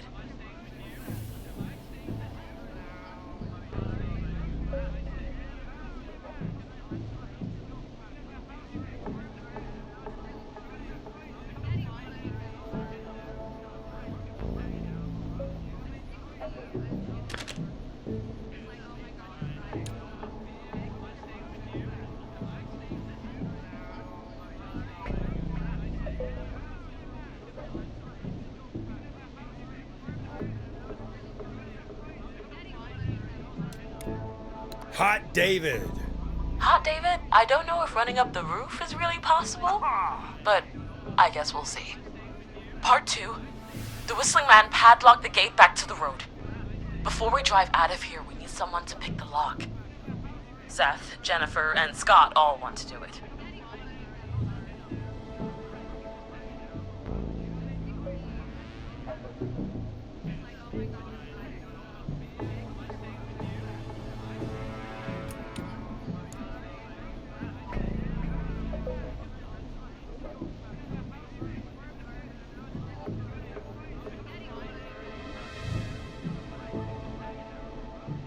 Jennifer. Jesus, Jennifer, you carry a bump key? Why didn't you say so earlier? Anyway, that brings us to part 3. Getting the van keys. I'll volunteer for this. I don't know Jimmy as well as you guys, so it'll probably be easier that way. Then it's part 4.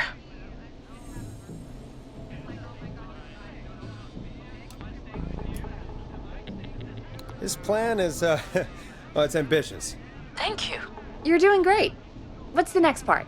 Part 4, we need someone to lead the Whistling Man away. We need a fast runner. For this one, we're trying to decide between... Who was it again?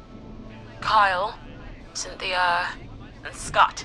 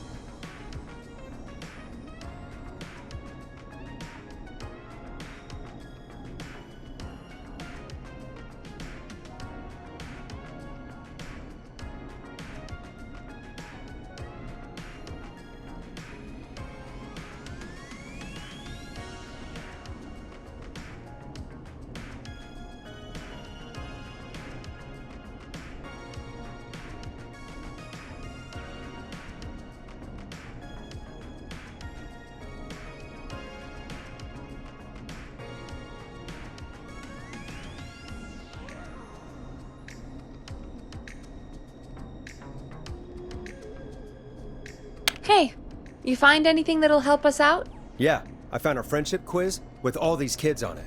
If you think that'll help, then good enough. Carrie's on line 1, whenever you're ready.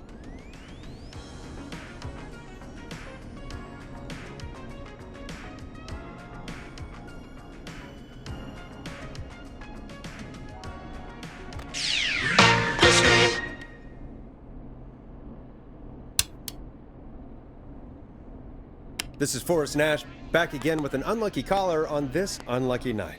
Carrie, are you there? Yes, we've got a plan, but we can't agree on who should do what. You want me to be the tiebreaker? Exactly. I'm ready. What's the first step? Okay, first things first, we'll need a spotter. Someone who can keep an eye on the killer. We'll need someone on the roof. It's gonna be a hard climb. We're deciding between Heather, Kyle, and Hot David. Heather's got this. Yes, Heather, he picked you. Now please, stop talking about all your cheerleading trophies. Part 2, the Whistling Man padlocked the gate back to the road. Before we drive out of here, we need someone to pick the lock. Seth, Jennifer, and Scott all want to do it.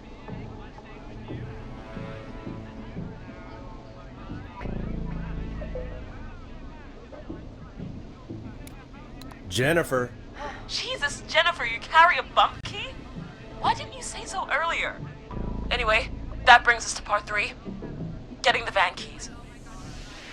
I'll volunteer for this.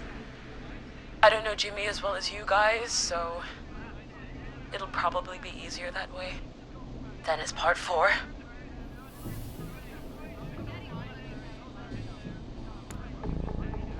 Well, this is a long plan. How much more is there? Only a couple more points. You're doing great. What's the next part? Part 4, we need someone to lead the Whistling Man away. We need a fast runner. For this one, we're trying to decide between... Who was it again? Hot David, Cynthia, and Scott.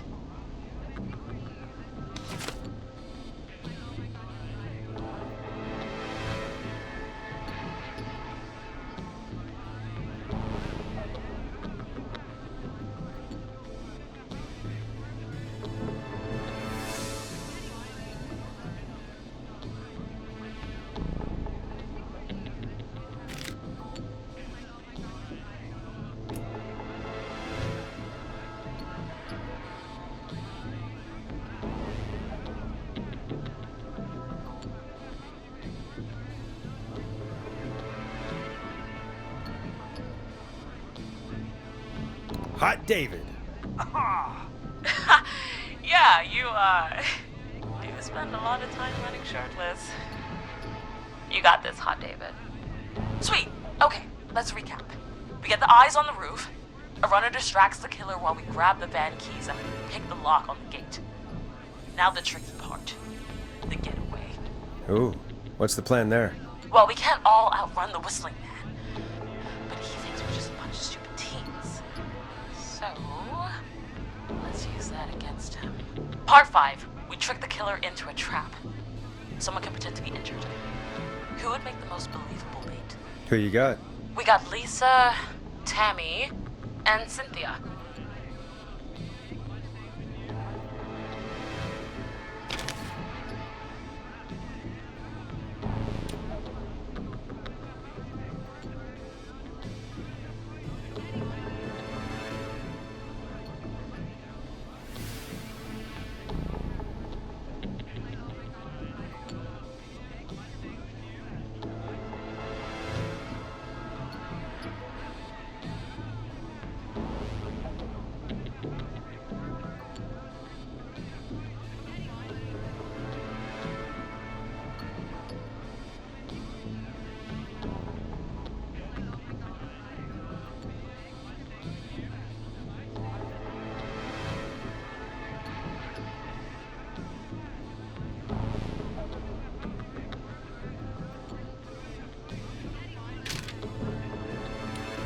Lisa.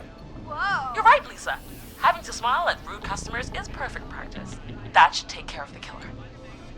And then it's time to get out of here. Finally, part 6. We need someone who can drive us through the woods and back to Gallows Creek alive. Who's our getaway driver? Should it be... Who have we got? Chad, Scott, Cynthia, whatever. Forrest, you know what to do.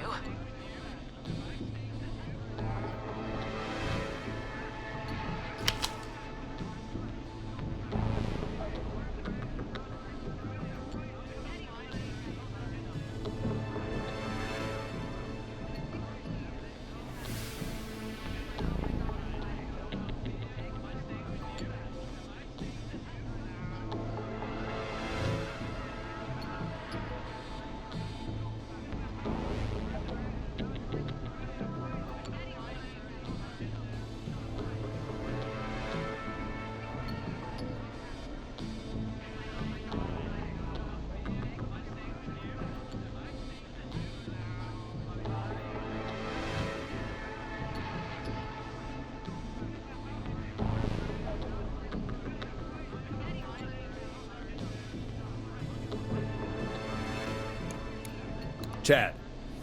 Oh, perfect. Your go-karting experience will be great, Chad. Thanks, Forrest.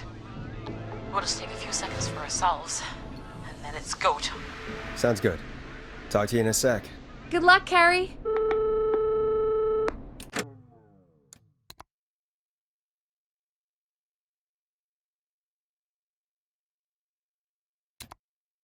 That actually sounded like a pretty good plan.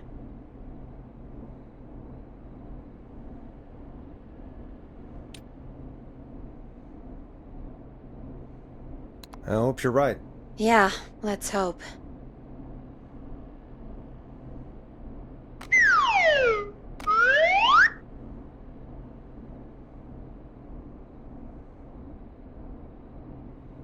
Oh, the kids are back already. Line 1 again. 189.16. If you're just tuning in, we're coming to you live with a bunch of teens about to flee a madman. Listener discretion is advised. Are you ready, Carrie? We're good to go, Forrest.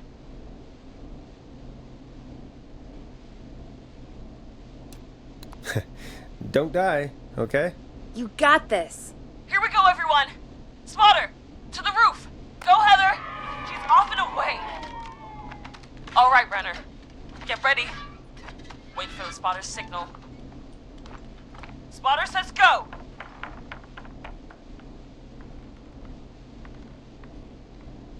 He took the bait. Lockpicker, go. I'll get the keys off Jimmy.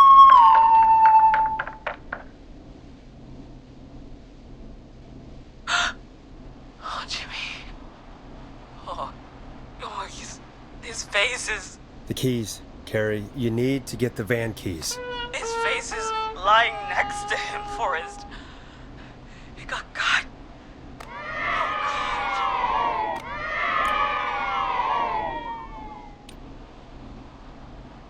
It's okay. It's his face, not yours. You got this. Right. The van keys. Got him. It's... Jennifer got the gate unlocked. And Hot David should be back any second. Perfect. It's working. I can't believe it's actually working. You're doing great. Focus. You got this. We got this. Next step, trap the killer. All right. Wait. Get into position. Everybody else, hide.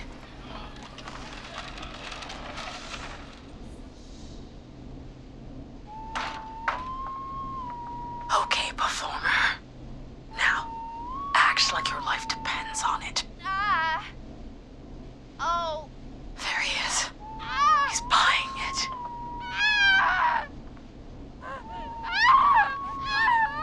Now! Push the bookshelf over!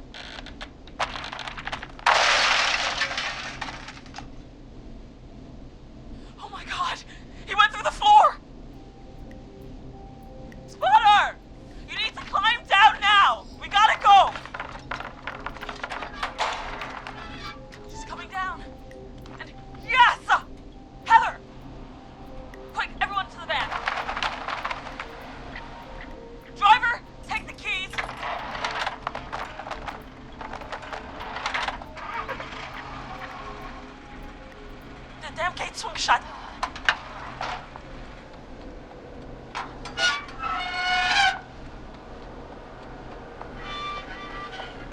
Huh? What? It won't stay open. I'll hold it. You drive through. Carrie! What was that? It's a whistling man. Drive! Now!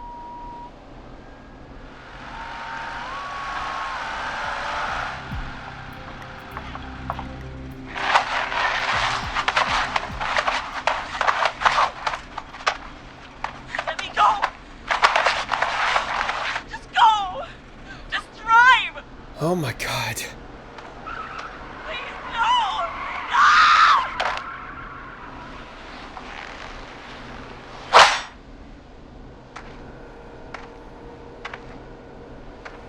Carrie?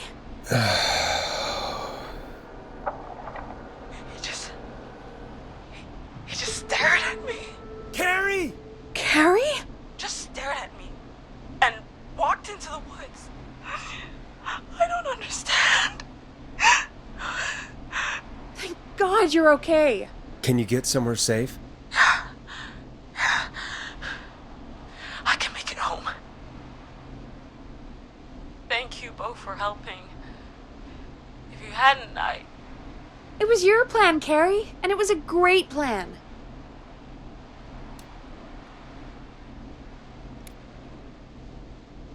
It was really all you, Carrie. Still, I need to get home. Breathe, Carrie. You're okay now. I'll call you when I'm somewhere safe. Talk to you then. Folks, that was a lot. Our thoughts go out to Jimmy's parents in this awful time. For any kids listening in, please stay inside and stay safe. And parents, hug your kids extra tight tonight. Here's a song for the girl walking home in the dark. 189.16.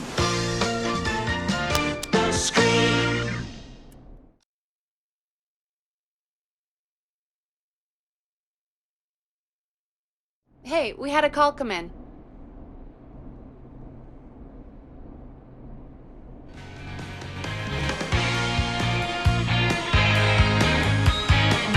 I have a caller waiting.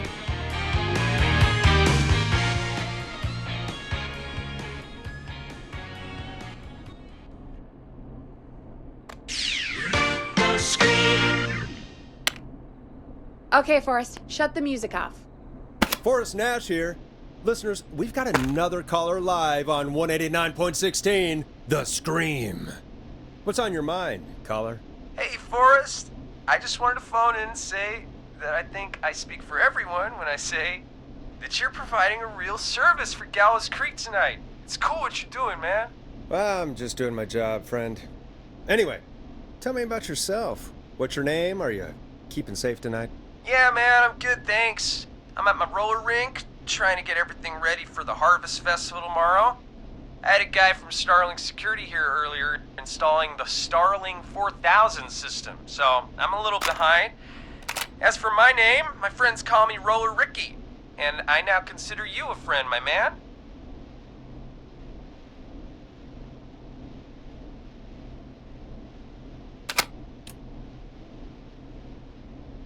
We're friends now, huh? Well, that's kind of you to say. Thanks. Yeah, man.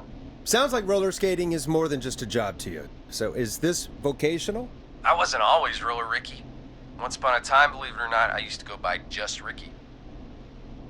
Yeah, back then, things were pretty rough. I used to roll with a bad crowd. Not all bad, but there was this one guy. Anyway, some bad stuff went down. I harbored a lot of guilt for a long time and turned to the bottle. I didn't really talk about it or even know how to talk. It's just how it was. That bottle took the best years of my life. Or so I thought. It's never too late, Roller Ricky. How did you turn things around? I joined a support group. I opened up about my problems, and Sharing that burden just took so much weight off. It's a long story from there, but I found roller disco. I learned how to have fun again, cutting loose and making shapes. Now whenever I get down, I get down. I'm finally free from it all, man. It's important just to talk to somebody. That's the first step. Ain't that right, Max? Aw, hello, Max.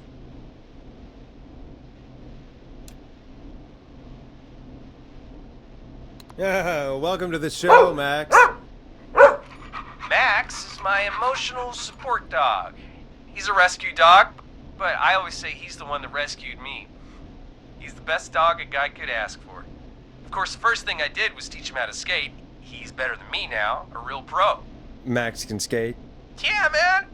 At first they said it couldn't be done, and then they said it shouldn't be done.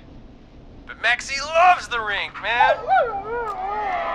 Is that another train, Maxie? Maxie loves trains, man. He's even got that special how to greet them.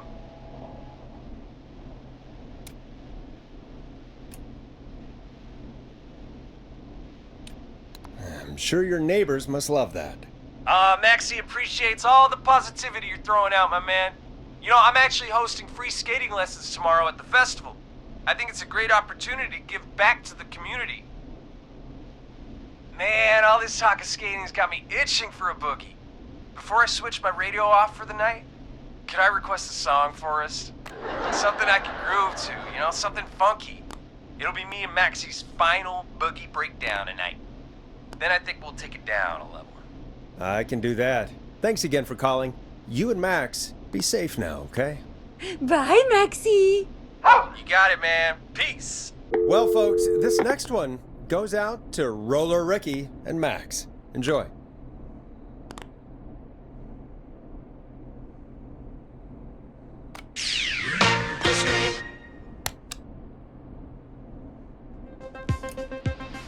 Hope you enjoy this one as much as I do. I really needed that call, you know, after everything. Yeah, I get that. He talked a bit much for my taste, but it is inspiring to hear somebody come back from the brink like that. Yeah, that's what I meant. You were thinking about Max on skates, weren't you? Well, would you look at that? Another caller on the line. What are the odds? Better take it.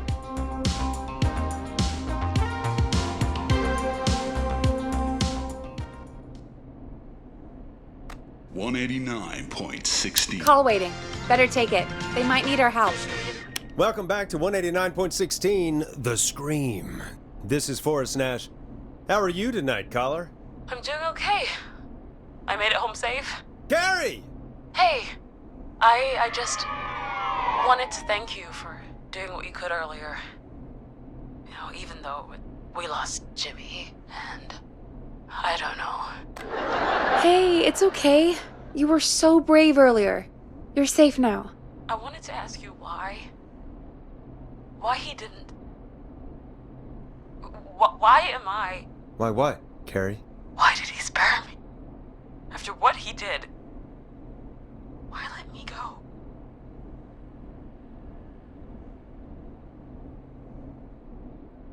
Maybe he didn't kill you because he saw you as a victim. Maybe. But why would that stop him from killing me too? After everything he did to... These stupid hazing nights have to stop. Carrie, you did so well tonight. Stay safe and rest. Help is coming to Gallows Creek. We just need to hold on. Thanks, Peggy. Hey, Forrest? Could I request a song? Of course, Carrie. What song? Any song by Blast Processor. And thank you. This next one goes out to Carrie.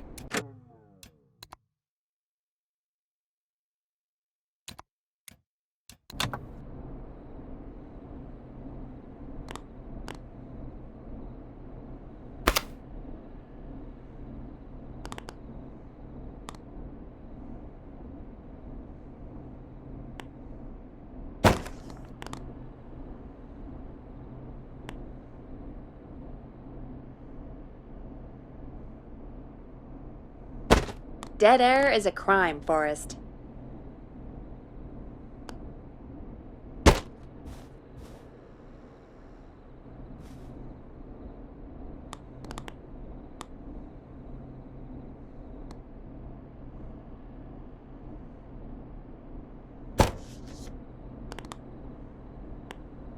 Come on, Forrest, put some music on already.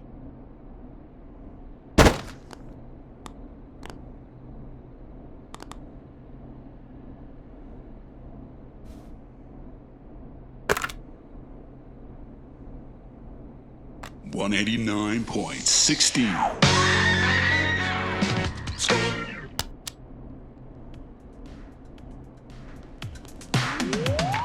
You know, what Carrie just said has really got me thinking. About what? The whistling man left her alone. Why? There must be a reason. When it comes to masked whistling killers, I don't think a reason is a key part of their process. Well, it's something to consider. I need to take a break. If you want to stretch your legs, now's the time. Just hit the Peggy button when you want to get back on air.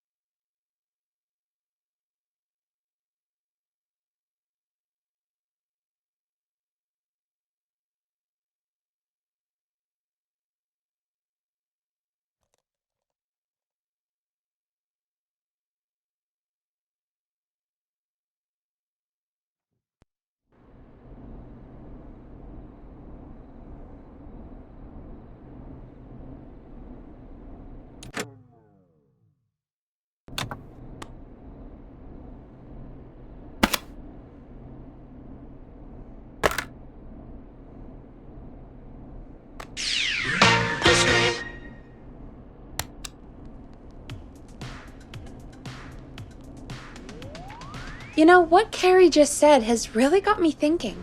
About what? The whistling man left her alone. Why? There must be a reason. When it comes to masked whistling killers, I don't think a reason is a key part of their process. Well, it's something to consider.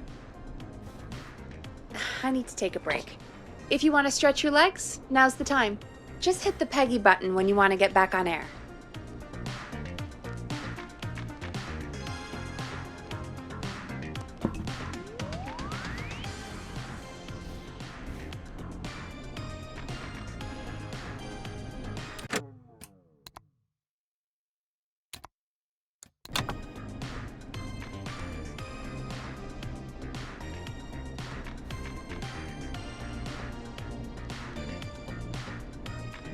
Let's get going, Peggy. Alrighty, we could run another segment or... Scratch that, Forrest. We have a caller.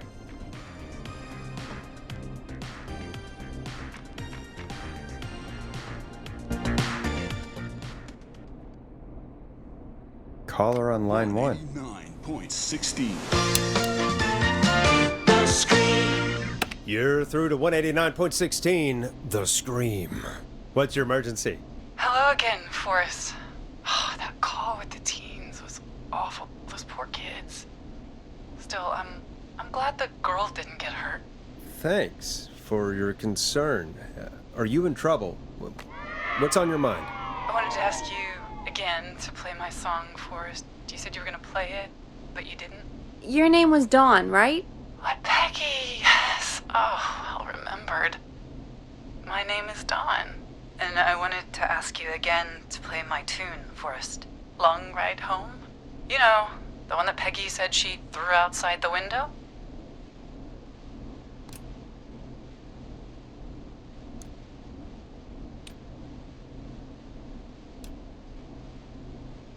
You must really love that song. If you're calling up to ask for it when you know we don't have it. Well, I do love it. And I don't want to argue, but... You do have it. It's just outside the window. There's a serial killer on the loose. I can't just go outside hunting for a record. I'm really sorry, Dawn, but we just can't get it right now. But wasn't the Whistling Man just at the old murder house? It's miles from the station. It won't take you a second to grab it.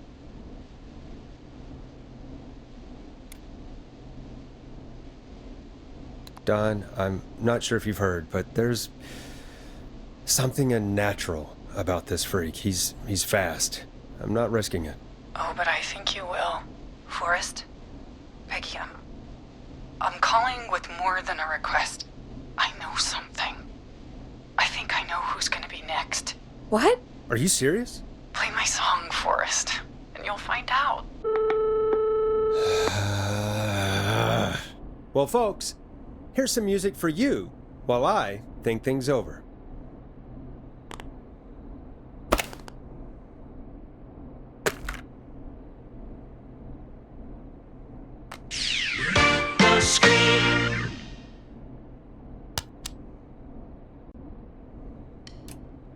You're gonna love this next track.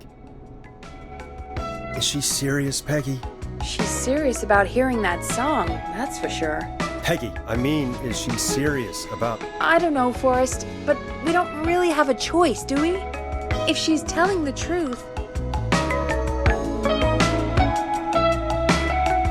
Then why don't you go and get it? It's one of Reggie's K-Fam regulations. I can't leave the booth while we're on air. Peggy. Just... you can do it, okay? Fine. You're a good man, Forrest. I'll slide you the key to the fire door. Wait. Our fire door has to be unlocked? Yeah, it... You know, I never thought about it, but yeah. We should talk to Reggie about that later. Anyway, I'll hold the fort down while you're out. Maybe I'll even get a caller. That could be exciting. 189.16, The Screw. With me, Peggy.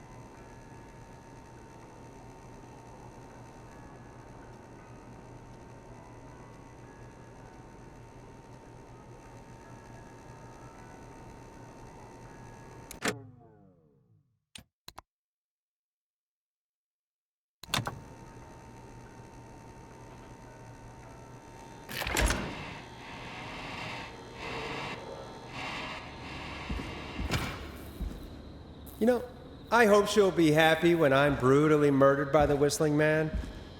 Out here, in the open, alone.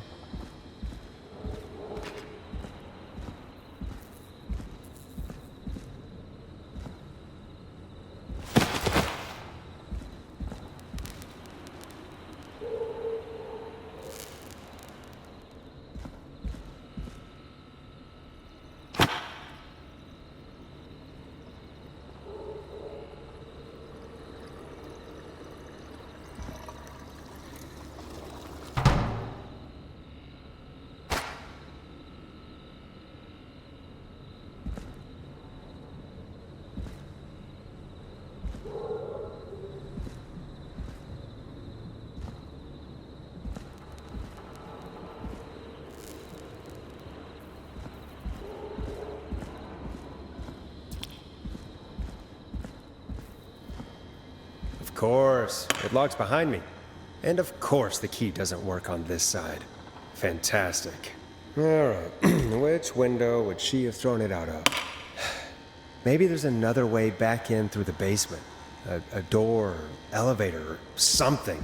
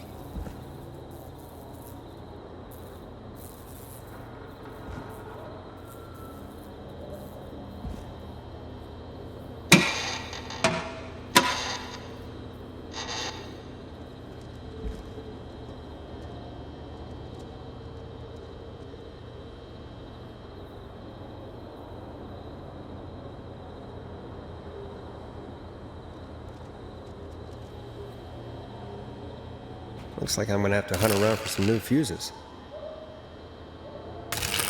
Nah, that's not right. Do the fuses add up properly?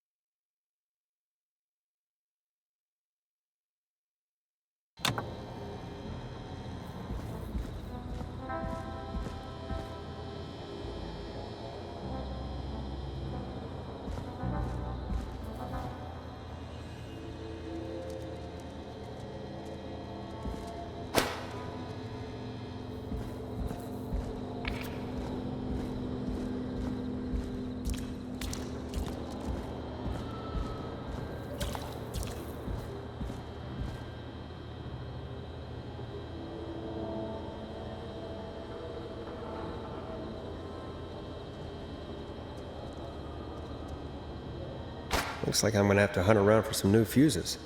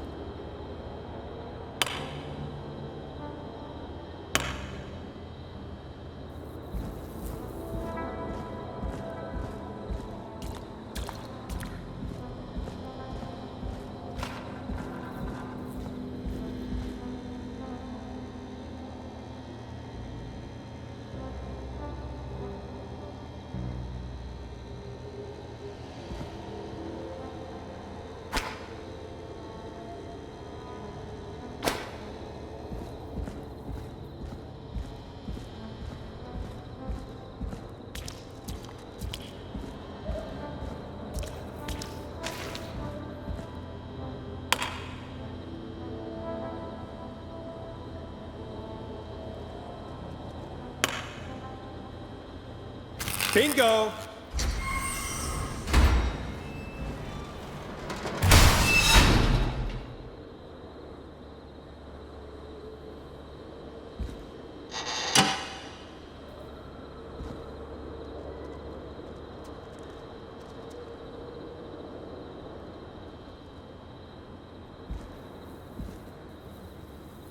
Here it is. Long ride home.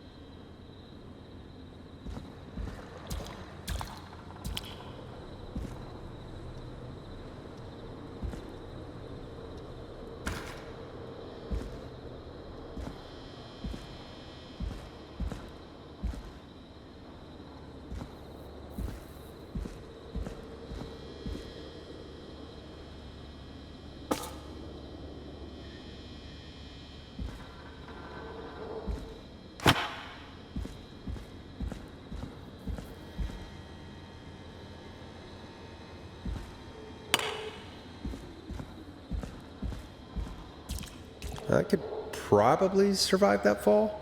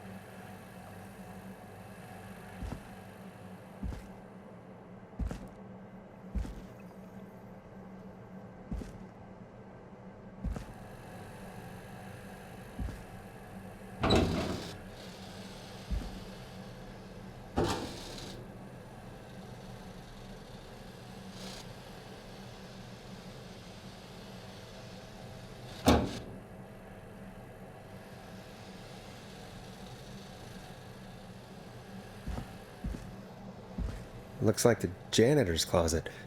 What did Peggy say his name was? Clive?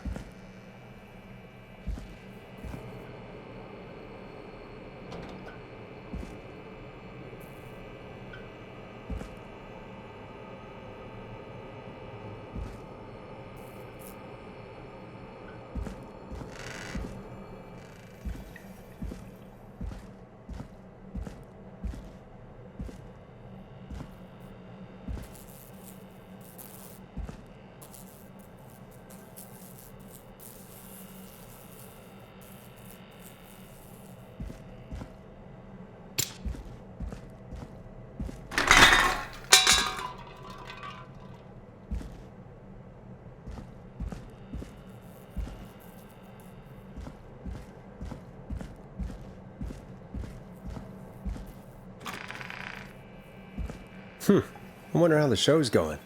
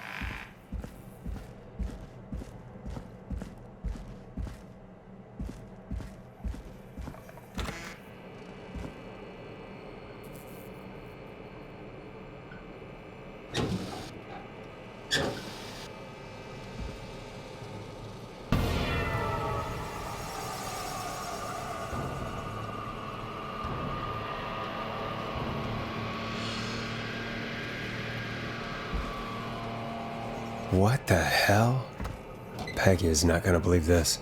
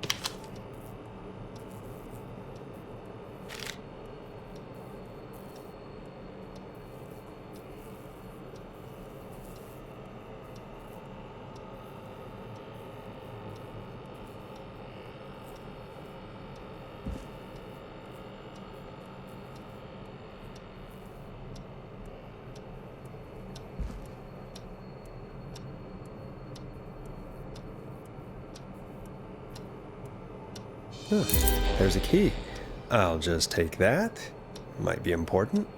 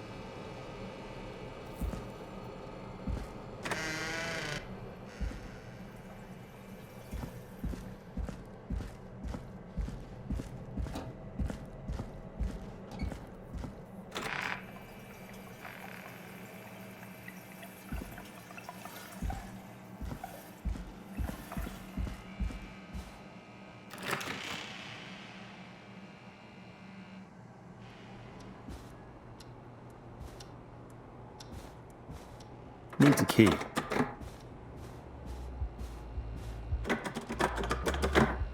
That's not opening.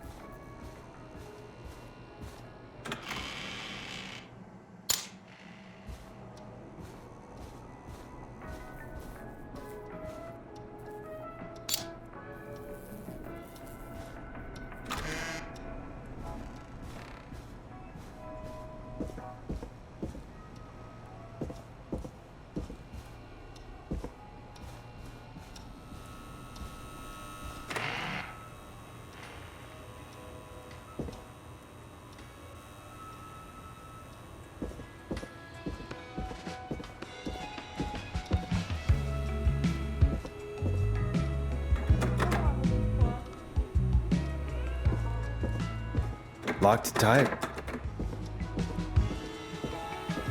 Isn't that such a good song, folks? And now for...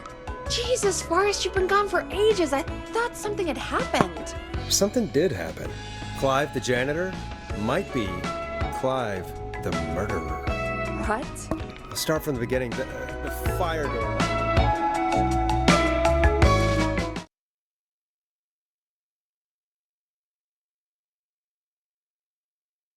Why did you heave that thing all the way up here? Because the basement's creepy as hell, and I don't like standing around down there. Fair. All right, let's run through this again. We have a creepy board you found in a creepy basement, made by our creepy janitor, who you think is the creepy whistling man. Yep. And on the creepy board are the names Chuck Brody, Kim Walker, Rebecca Allen, and Aunt Williams. Correct. And you think one of these people will be the whistling man's, Clive's, next target. That's right. And we've got to find them. You said there are 4 locations listed there too? The hospital, the power station, the gas station, and the trailer park. Clive must think the target is at one of those locations. Forrest, you're gonna have to figure out if any of the potential targets are at one of these locations tonight. Hit the button if you need any help.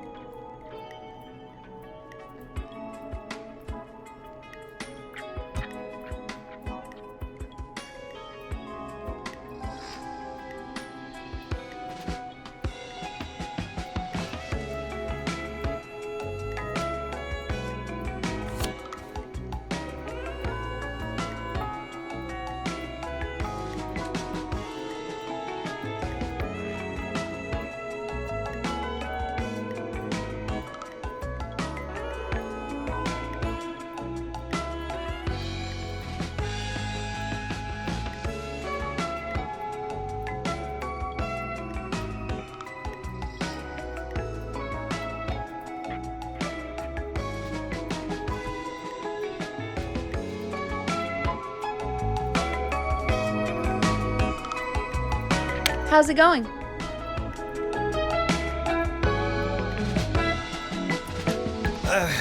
It's not going well. I could use some help. Okay, let's review the basics. We need to work out who the next target is. There's 4 locations, right? And 4 people. We need to figure out if anyone is at any of the 4 locations tonight. And if they are, we can call them and warn them. There must be some connections between the notes. That makes sense. Great. Need any more help? Yes, please. Sure. I think you should be methodical with this. Try grouping the notes by who they're about. You could also have a look at the dates and make a timeline. Maybe that will help rule out potential targets first. Got it. Thanks, Peggy. No problem.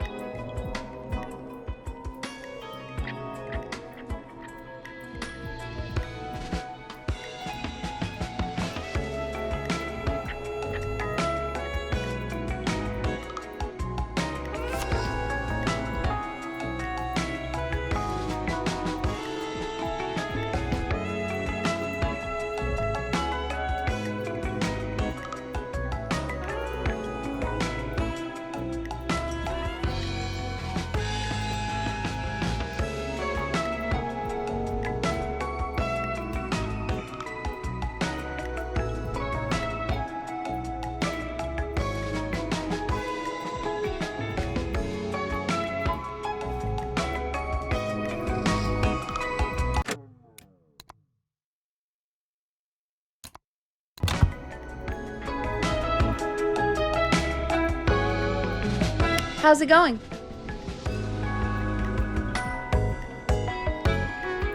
I'm ready, Peggy. Are you sure? We've only got one shot at this. I'm sure. Let's do this. Okay, name first. Who do you think the target is?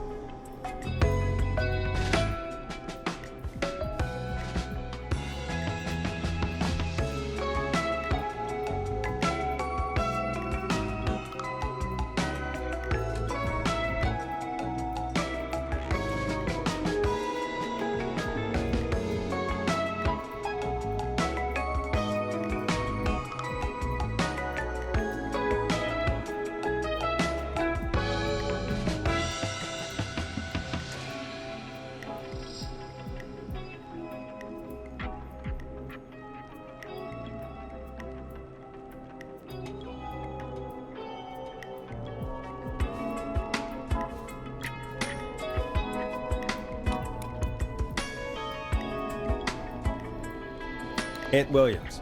And where will I find them?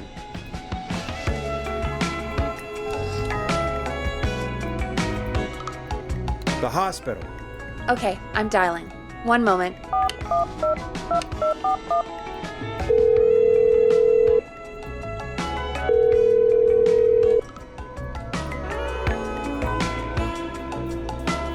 Forrest, I'm through to the hospital, but they say there isn't anyone by that name there.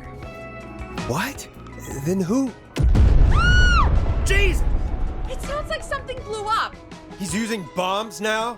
Oh my god. The call board. One moment.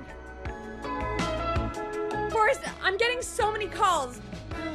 Just let me. I'm gonna take us off air for a moment. Peggy, what's happening in there? Peggy.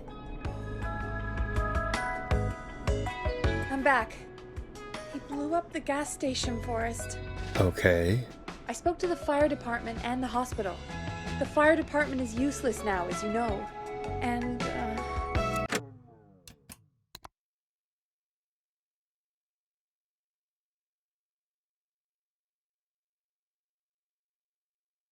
the hospital's only...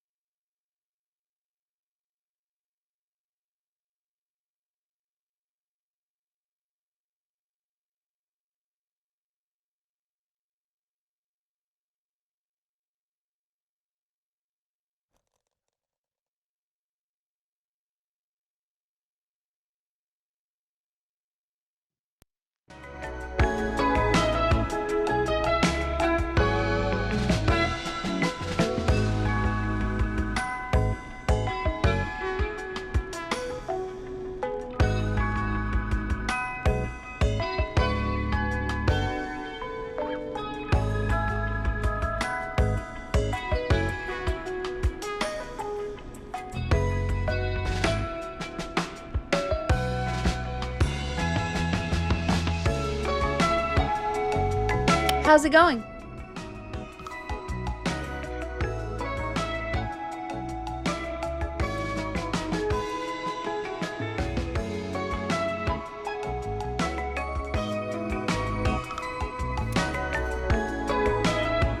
I'm ready, Peggy. Are you sure? We've only got one shot at this. I'm sure. Let's do this. Okay, name first. Who do you think the target is? Chuck Brody. And where will I find them? The gas station. Okay, I'm dialing. One moment.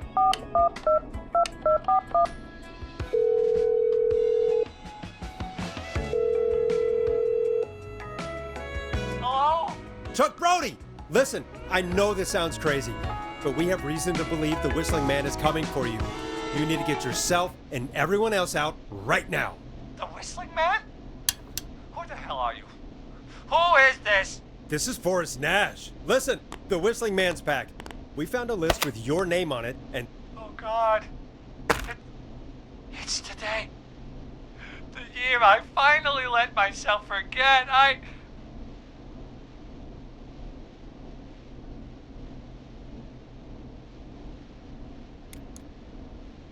Quit talking and run! I think he ran off. Well, fingers crossed that Chuck... Jesus! It sounds like something blew up. He's using bombs now? Is Chuck? I don't know. Hang on, we're getting a call. Hello? Chuck? Chuck! Forrest! The whole goddamn gas station's gone up. Is anyone hurt? I don't think so. I got everyone to follow me out. The town's only ambulance was blown to hell, though. Yeah, damn it, that fireball threw me. I've got to get to the hospital. I'm not feeling great. Forrest, man, I can't thank you enough, but... Damn, I gotta go. Wait, Damn it, we lost him. What was that about today? Oh, Forrest, the call board is lighting up. Get us into some music while I deal with this.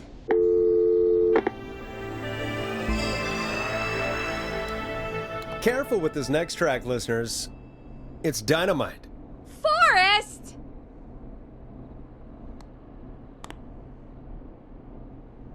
$189.16.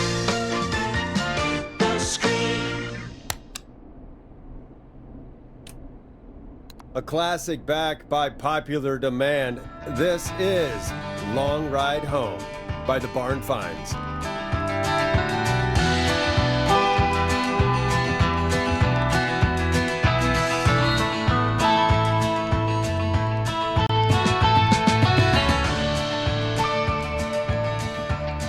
There's gotta be more in the basement to show us who Clive is targeting.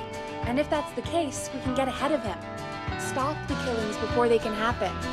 Forrest, we need to go back down. By we, you mean me, right? Yep. Like I said, I need to handle all these calls. Maybe start with that creepy mannequin room you mentioned before. I still have a lot of questions about those, by the way. Me too.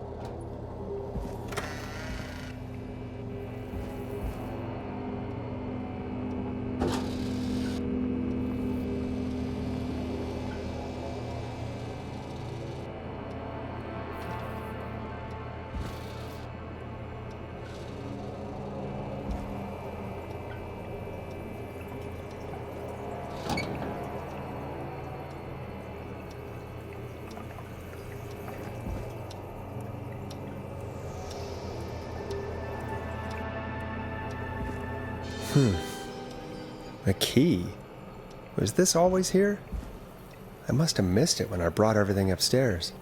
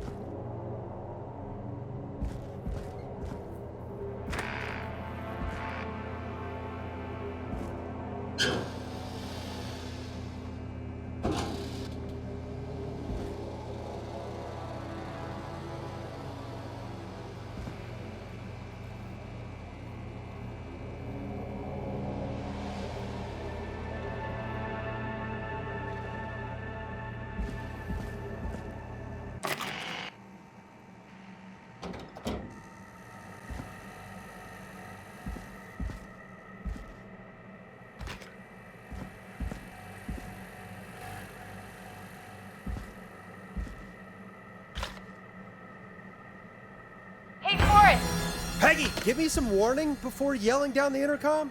Sorry. Buzz the intercom when you find something and want to discuss it.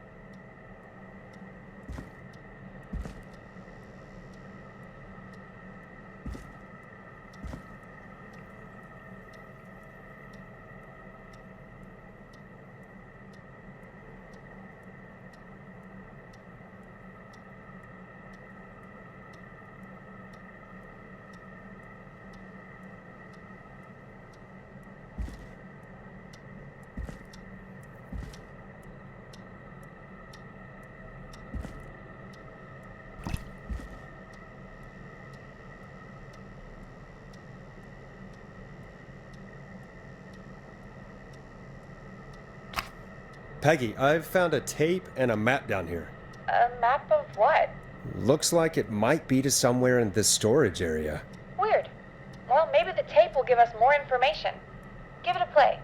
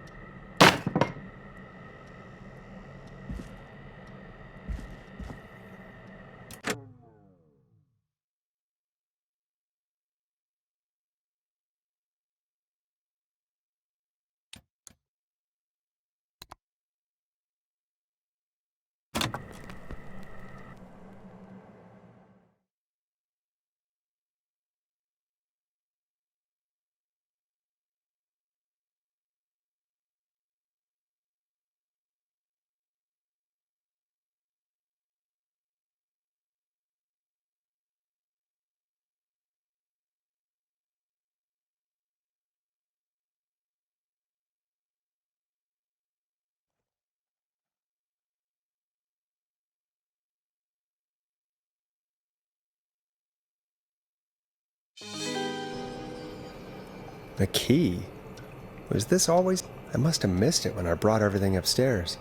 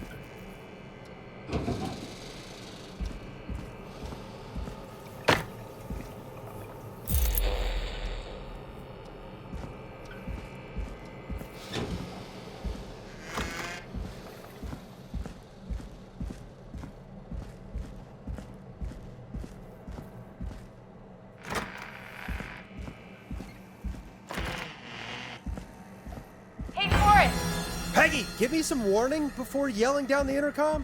Sorry. Buzz the intercom when you find something and want to discuss it.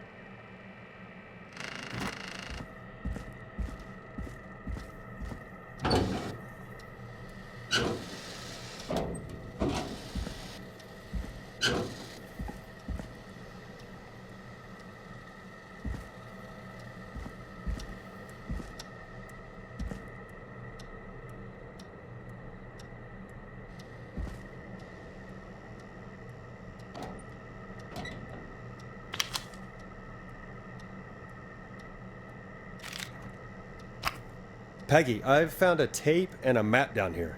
A map of what? Looks like it might be to somewhere in this storage area. Weird. information. Give it a play.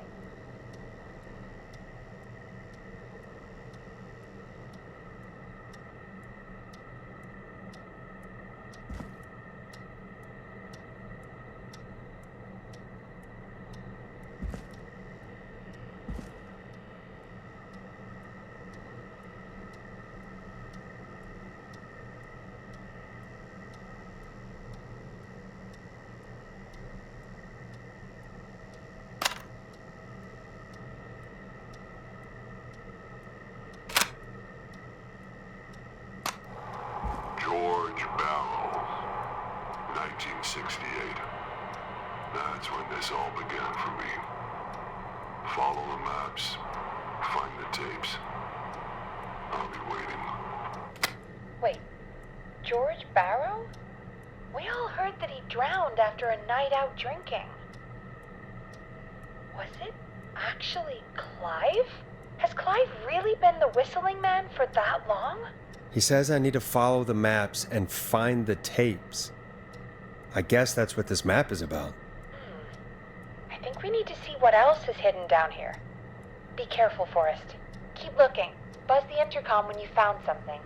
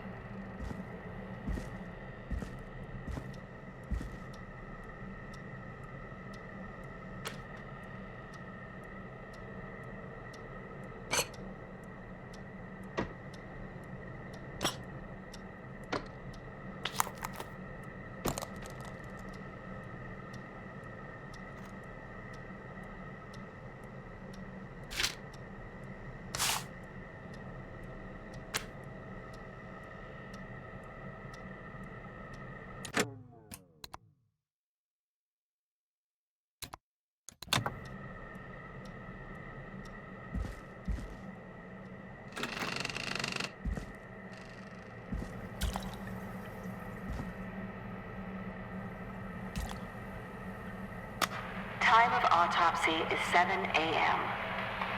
Cause of death is asphyxiation from drowning. The degree of rigor mortis indicates that the subject has been deceased for 5 hours. That puts the time of death...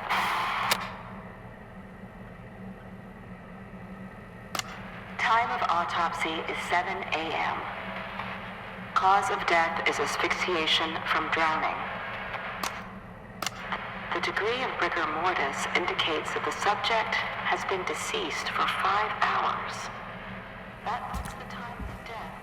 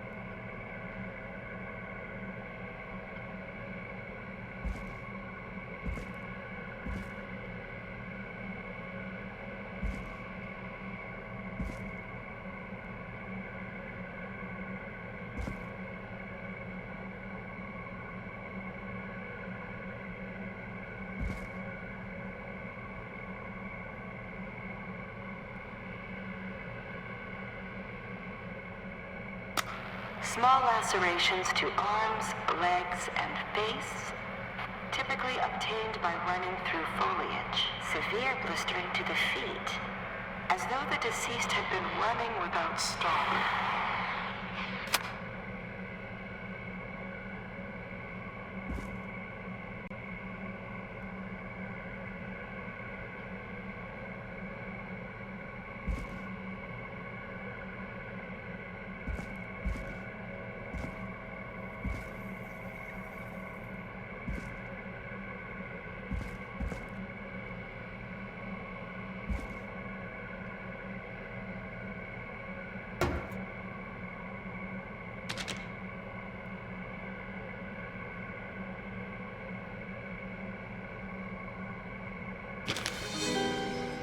This looks useful.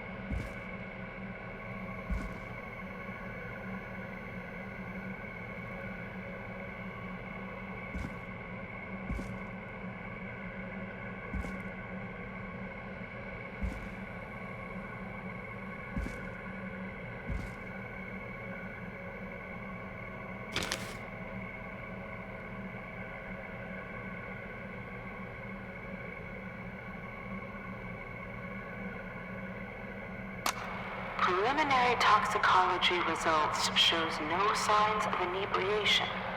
However, a high amount of cortisol was found, indicating elevated levels of stress in the immediate moments before death.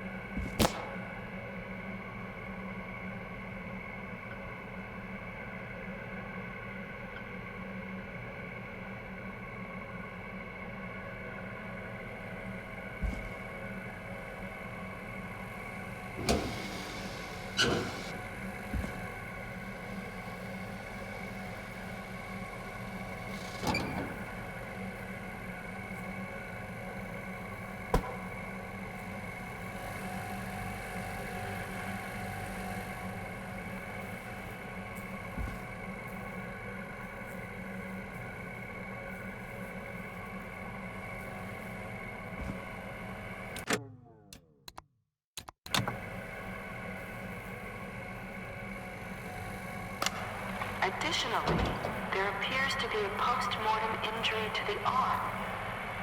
It looks like it was trapped in a car door.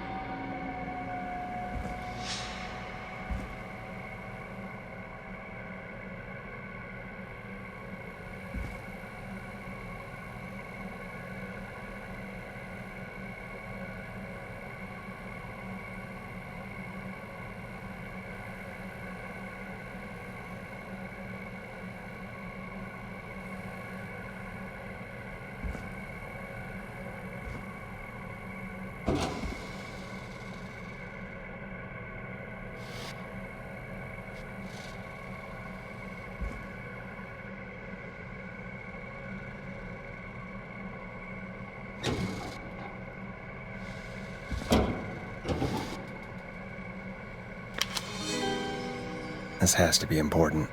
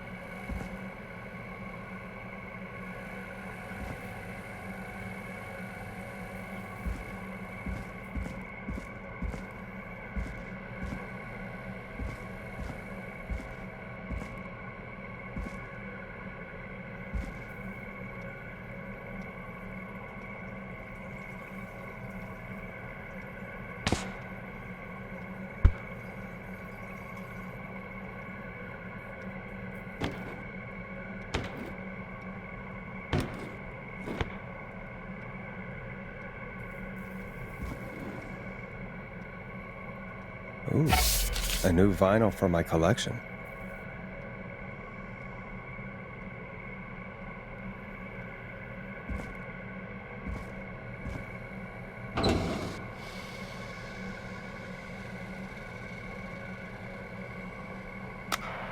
It is the coroner's opinion that the subject likely feared for his life and was chased, resulting in a fall from a height into a body of water where he hit his head, was knocked out, and drowned.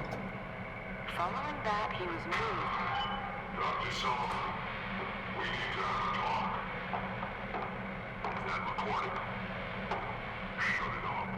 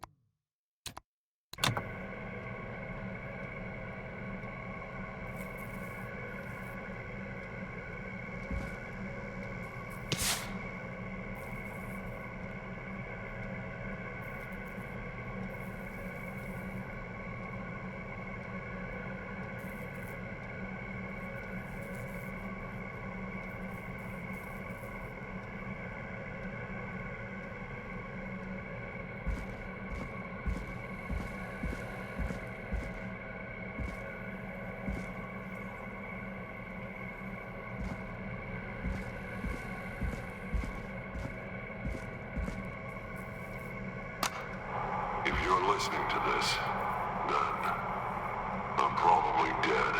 What the? I'm a man who likes to stay informed.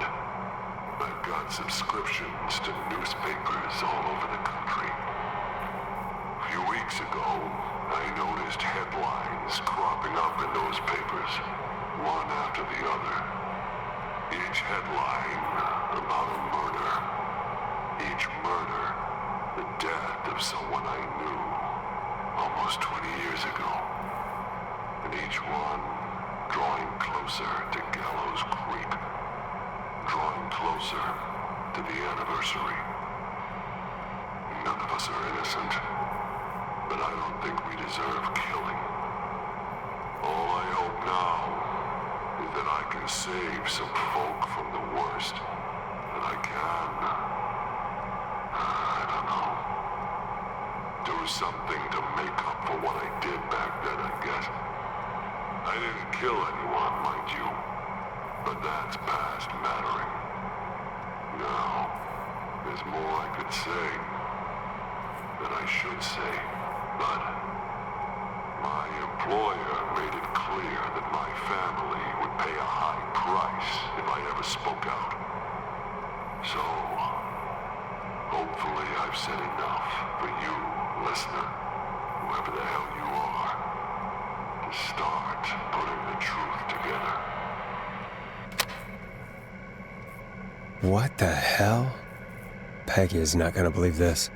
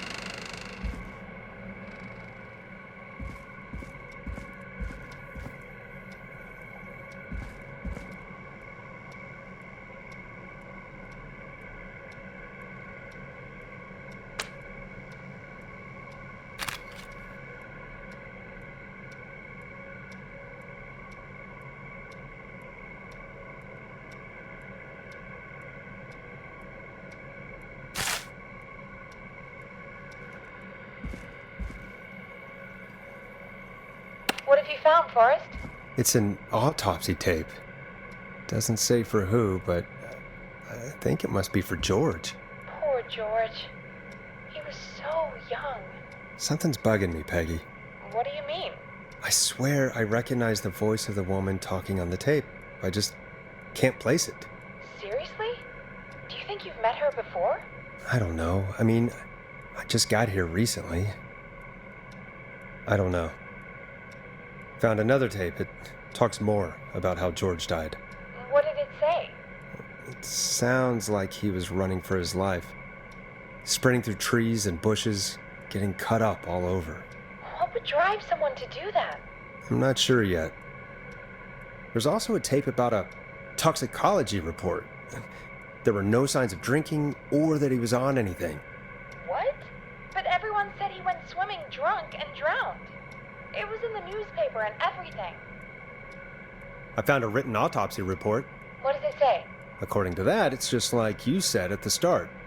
George drowned after getting drunk. Said he liked to fight, too. But that contradicts the tape. I know. And I think I know why.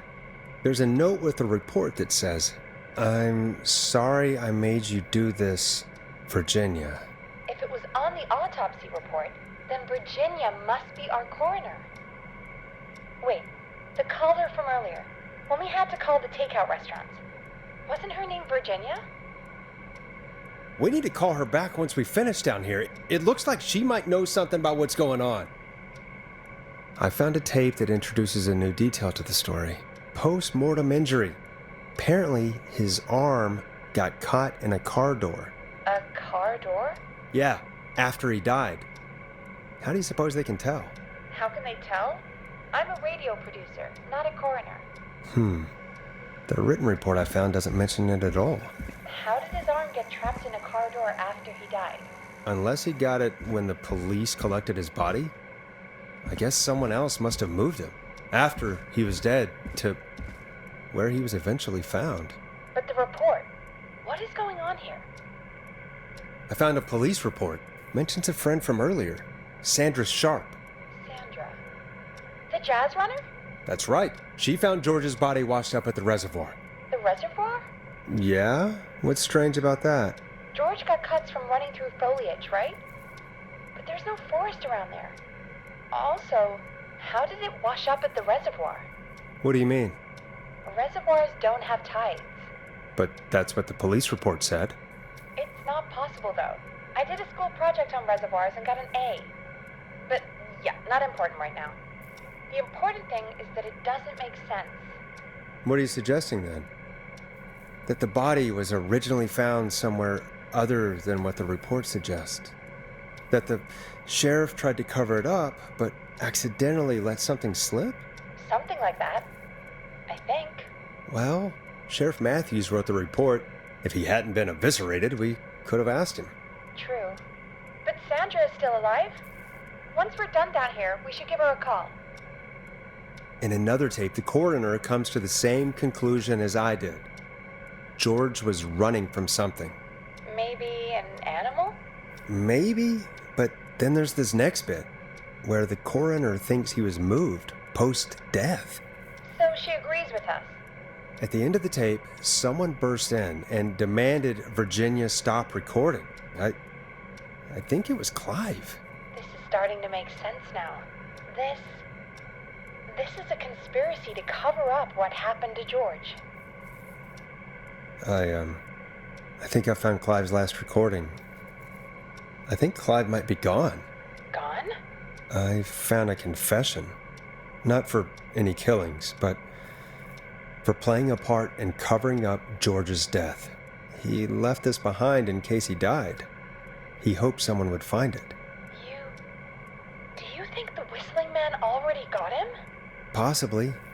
We've had a lot of callers tonight, but maybe not every victim made it to the phone, you know?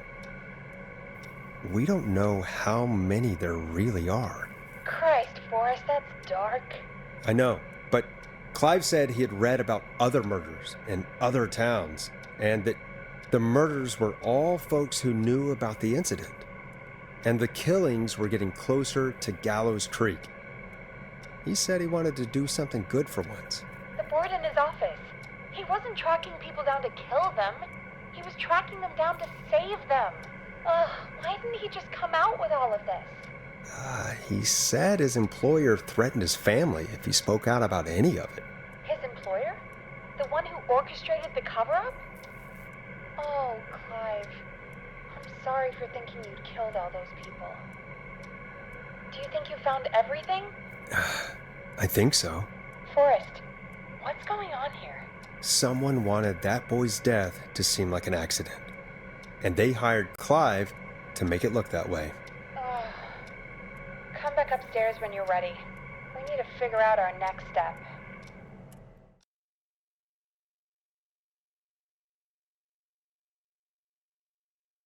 Thank God you're back, Forrest. I've been running out of stuff to pad our airtime with. Peggy, you work in radio. Forrest, I'm stressed. I mean, really. How are we supposed to keep a show going with all this happening?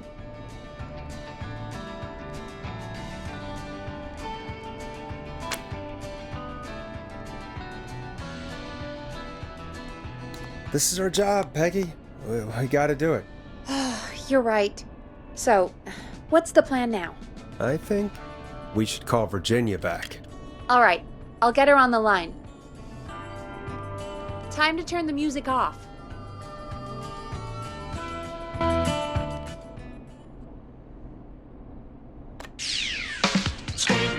Hello again, Gallows Creek. This is Forrest Nash.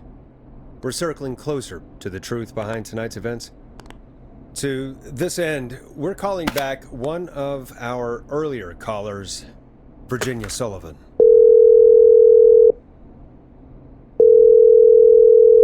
Fretman Plunker here? Who's this? Is it you? Goose?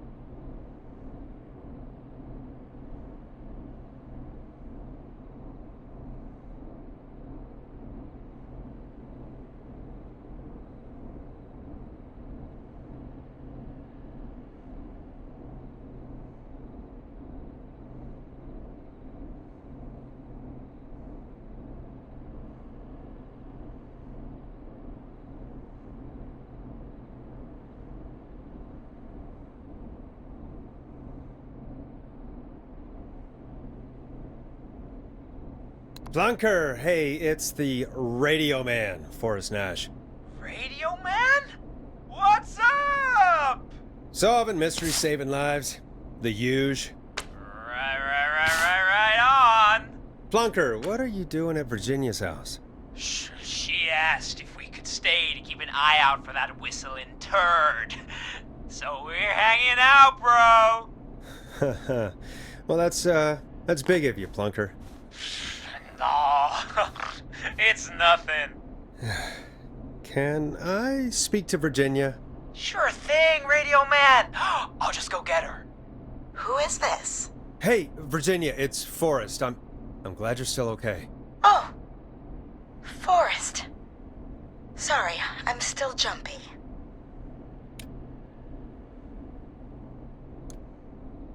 I can't blame you. I'd be jumpy too. I'm so sorry this happened to you, Virginia. I thought I was. I thought... Easy. We're not calling to talk about earlier. We're calling because we think you can help us understand why this is happening tonight. Me? What would I know?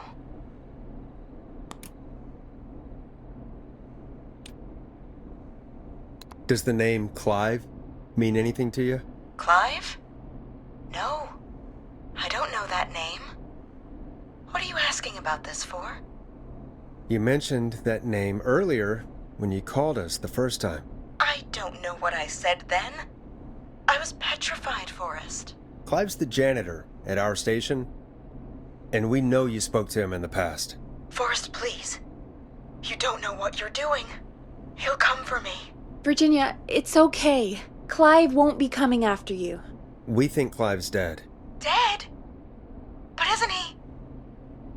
He's the whistling man, Forrest.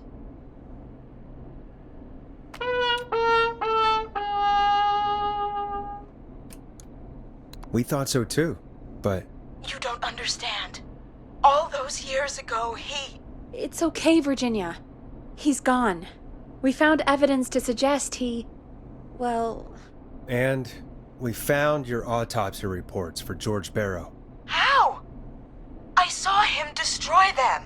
Well, he didn't. I don't know if he kept them or made copies or what, but we found them, and we know it's related to what's happening tonight, which is why we called you.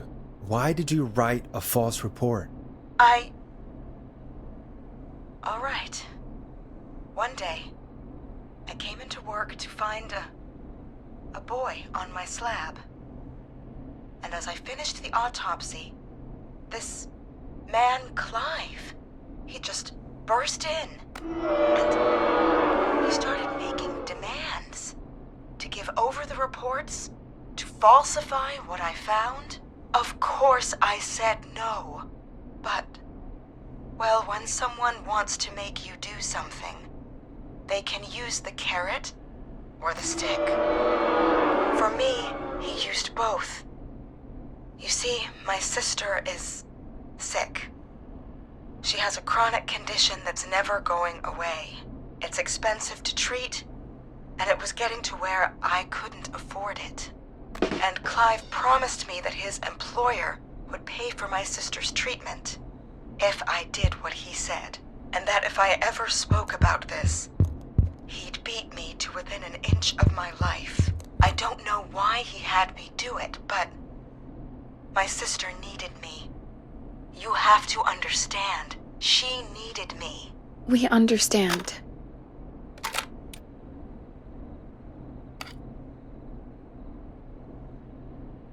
I don't.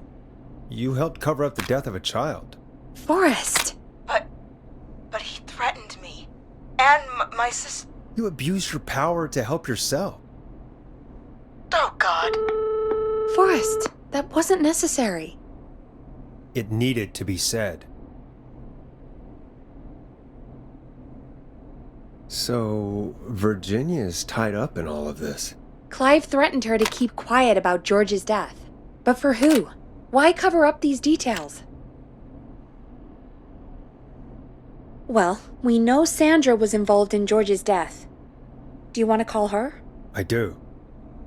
Alright, but before we go asking questions, I think we should know what we want to ask. Is that fair? Yeah, We need to ask her about finding the body. She was the one who discovered it, but something just doesn't add up. 100%. She knows more than she's saying. I wonder what she's hiding. We'll hopefully find out soon. Anyway, just be careful when you're talking to her. Don't push too hard. We don't want her to hang up. I'll be careful. All right, calling her now. Hopefully she's at her jazz studio.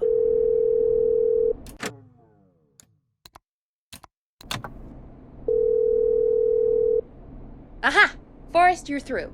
Hello, this is Sandra at Jazz Pizzazz Jazz Studio. Who is this? Hello again, Sandra! It's Forrest Nash of 189.16, The Stream. And you're live on air. Oh, I always thought folks called into a radio show, not the other way around. How jazzy. What can I do for you? Well, we're trying to understand what's behind the attacks tonight. We had a few questions.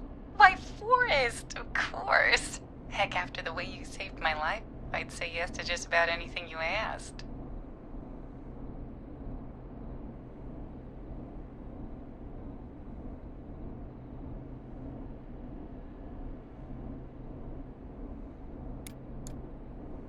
Really? Well, that sounds nice. I might just call you back tomorrow then, too. You got my number. But what about tonight? Is there anything you want to talk about right now? Remember why we called, Forrest? Of course. Do you know why the Whistling Man might have targeted you? Ha! As far as I could tell, he was just a knife-wielding psycho with superhuman cardio. He'd have chased after anybody. Right. Well, we think he might be chasing specific people. People who know about the death of a boy named George. Oh, I don't know anything about that. Sorry.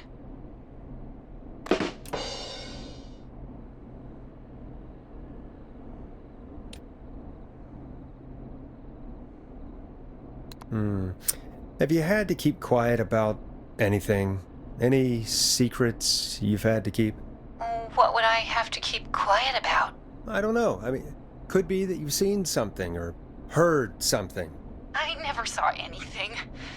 And even if I did, what would that matter? And it was years ago.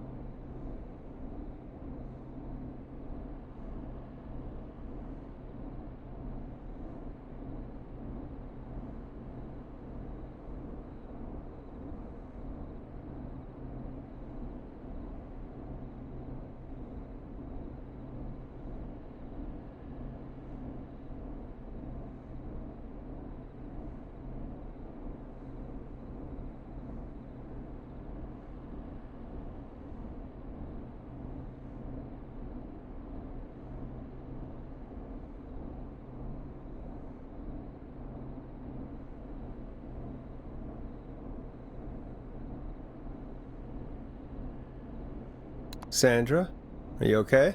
It was years ago.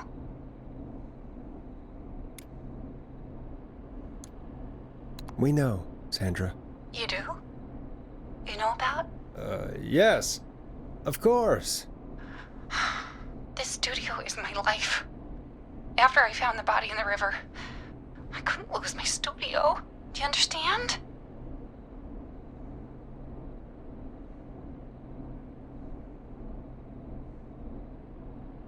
Sure. I understand. When the rent just kept going up, he said he'd stop if I just needed to keep quiet. And everything would be okay.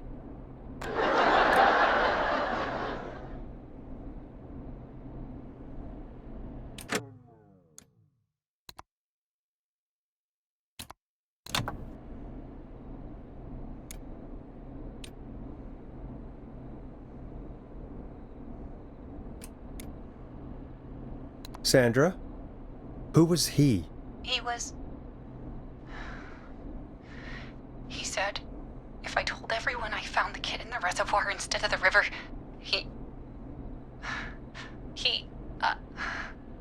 I'm sorry. I can't do this. And she's gone. I don't think that could have gone any better. You truly did great, Forrest. Well, folks, if anyone out there...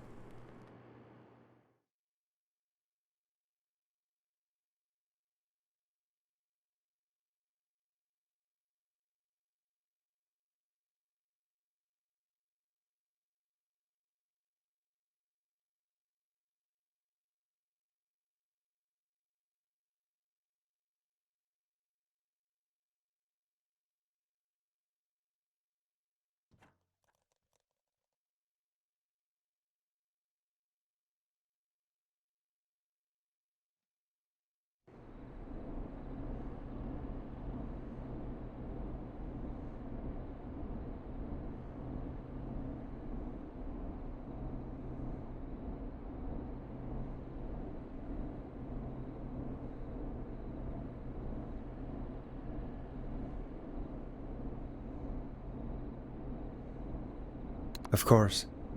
We understand. I mean, it's not like I killed him. What was the harm in saying I found him in the reservoir instead of the river? Right? Right? I'm sorry. I can't do this. And she's gone. I don't think that could have gone any better.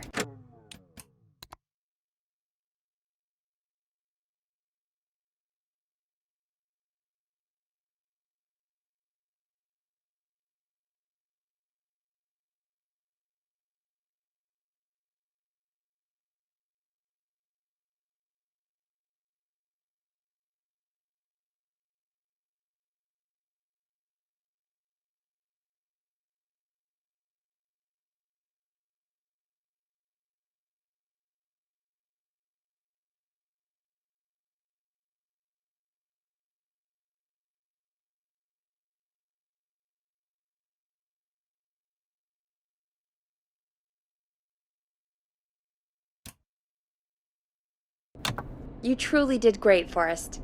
Well, folks, if anyone out there has any thoughts...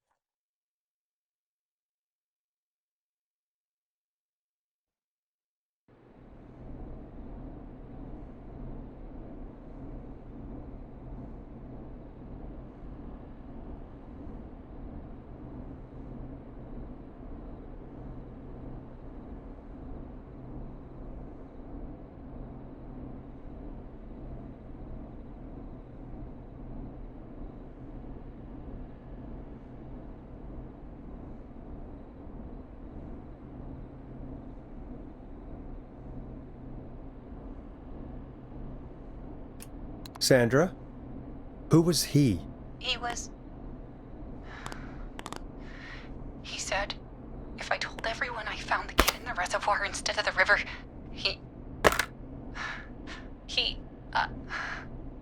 I'm sorry. I can't do this. And she's gone. I don't think that could have gone any better. You truly did great, Forrest. Well, folks, if anyone out there has any thoughts on what's going on tonight, please call in. That's good timing. We've got a call waiting just this second.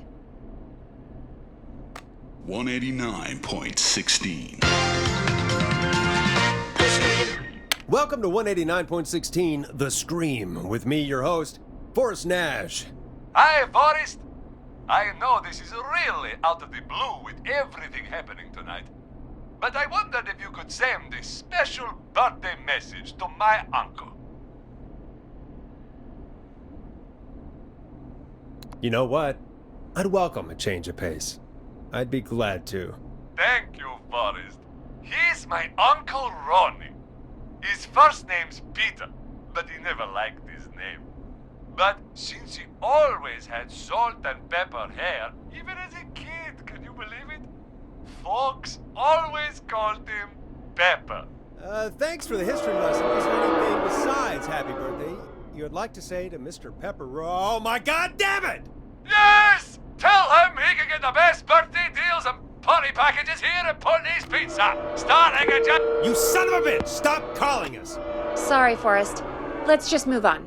We've already got another caller on the line.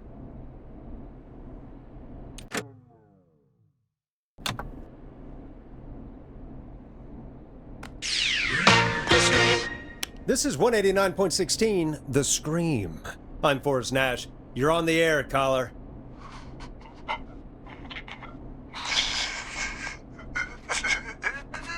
Caller.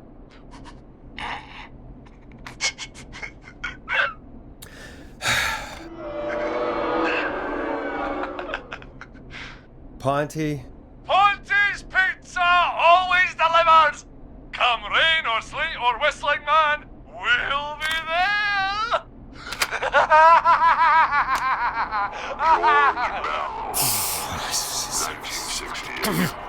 Forrest? That's when this all began for me. Forrest? Are you okay? Find the tapes. I'll be waiting. Forrest? I hope the Whistling Man gets in with his own pizza slicer. Jesus, Forrest? Sorry. That was too much. It's okay. It's been a high-stress night. Don't worry about him anymore, okay? Not for tonight, anyway. I think he's spent for now. We've got another call, whenever you're ready.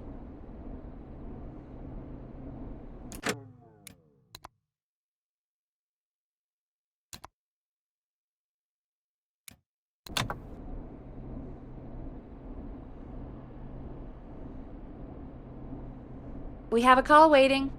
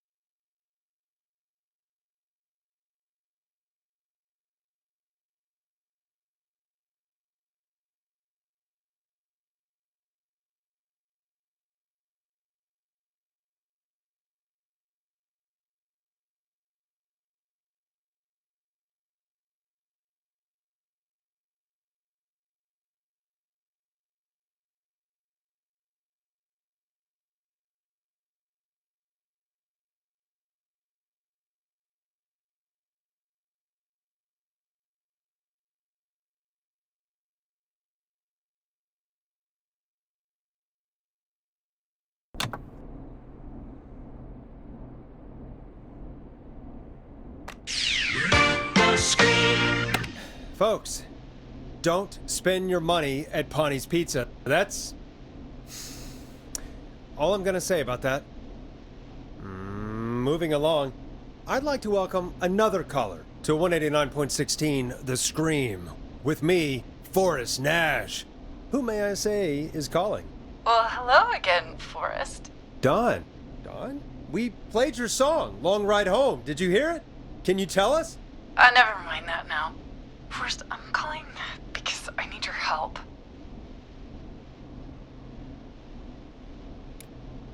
Are you in danger?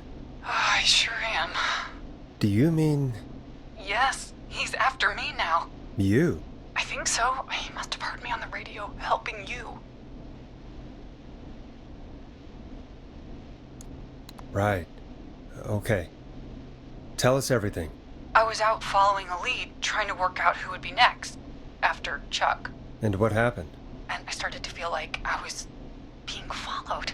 I came back to my apartment building, but this newfangled security system has me locked out.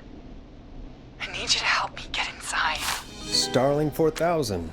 User manual. Ah, these codes should come in handy.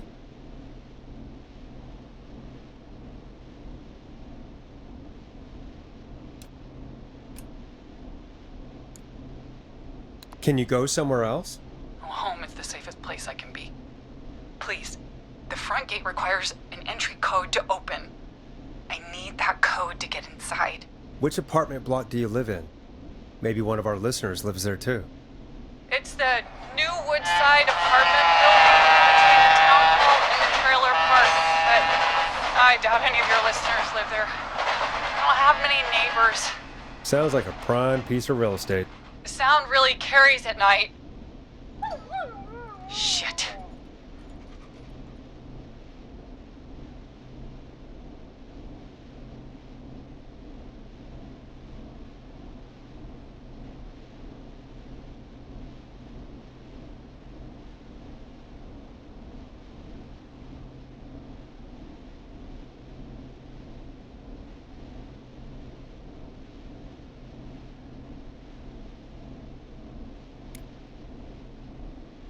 I'm guessing you're not a dog person. No, I'm not. It's my neighbor's dog. Boy, I wish he'd muzzle that thing and... Oh. And now he's blasting David Scopo out of his window. This night can't get any... The whistling man. He's coming down the street. I don't think he's seen me yet. Voice, please. I need your help. I need the code for that security system, or I'm gonna die.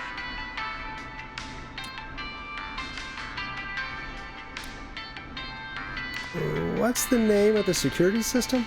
There's a sticker on the box. It says Starling Security 4000. There's a keypad, and it looks like it wants a 6-digit number.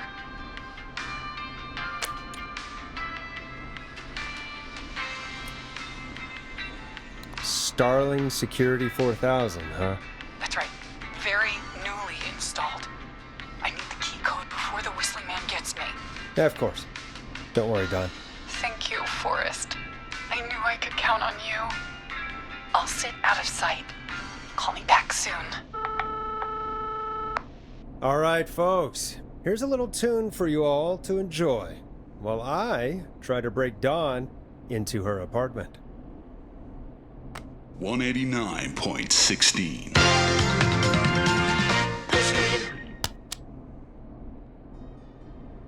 Coming up for your listening pleasure, it's Caged Tiger with their single, One Last Goodbye. You were pretty quiet there, Peggy. Forrest, was it just me, or was there something... Yeah, it wasn't just you. Something was weird about that. Yeah, well, tell you what, we have a Starling 4000 or whatever here at KFAM. Clive bought one for the station. Maybe we can find something to help. Well, I'm not sure who, but to help someone.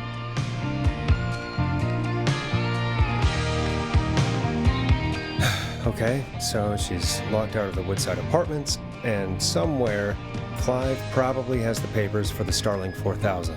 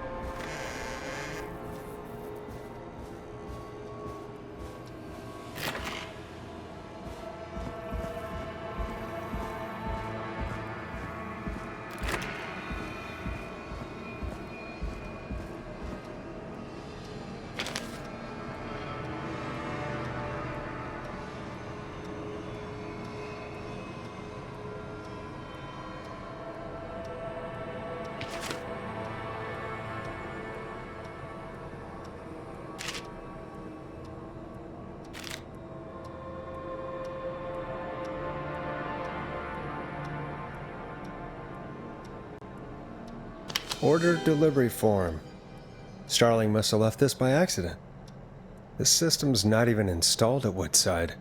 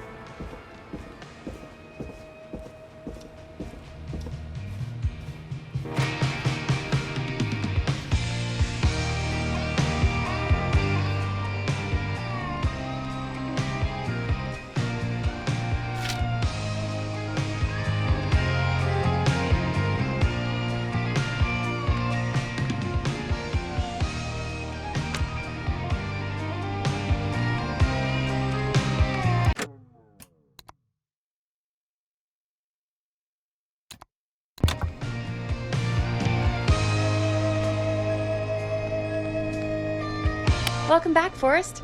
Find anything? The Starling 4000 security manual. It's got a bunch of codes. Good.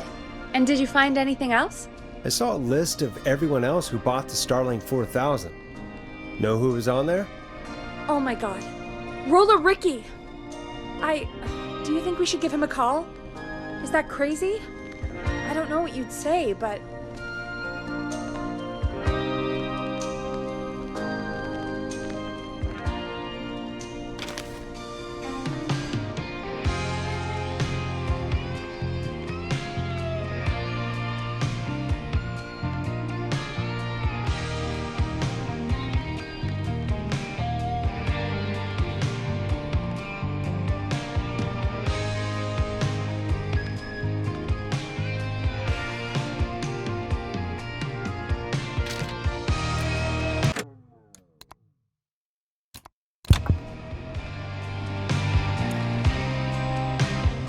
That might be a good idea. Okay, one moment. I got the number here. Patching you through.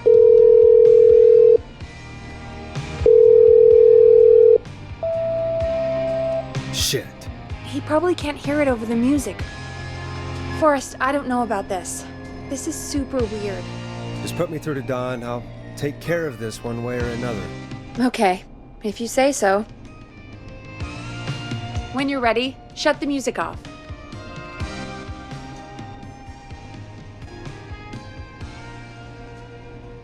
$189.16. Okay, Forrest, shut the music off. Line 1, whenever you're ready. Don, are you there? This is Forrest Nash from 189.16, The Scream.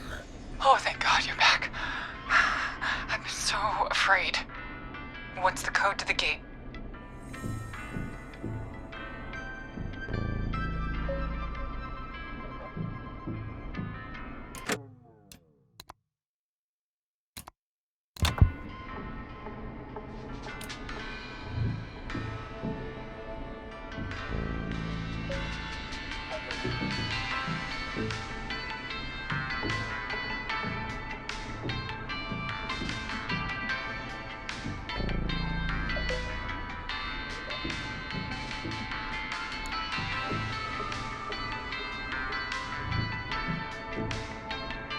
The code is 191519. Thank you, Forrest.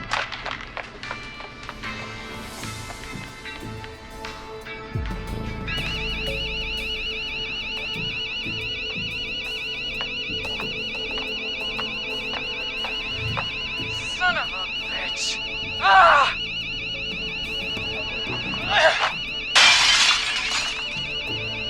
Is she?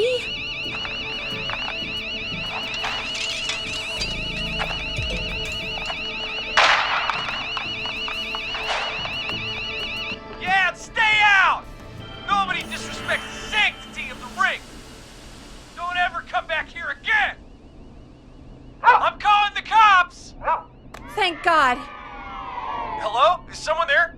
Ricky, get back inside and turn on the radio. Whoever that was, she was trying to break into the ring. She? Forrest, man, you got no idea. That was him.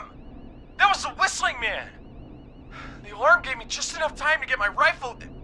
I don't like hurting folk, but I can't let anything happen to Maxie. He's my best friend, you know? Listen, man, I'm heading back inside. Gonna barricade that window. My man, thank you. You and Peggy can skate for free whenever you want, forever. That's a done deal. Thanks, Ricky. Can't wait. You got it. Talk to you soon. Okay, Gallows Creek, here's some music while we process what just happened.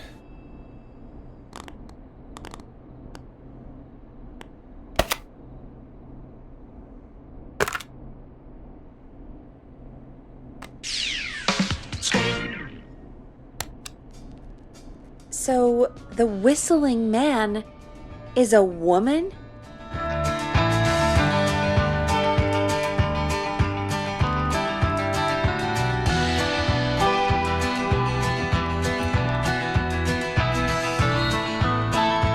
Yeah, I worked it out a while ago. Yeah, sure, Forrest. You just never mentioned it. She called up. You spoke to her multiple times.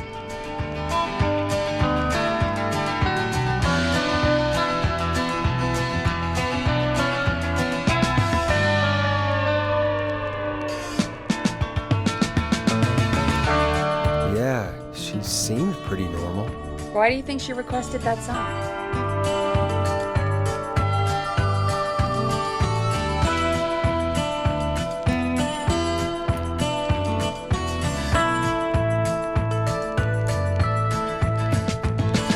Get me outside? Maybe, but how? She didn't know the song was outside to start with. That's right. She never actually attacked me out there. So, what now? I guess I should make an announcement. We do have new info. Okay, kill the music and you can make the announcement.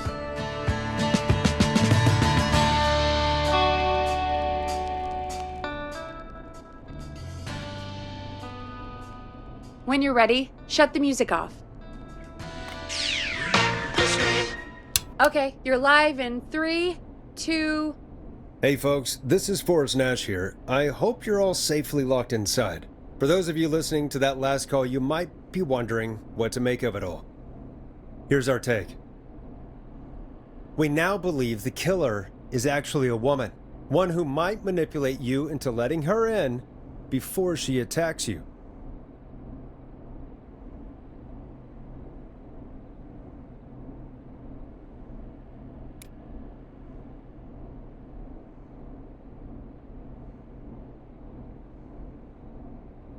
I'm sad to say, but it's time to trust no one. The killer was calling themselves Dawn.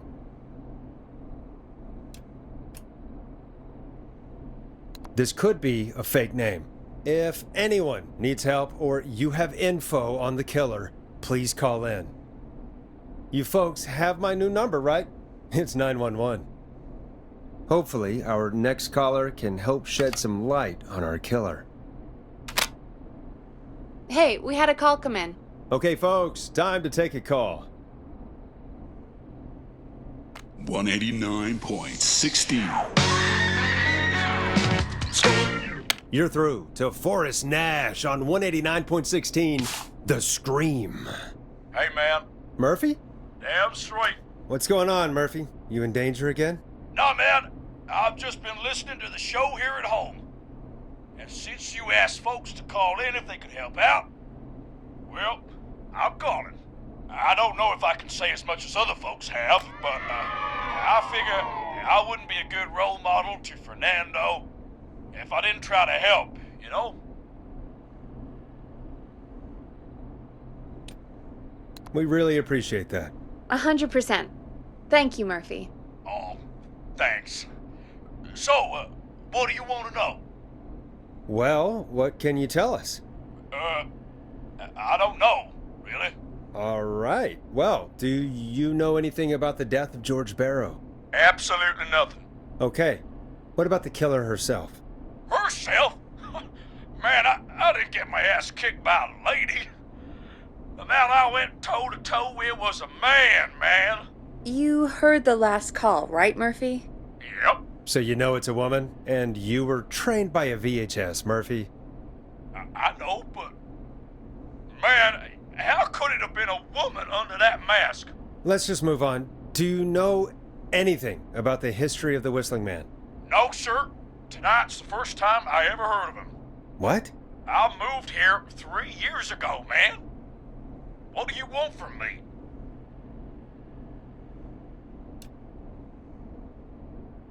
Hey, man, no worries. Just thank you for trying. Right. Sorry I couldn't help y'all more, man. Now, if you'd have asked me about gators... Forrest, we have a call coming in. Sorry, Murphy. I think that's all we've got time for right now. All right. I'll catch y'all with the gator talk later. Night! Well, folks, that was a bust. But perhaps our next caller has more they can tell us. Let's find out.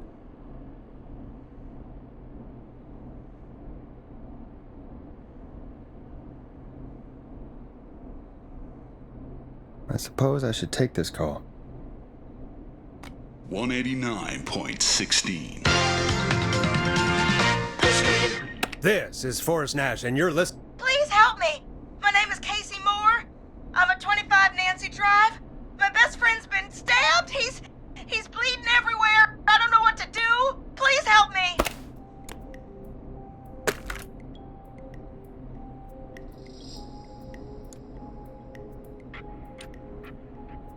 Is he still breathing? Yeah, but he's bleeding out fast. I really need help. Please. Take a breath. We'd been out at the reservoir. We were heading back to his place when we heard this whistling all of a sudden. He just started freaking out. He screamed at me, told me to hide. I'd never seen him like that, and I just panicked and ran and hid in a bush. Oh no. Forrest. Then what happened? He went up the road and talked to someone. I couldn't really hear or see anything. It sounded like he might have known the person, and they just stabbed him.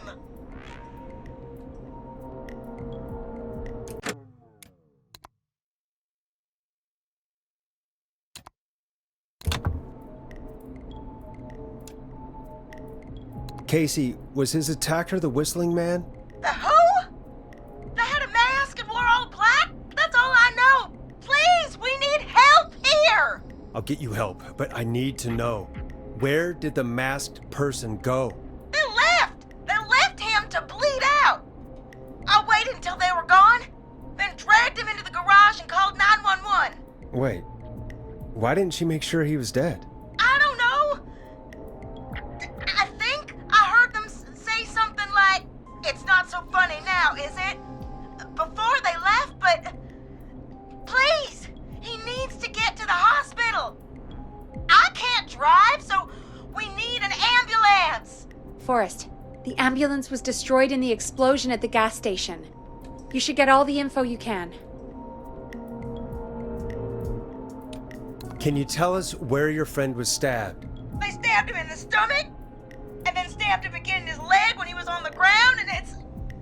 Oh, the knife is still there in his leg! What's your friend's name, Casey? It's Jason Parker. We'll be right back.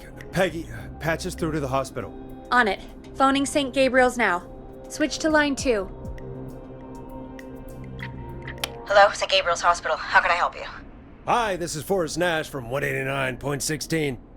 We have a stab victim at 25 Nancy Drive named Jason Parker. He's been stabbed in the stomach and the leg. He's bleeding heavily.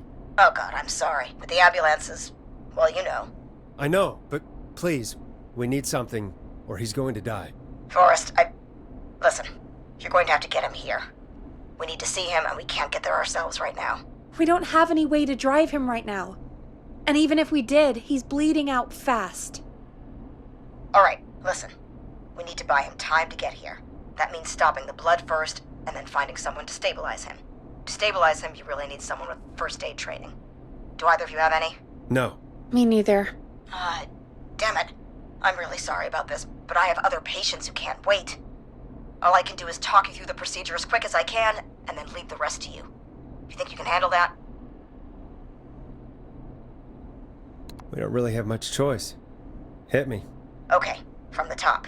If he's bleeding out, then you need to get him comfortable and try to stem the bleeding. Lay him down. Apply continuous pressure directly to the affected areas. When the bleeding slows, get a clean cloth of some kind and hold it over the wounds. Get them comfortable. Apply pressure. Clean cloths when slowed. Got it, I think. You said he was stabbed, right? If the object he was stabbed with is still in him, don't take it out. It's stopping the worst of the bleeding right now. If anything, you should secure it so it stays where it is. I wouldn't have thought of that. It makes sense, though. God, that was a lot of info. But I think we can handle this. Glad you got it so far, because there's more to go. This is a lot to remember. Are you sure you can't stay on the line? We're wasting time. Please, just let me continue. If he's lost a lot of blood, he may enter shock. If he does, act fast. If you applied a cloth and it's bleeding through, don't remove it. Just apply another on top of it. If it's safe, elevate his legs to get blood circulating to his vital organs. Try to keep him warm. Get him to rest and reassure him. We need the patient to stay calm. All right, don't replace bandages, elevate his legs, keep him warm and calm. This is a lot. I'm really sorry. That's as much as I can give you right now. Try to stop the bleeding, find someone to get him stabilized, and get him here as quick as you can. Good luck. All right, Forrest. Casey's still on line 1.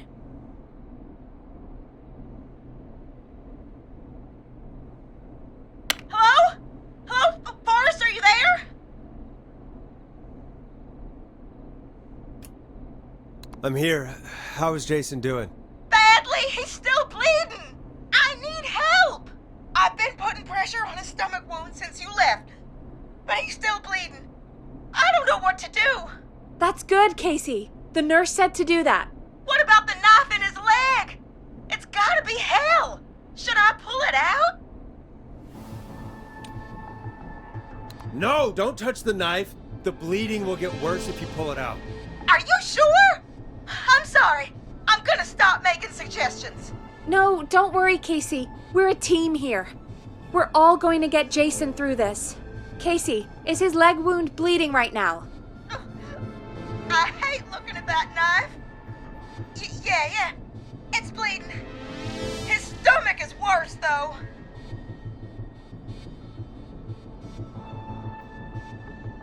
I think we need to secure the knife so it doesn't move around. Do you have anything you can tie around it? Yeah. There's some laundry piled up on top of the dryer, some cloths on the hood of the car, and what else? I guess I've got my jacket.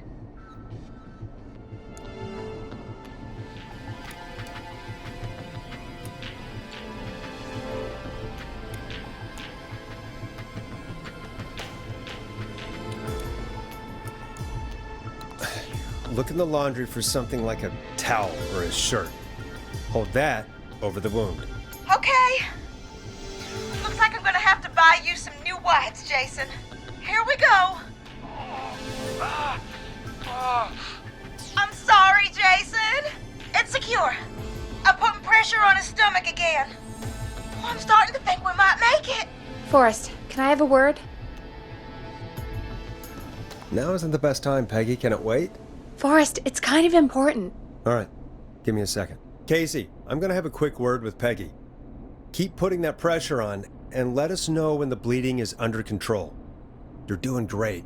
But what if something happens? We'll still be here. Just shout if you need anything, and we'll be there. I promise. Okay. I'll wait. Jason, please be okay.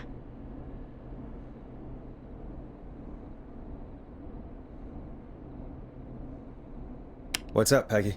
We can't stay on the line with her all night. Dawn is still out there. What if other people need us? You're right. She's probably on her way to her next target right now. Exactly. And you heard the nurse. We need someone there with training who can stabilize him. He's got to get to the hospital somehow.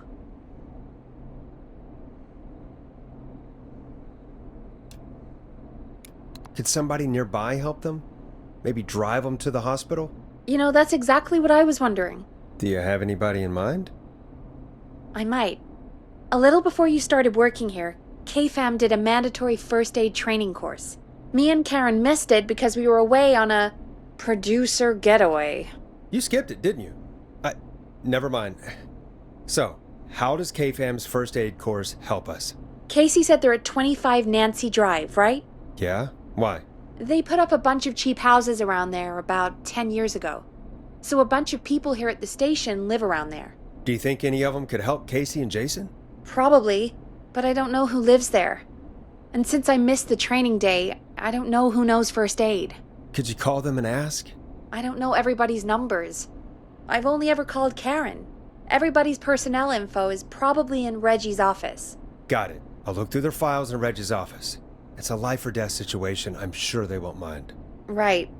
But there are a couple of problems with that.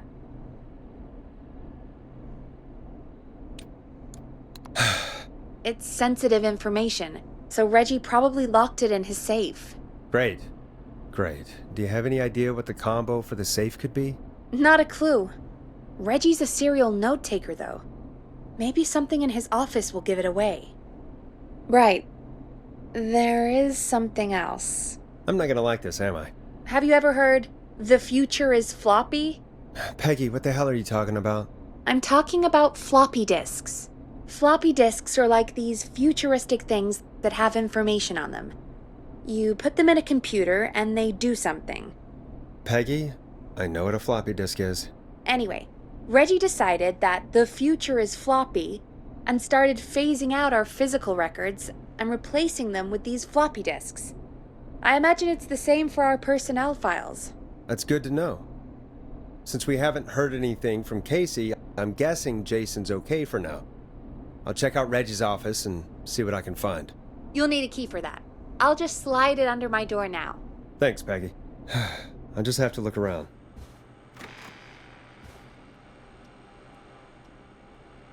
Good. I'll patch my mic down to the office, so you'll hear me over the intercom.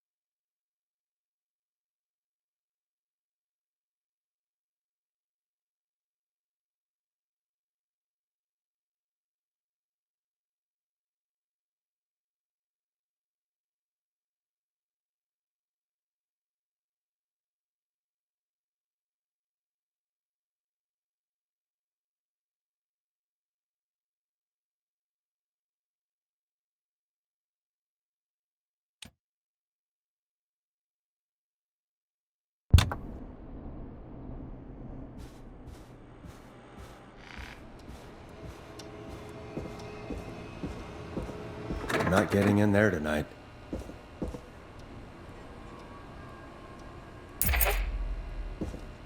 That's not opening.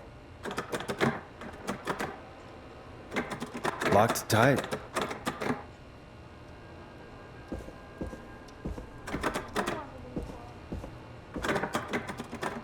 I'm not getting in there tonight.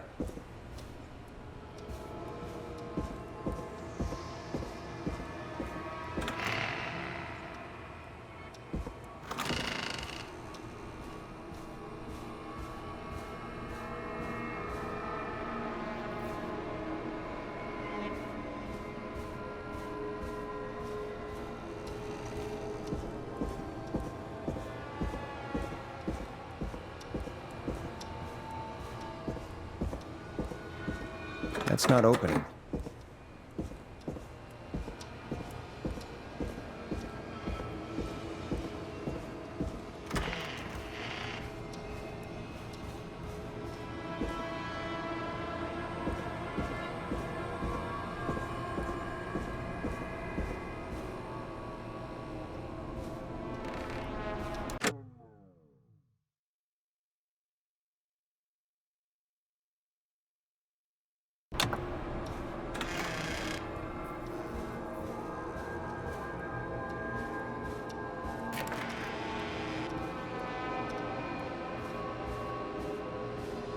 Locked tight.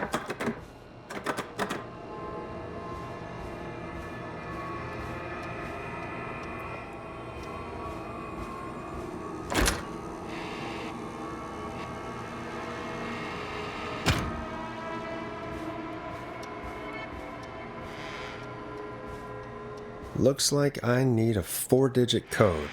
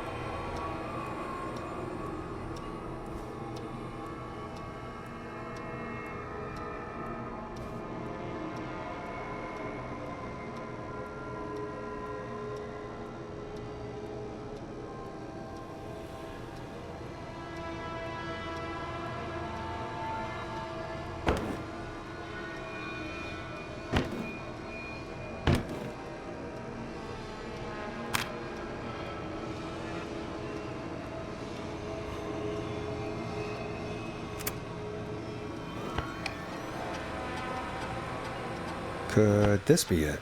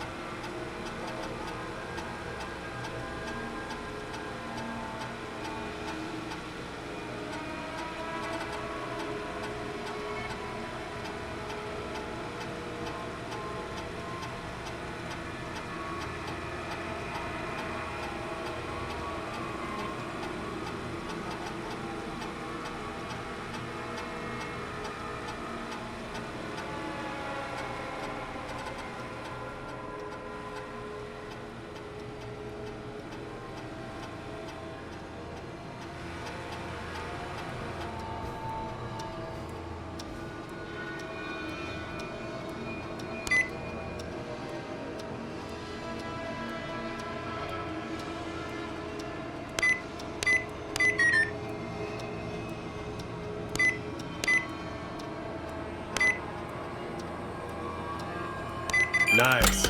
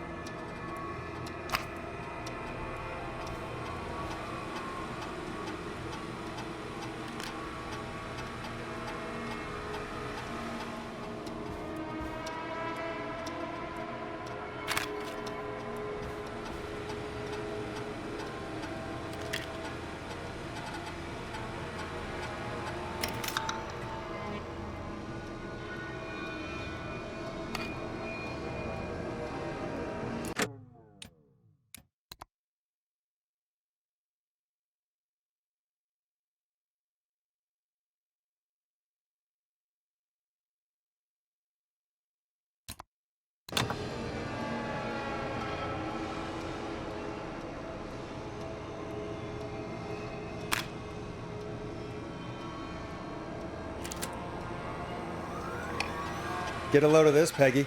Apparently, I'm a lone wolf type. Forrest, what are you doing? We don't have time for this. We have a man literally dying on the line, and we're more interested in you. You're right, I'm sorry. I need to focus on possible candidates. I can read the rest of this later.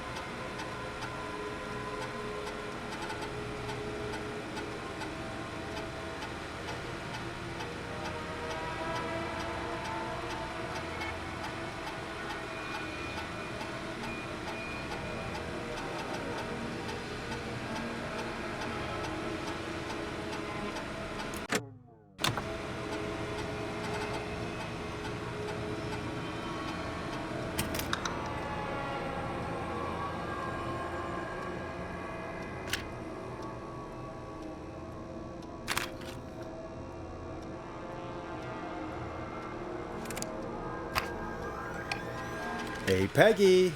I think Reggie's on to you and Karen. maybe don't bring those little drink umbrellas into work for a while. What? Why are you reading my file? You need to find someone who can help Casey. We already know I can't. Don't waste time. You're right. I'm sorry. I need to focus on possible candidates.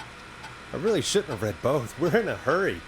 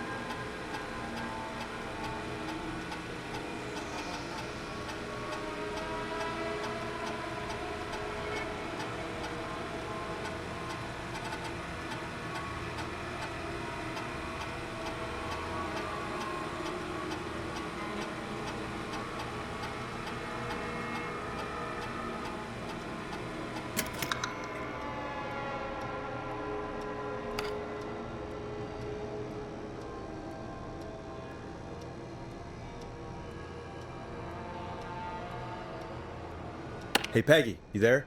Yeah, I'm here. Did you find what we need?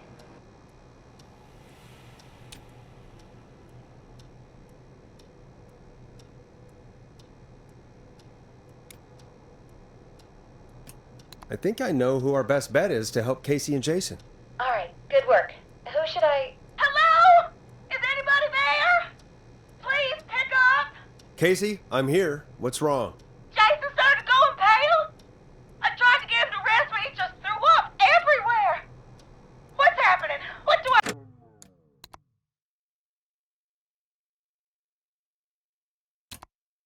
do?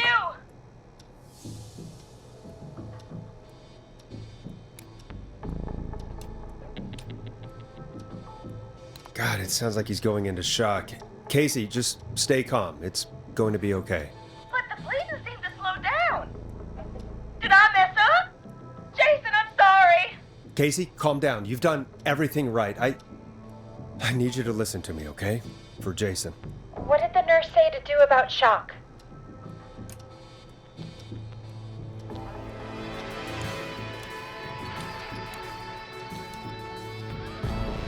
Casey, I need you to elevate Jason's legs. We need to get the blood flowing to his vital organs. Got it. Jason, stay with me. I'm just gonna move you. This might hurt.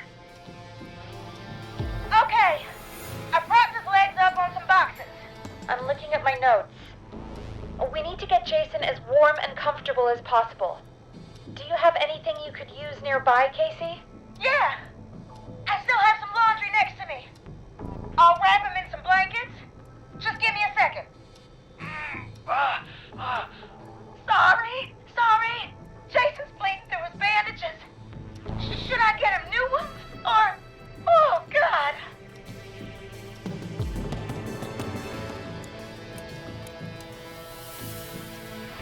Don't remove the bandage. Apply another one on top of it. Do you still have something you can use? I've used the rest of the laundry to keep him warm, so... I'll use my jacket. I can always get a new one. I'll fix his bandage and get him warm. Hold on, please.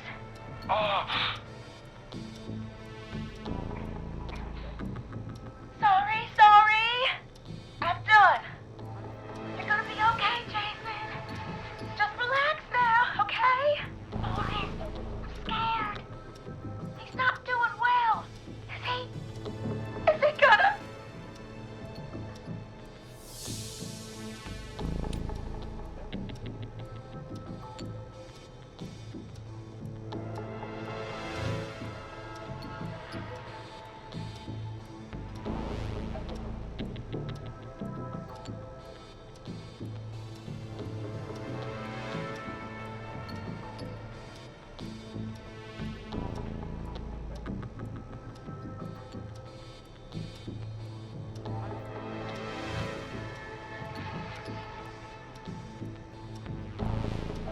Casey, I need you to be strong for Jason.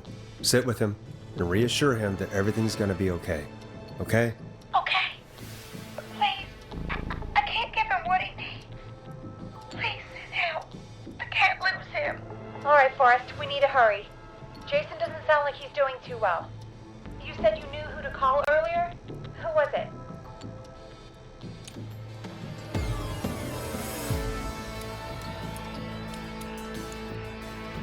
We need to call John Hedges. He lives on Nancy Drive. He didn't really participate in the first aid training, but he's a former war medic. He's probably the most trained person we have. Really? I never really spoke to him before. A war medic, huh? Yeah, and according to Reggie's notes, John keeps all of his old equipment at his house. He's something of a hoarder. All right. What's his number? 5420735. Calling now. Let's hope he picks... Who the hell is this calling me? What time is it? John, it's Forrest Nash here at KFAM. We have an emergency and we need your help. Forrest? If this is a work emergency, then it can wait until the goddamn morning. Just leave me a note like everybody else.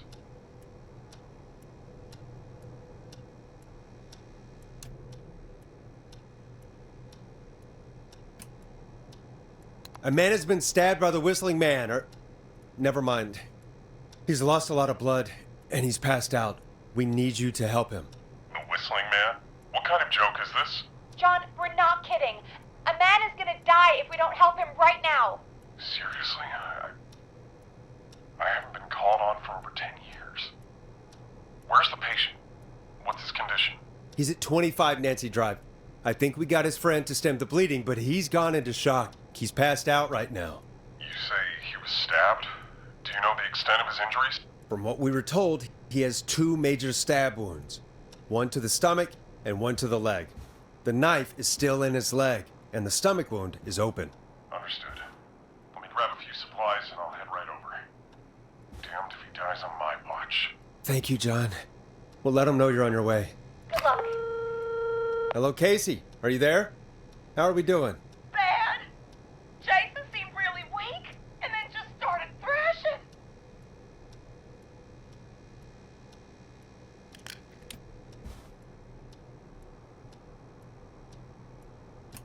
When he was thrashing around, did he hurt you in any way? Or are you okay?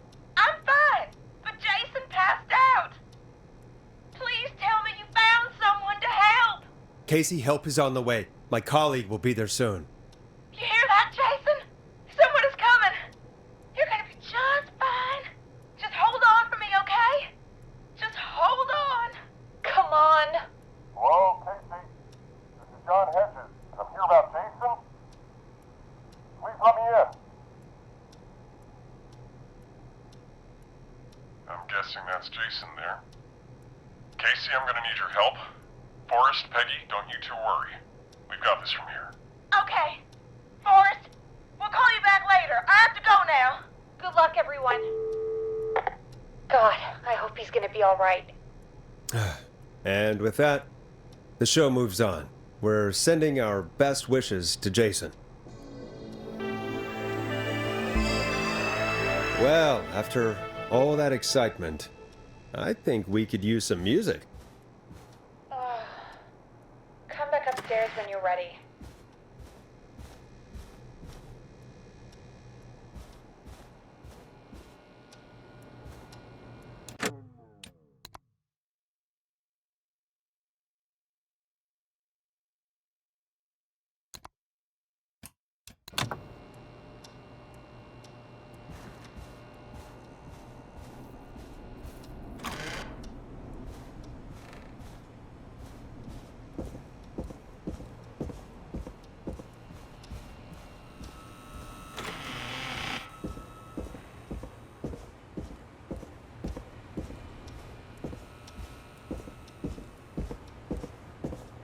Not getting in there tonight.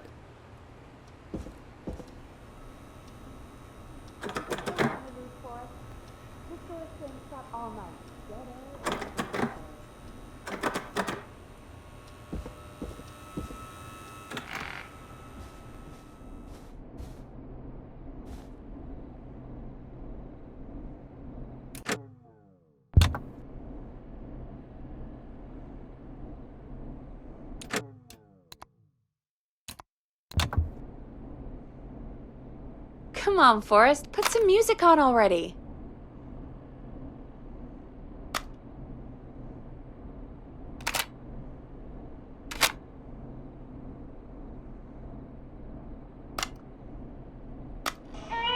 The world-famous annual Gallows Creek Harvest Festival! What song should I play? 189.16.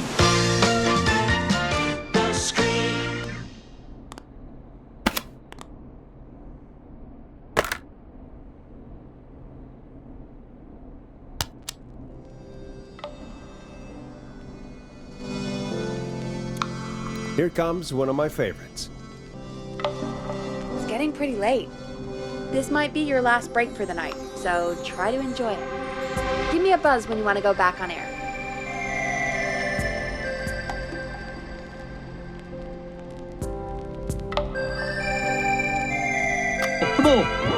Is back!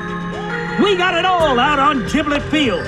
We got the Little Miss Harvest Pageant, Princess Harvest Pageant, Harvest Queen Pageant, Cotton Candy, Corn Dogs, Cornhole, Corn on the Cob, Crokinole, Country Music, Can Jam, Jams, Jellies, Jamborees, Juggling, Roller Ricky's, Roller Disco Lessons, Praying. We got baby crawling, balloon popping, balloons for sale, beard contest, horseshoes, hayride, hay toss, hey you there, safe donkeys and ponies, apple bobbing, firearm, fireworks, funnel cakes, fried dough, seed spitting, sand licking, cracker cramming, and cat shop. And fake tattoo, face painting, puppets, petting zoo, amazing maze, square dancing, story swapping, spelling bee, quilting bee, and sewing circle, pie eating, lawnmower racing, hot dog eating contest, flower contest, and of course our famous gourd measure-off. The festival is brought to you by Mayor Linda Cartwright, sponsored by Gallows & Sons Factory, and dedicated to the memory of Garrett Miley, tragically taken from us last festival.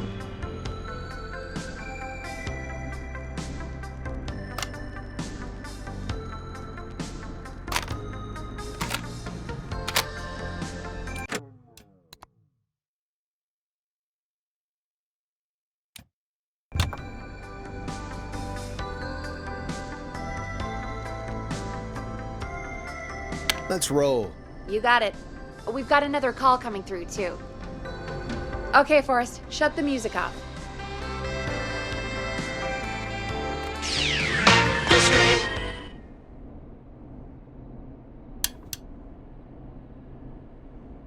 Welcome back to 189.16, The Scream.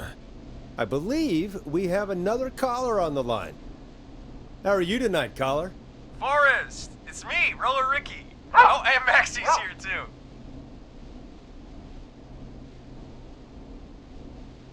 Good to hear from you again. How are you both doing? Oh, we're good, man, thanks to you. You're like our guardian angel. That wouldn't be a bad look for you, Forrest. A little White Wing Halo number? Maybe something for the K-Fam Halloween party. All right, everyone, let's calm down. Ricky, I'm just glad we could help you and Maxie. Is there anything else we can help you with, Ricky? Actually, I think I have some info that might help you.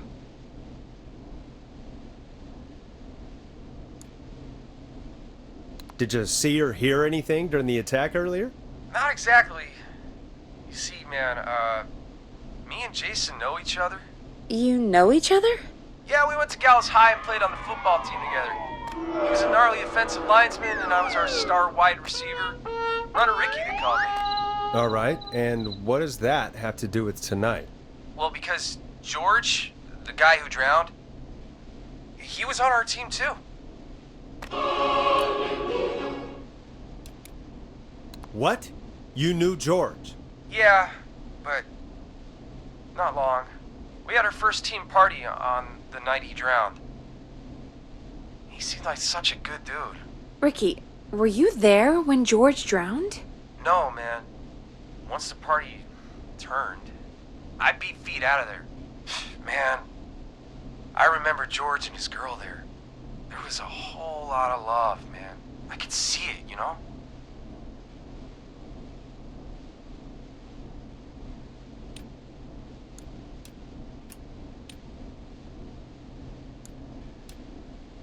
Ricky, please, what was her name? I never got her name, man. He just called her Bean. I didn't really know her before, or see her after that. Then what did she look like? Please, tell us anything you remember. I just remember a pretty girl, man. I'm sorry. Ricky, you said the party didn't last long. What happened? We were just having a good time, and then the next thing I knew, everyone was running for their life. I looked up and saw that goddamn whistling man in the trees. And I never ran so fast in my life. I ran straight home. Didn't know about George until next morning at school. I'm guessing it was whistling night, wasn't it? That the whistling man was just another kid. Yeah. I don't know how George died, but I always felt like if anyone deserved to die that night, it should have been me. And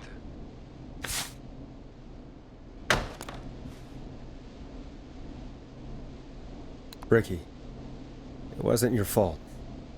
You're not a bad person. I know that now, ma'am. It took a long time to learn, but... yeah.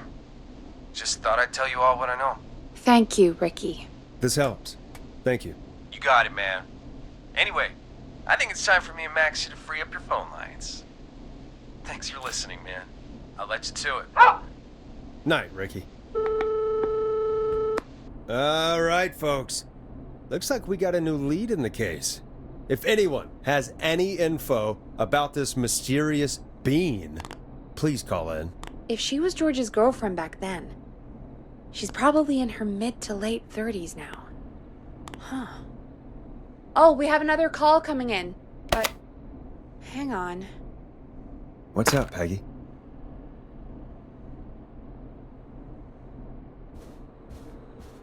Peggy? You're gonna want to take this call off the air. Who is it? Just do it. All right, folks, it's time for another track. Here's one to help you sit back and relax. We'll be right back after this.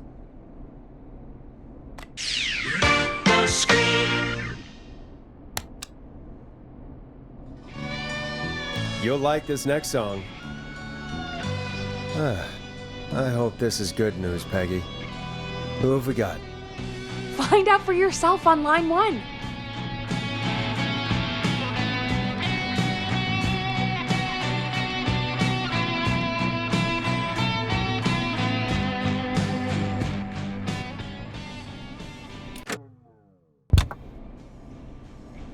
Hello? Forrest! I'm glad I got back through to you. Sounds like it's been a busy night, huh? Surprise! It's Leslie, our 911 operator, leading the charge from Henderson to come save us. It's so good to hear from you. Are you okay? We're doing okay. Sarah and I are both happy to be headed back home. We're happy to have you too. Wait, Sarah? Oh, I mean Deputy Martinez. Anyway, we got back into radio range a little while ago. We've been listening in, but haven't been able to get through until now.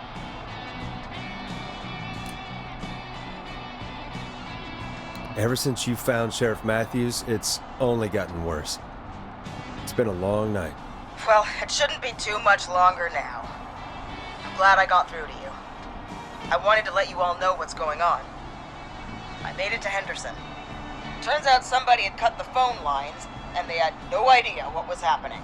After I told them, well, their sheriff sent a goddamn squad back with me to stop this. That's great news! That's crazy about the phone lines, though. Do you think the Whistling Man cut them? I'm guessing so. I don't know how the Whistling Man did it. But that doesn't matter right now. Listen, we're coming in hot, but we need your help. I know Gallows Creek isn't a big town, but if we don't know where the Whistling Man is, we can't get him. Her. That's where you come in.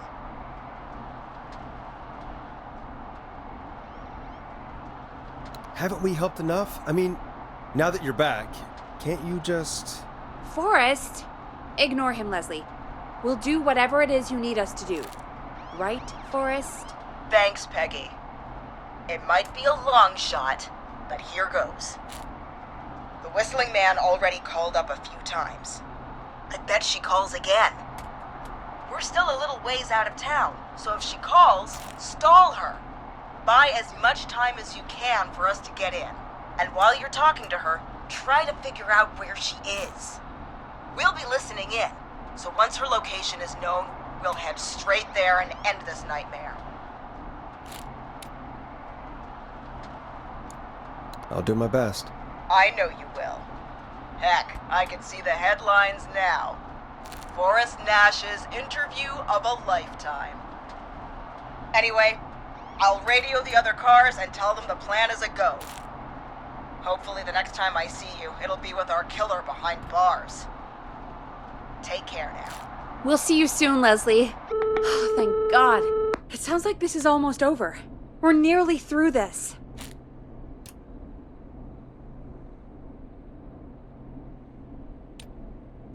That's nice to think, Peggy, but I don't reckon Dawn is going to give up without a fight.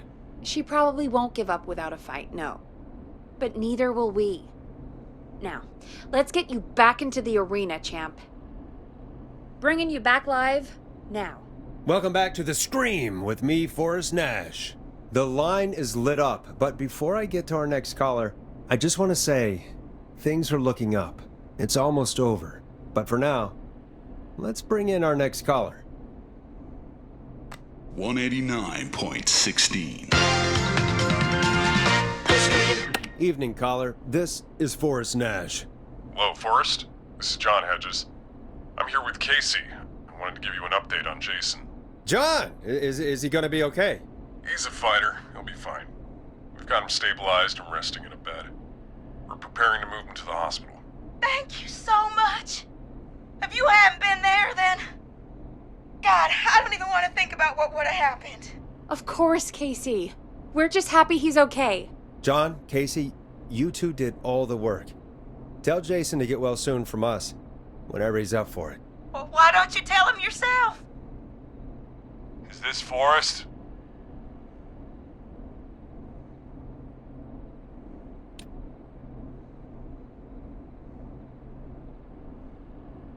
Jason! We meet at last. It's good to hear you, Jason. How are you? Oh, well, you know.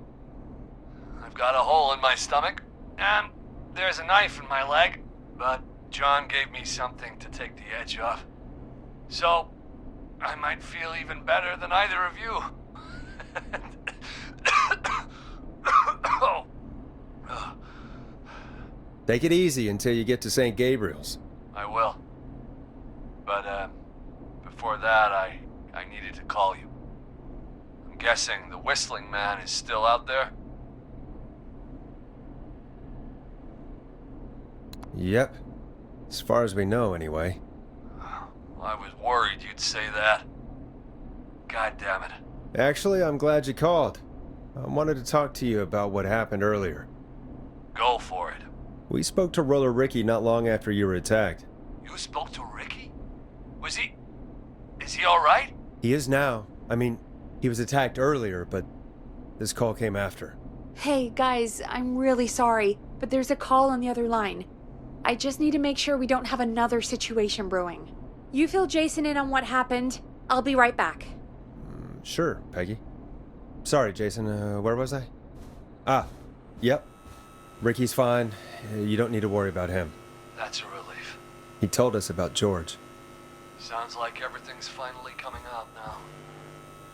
It's been tough to hold it all in. Sounds like you've been holding back about something awful, Jason.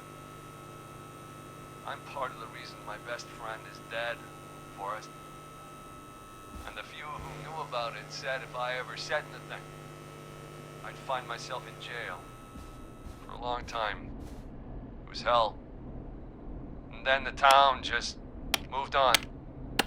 Like he'd never existed.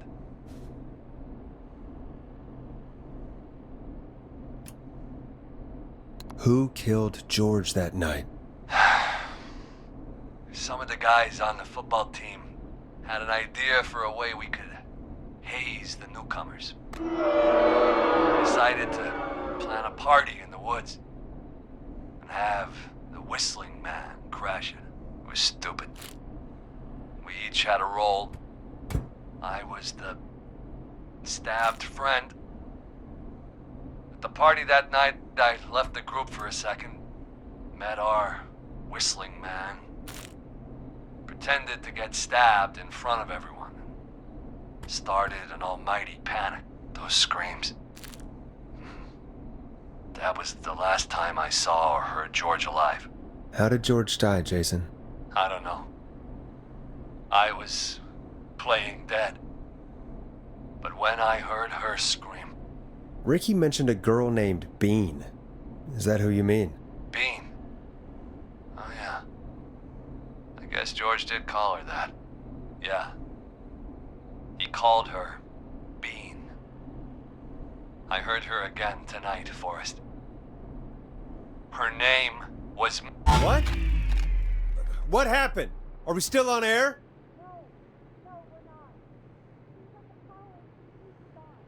How do we get it back on? We can use the emergency generator down in up a while ago in case we ever needed to do an emergency broadcast. An emergency broadcast? Emergency?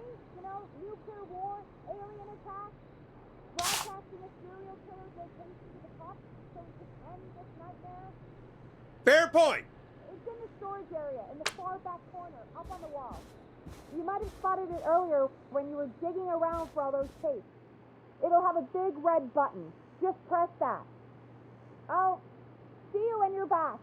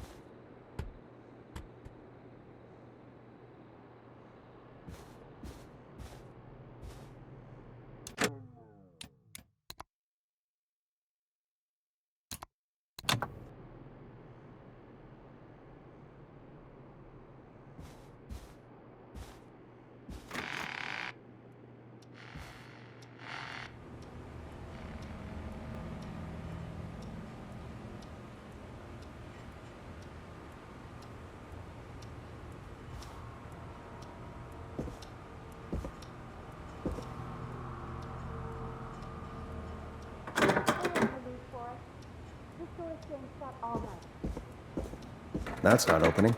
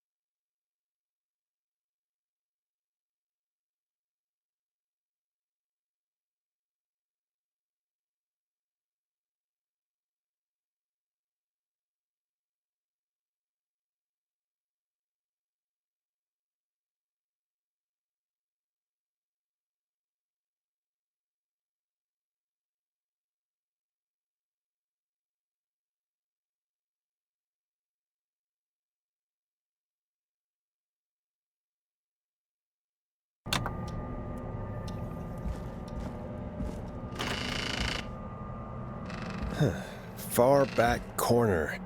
Why is this station so big?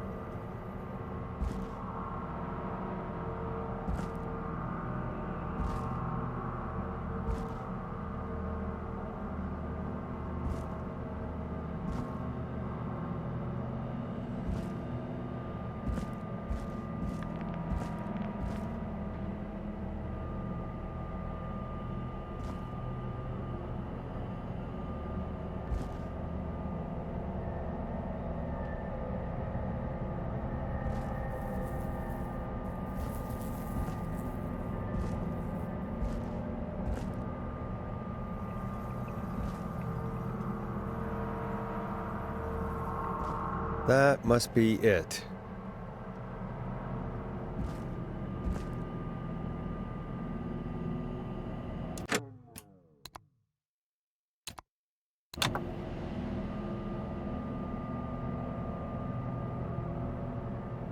Boom!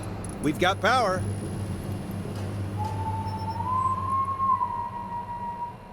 The whistling man. I need to warn Peggy.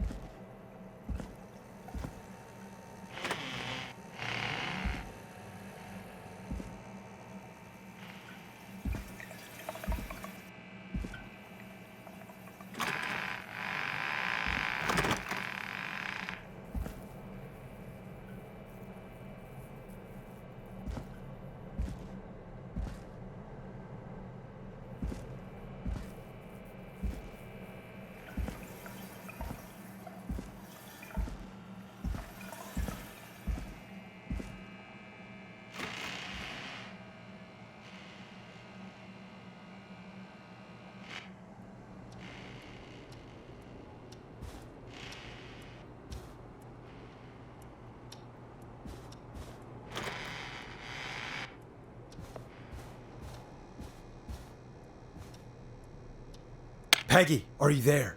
Are you... Peggy? I need to get back upstairs.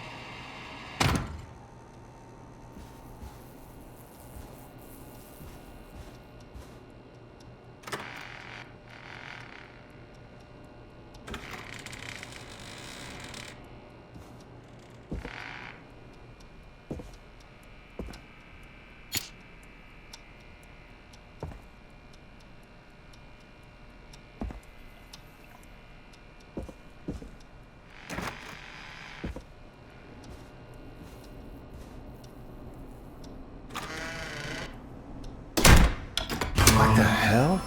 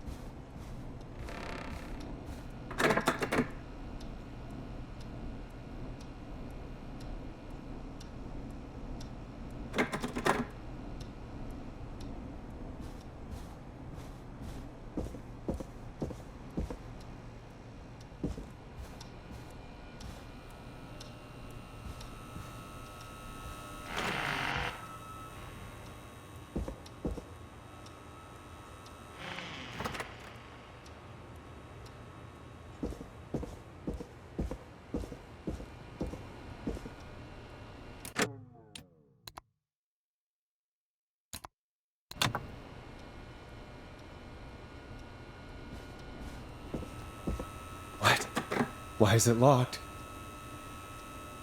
What? Why is it locked? Oh no.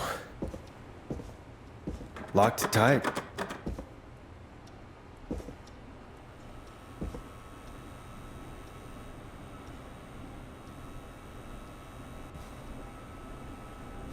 Peggy!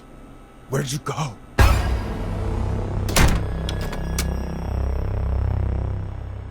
No way. This can't be happening.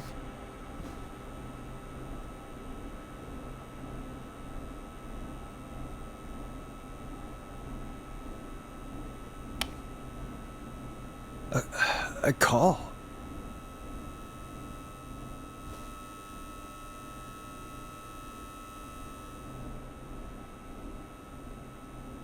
Did Dawn press the Peggy button?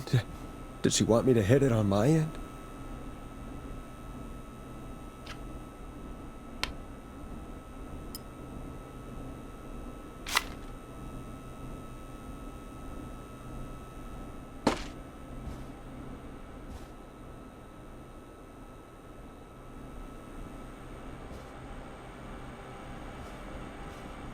What the...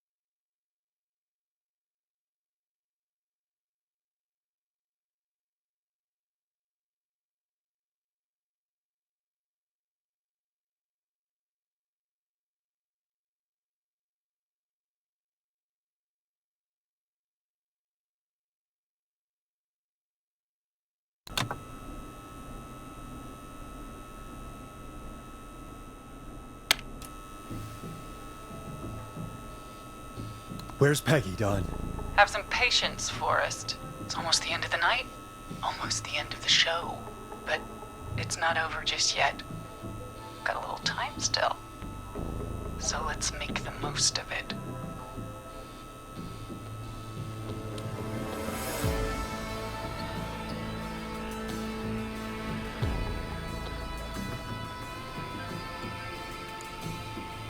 What do you mean? Make the most of it how? Well...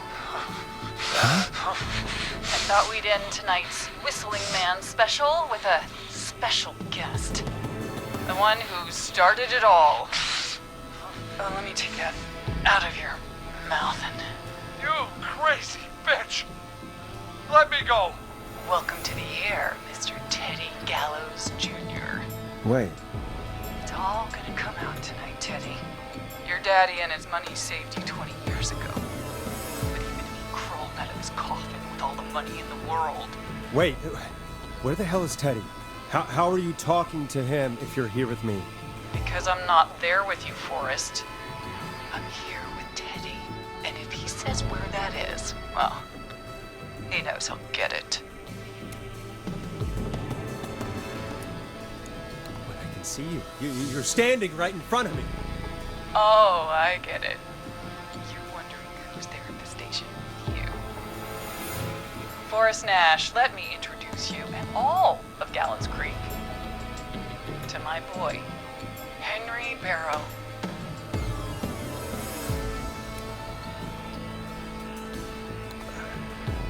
I'm sorry. This is a lot to take in.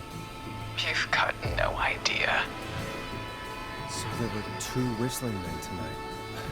Of course. That explains how you were always able to get around town so quickly. And that's how you escaped the secret archives in the newspaper office. Don't think I've forgotten about that, Forrest. Locking my sweet boy away like an animal. And Murphy, he was right, wasn't he? He did fight a man. He did. I taught my boy to never run away from a fight. Hang on. Did you say Barrow? That... Are you... Let me just get this mask off. Damn uncomfortable thing. No wonder Mooney went crazy wearing this. There we go. Marie Campbell? George's old girl. Oh, well, it sure has been years since I last saw. Oh, God damn it.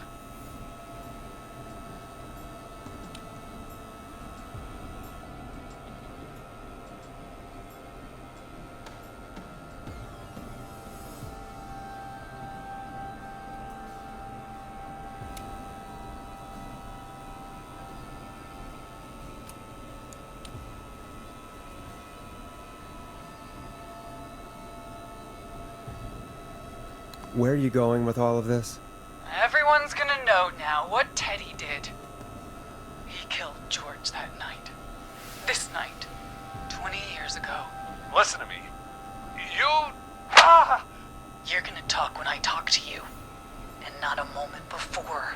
Meanwhile, Forrest, I'm gonna give you the chance to talk. You're gonna help me reveal what really happened to George all those years ago.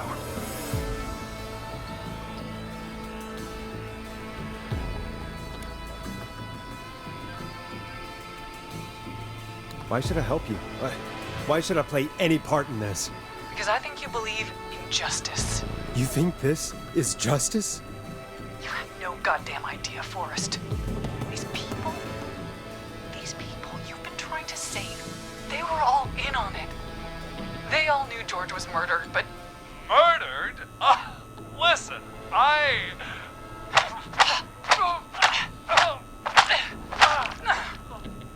I said you speak when you're spoken to. Now, I know you've done some good work tonight in piecing together what happened to George 20 years ago, and that's why I want you to interview us.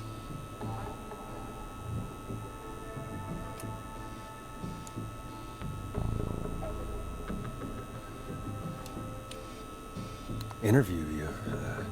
All right, I can do that. Thank you. I want you to help me and Teddy tell the story, Forrest. Do a good job. And hell, you might be the only one to leave here alive.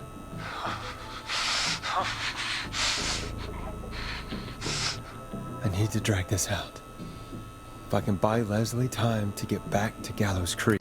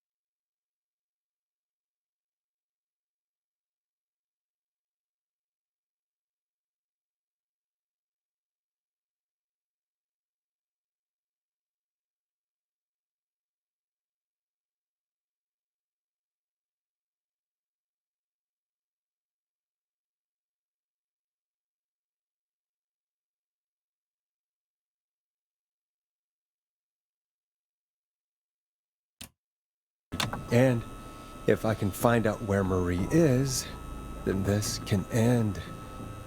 Teddy, we'll start with you. Just, talk me through what happened that night. How did it start? How would I know? It was 20 years ago. Hit him again, Marie. Ow. What the hell? God damn it. Okay. Our first team party was coming up. And when I saw the date it was scheduled for, I had an idea for a way we could prank the new guys.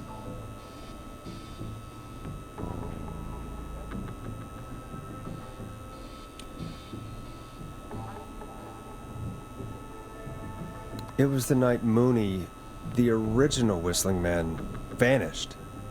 Isn't that right? That's right. And, hell, it seemed too perfect to pass up. I was just surprised no one had ever thought to do it before. Wait. You mean this was the first Whistling night? Keep talking, Teddy. We went up near Whistling Point. God, who was there? Me, Jason, and George, of course. But George didn't come alone. He brought Marie. And Roller Ricky, he was there too, wasn't he? Yes, Ricky was there too. Runner Ricky, our wide receiver. I helped him off the bottle, you know. Because I'm a decent man. Is that so? Yes, it is. He came apart one day. Some people do. He had some issues. Wasn't stable. I didn't want him to hurt his chances in life. So, I helped him keep himself together. You were afraid he would talk about that night, weren't you? Keep talking.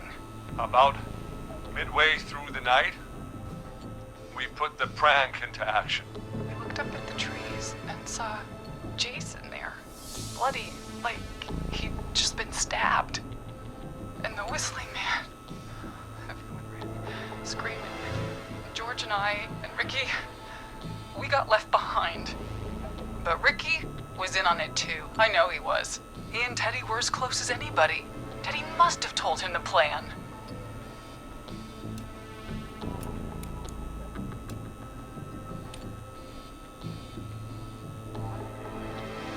No, Marie, you're wrong. Ricky didn't know. What? Did you miss that part of the broadcast? I spoke to him earlier. He had no idea what was happening. He said he was as terrified as anybody. Isn't that right, Teddy? You didn't tell him, did you? Ricky never could keep his mouth shut. If we told him, he would have given everything away. But well... It doesn't matter. He didn't run his mouth enough to tell anybody about it afterwards. He's still guilty. It was just a stupid prank. Hit him again, Marie. God damn it! You made George think Jason had been murdered. He thought his best friend was dead. And so tonight you stabbed him for real? It's the role he wanted to play. Jason's still alive, Marie. He was with a friend. We talked her through how to stop the bleeding and got him professional help just in time. Oh. Well, shame he didn't have the good sense to die earlier. He's gonna regret that. Enough about him. Me and George took off running, but somehow we got separated in the woods. I ended up near the bottom of Whistling Point, and when I noticed George wasn't with me, I panicked. And then, I don't know how he snuck up on me, but the Whistling Man grabs me. I scream, and he starts laughing, telling me it's just a joke. I can stall for time here.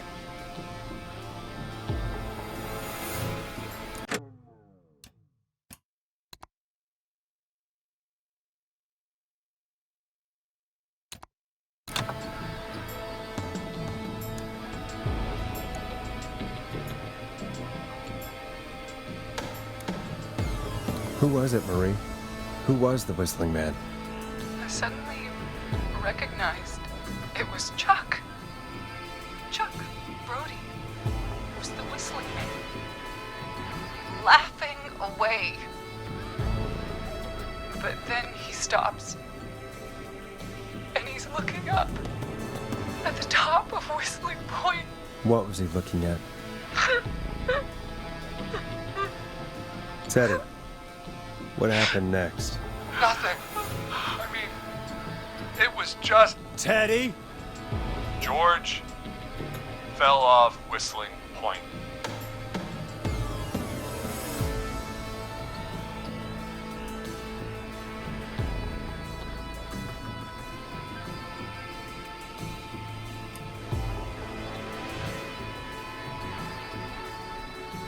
How do you know what happened? I saw it. You pushed him. You were up there. You were dressed as the Whistling Man too, and... I didn't push him, God damn it! I just chased him up there, and he kept backing up. When I saw he was about to go over, I reached out. That's what you saw. You liar.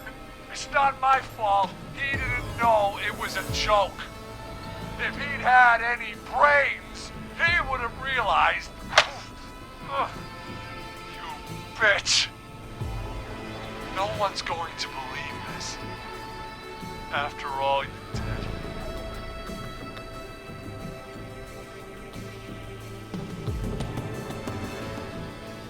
If she's lying, why the cover-up? My future was at stake, Nash. You know what it's like. People like us are bred for bigger things. I'm going to be the mayor of this town, Forrest. And then governor. And then, who knows? What happened that night was tragic. It should never have happened. But it was a mistake.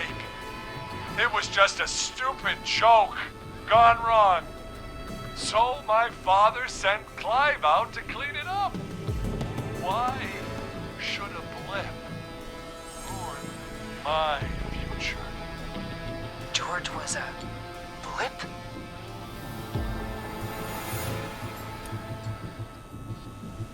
He wasn't a blip, Marie. His father covered it up from there. I searched for George's body all night, but... Sandra found him the next morning while out jazz running. She found him in the river, but she lied about that to protect Teddy. She said something about her rent going up. Unless she... Teddy, did your father own Sandra Sharp's dance studio?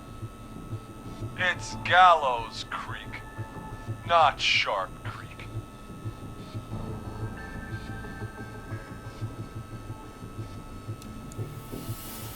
Hit him again, Marie. Damn it. Yes! Okay. We own most of the town. That's it then. Your father was going to run her out of business, unless she lied and said she found him in the reservoir instead of the river. What my father did in his business dealings is nothing to do with me. The false reports.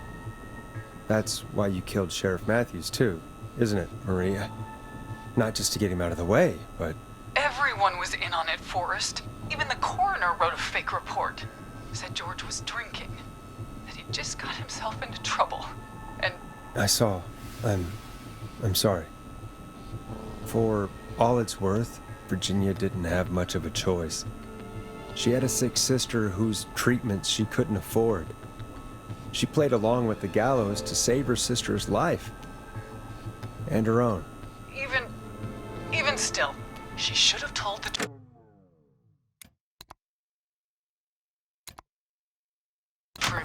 I did my part.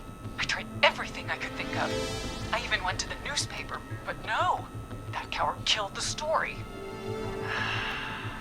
We'll take care of Maurice Russell later.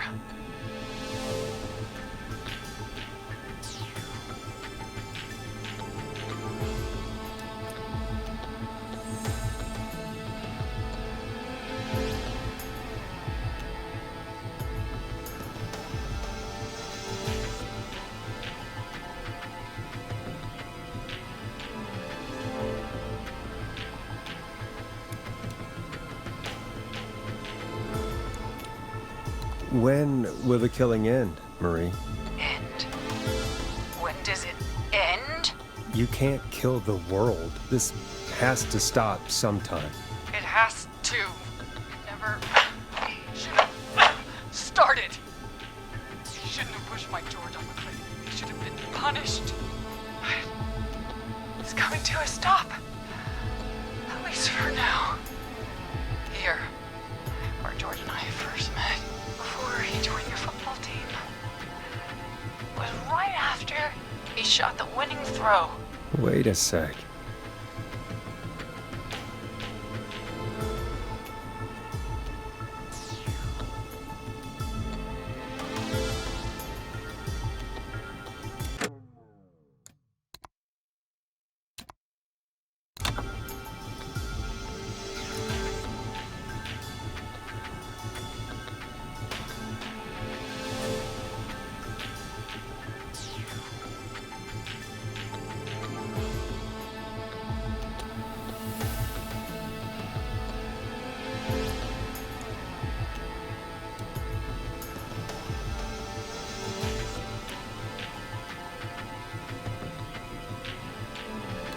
Gallows Creek High, in the gymnasium.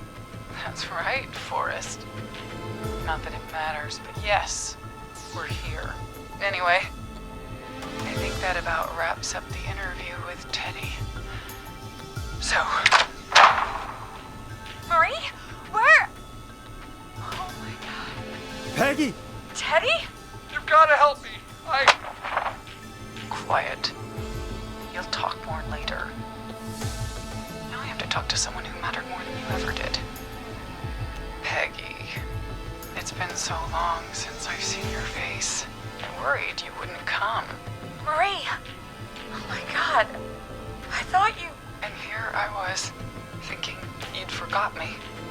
I'd never forget my own sister. Forrest seems lost for words. Wanna explain, Peggy? Earlier, while you were speaking to Jason, I got a call. Do you remember? Well, it was from Dawn. She said that my sister Marie was there that night George died, and that I should come to the gym for a reunion. And when you walked in, you found out. That My sister is the Whistling Man. Good to see you too, Peggy. Why didn't you tell me any of this? She said that it was my last chance to see my sister. I knew if I told you, you'd try to stop me or come with me when we need you on the radio. And I just...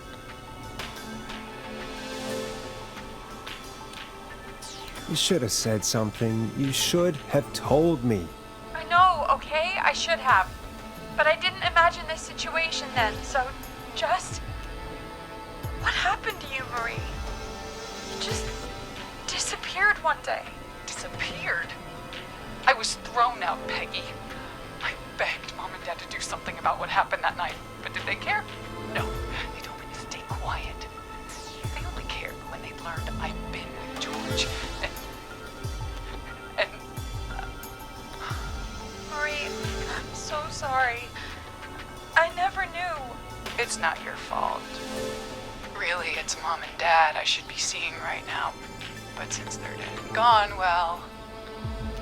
I'll have to settle for the next best thing.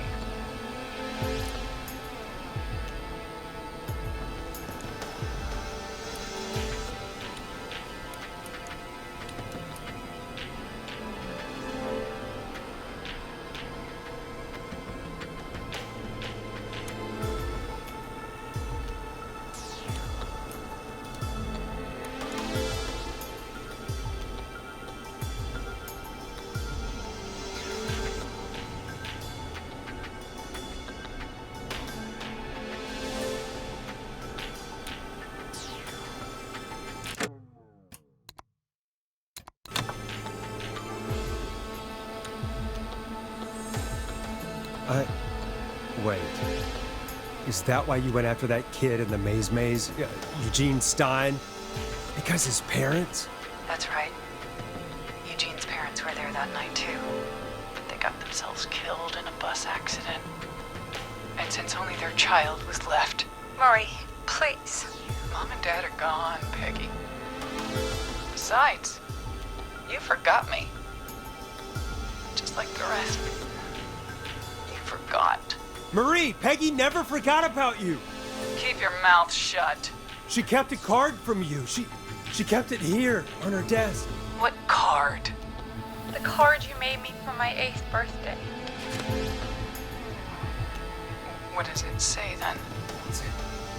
Happy birthday, Peg. Now you're great and 8. Love, M.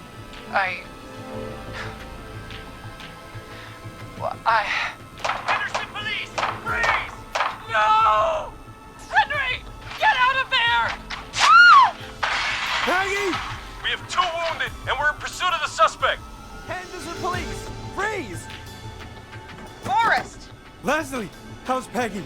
She's been cut pretty bad, but we're here now. I'll be okay. God, Marie! Hey, Zara! I need you to look after Peggy. She needs help. Now, we got here just in the nick of time. Where's Marie? She bolted right as we got here. The police are right on her heels. It won't be long now.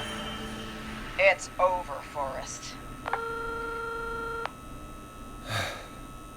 Well, folks, it was a long night, but we made it through together. I'm gonna head off to go check on Peggy. This has been Forrest Nash.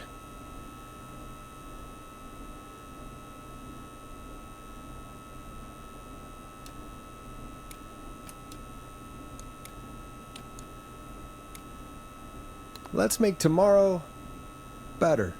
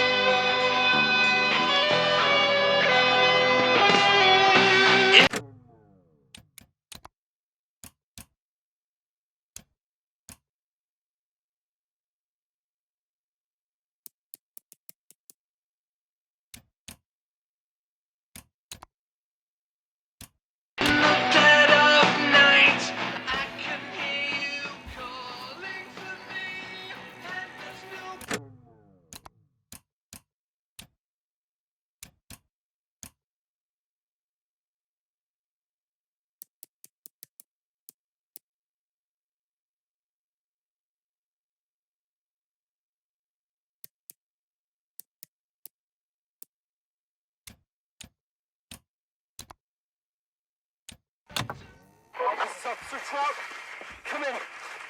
One suspect is in custody. We trailed the other suspect into the nearby woods.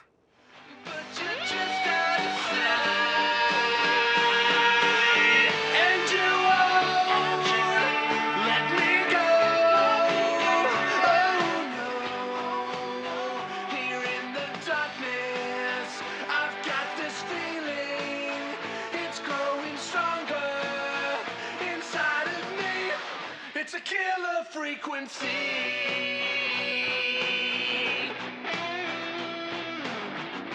I can feel my heartbeat and it's bursting out of my chest. But the radio's on and it's playing the song we love best. I can put up the fight, but you're just out of sight. And you won't let me go. Oh no, here in the darkness, I've got this feeling. It's growing stronger.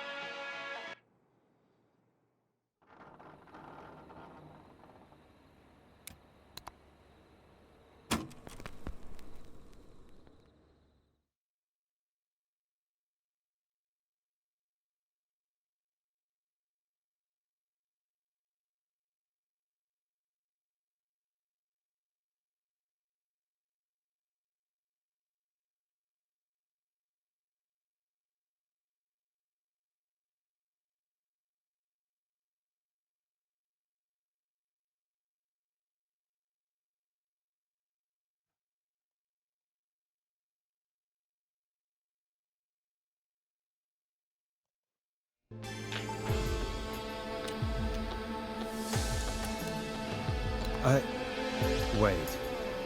Is that why you went after that kid in the maze? Eugene Stein? Because his parents? That's right. Eugene's parents were there that night too, but they got themselves killed in a bus accident. And since only their child was left... Murray, please. Mom and Dad are gone, Peggy. Besides, you forgot me. Just like the rest. You forgot. Marie, Peggy never forgot about you. Keep your mouth shut. She kept a card from you. She kept it here on her desk. What card? The card you made me for my 8th birthday. What does it say then? Happy birthday, Peg. Now you're great and 8. Love, M.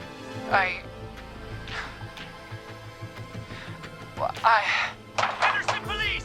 Freeze! No! Henry! Get out of there! Peggy! We have 2 wounded, and we're in pursuit of the suspect. Henderson police! Freeze!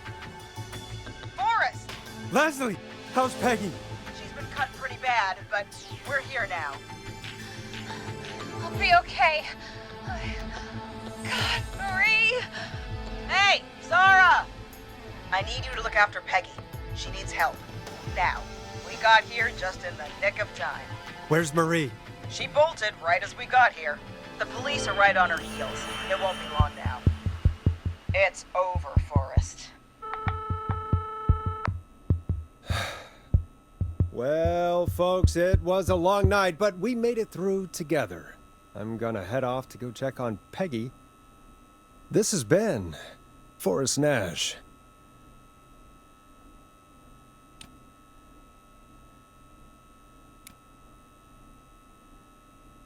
And it's been a scream.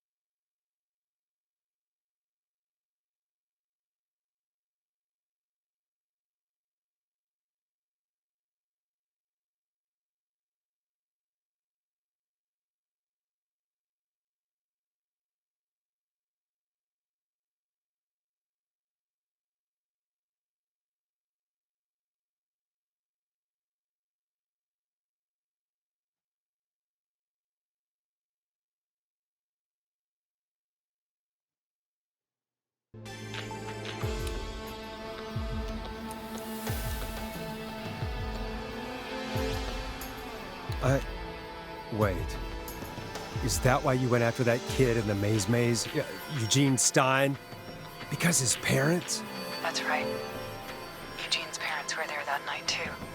But they got themselves killed in a bus accident. And since only their child was left... Marie, please. Mom and Dad are gone, Peggy. Besides, you forgot me. Just like the rest. You forgot. Marie, Peggy never forgot about you. Keep your mouth shut. She kept a card from you. She kept it here on her desk. What card? The card you made me for my 8th birthday. What does it say then? Happy birthday, Peg. Now you're great and 8. Love, M.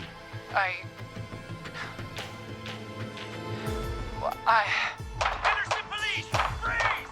No! Henry! Get out of there! Peggy! We have 2 wounded, and we're in pursuit of the suspect. Forrest! Leslie, how's Peggy? She's been cut pretty bad, but we're here now. I'll be okay. God, Marie! Hey, Zara! I need you to look after Peggy. She needs help. Now. We got here just in the nick of time. Where's Marie? She bolted right as we got here. The police are right on her heels. It won't be long now. It's over, Forrest. Well, folks, it was a long night, but we made it through together. I'm gonna head off to go check on Peggy. This has been Forrest Nash.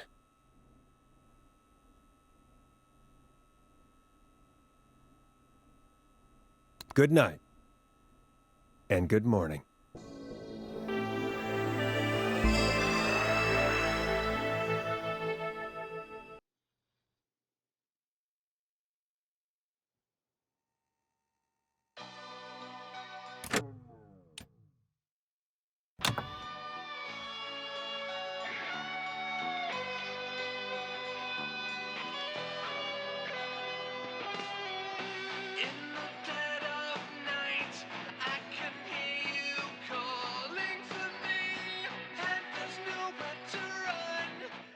This is Officer Trout.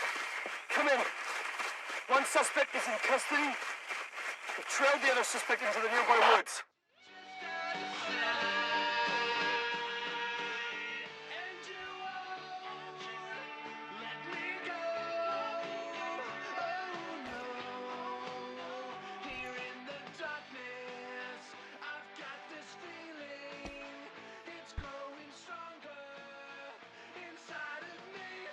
It's a killer frequency.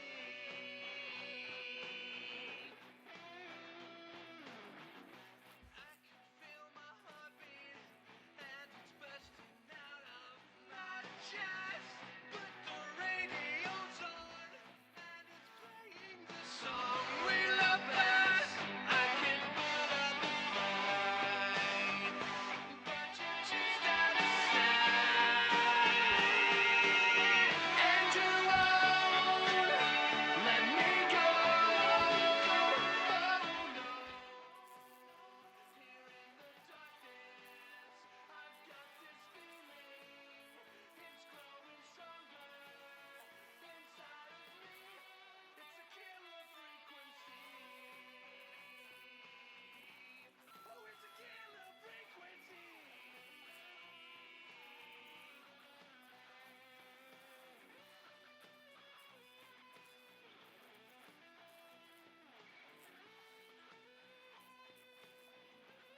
We have the suspect cornered at the top of Whistling Point.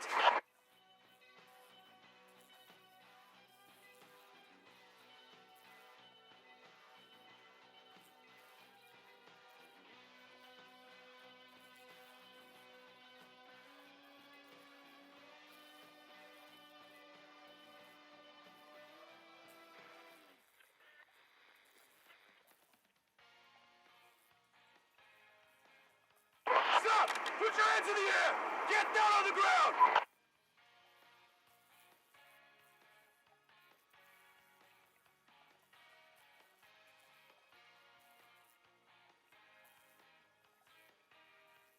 move.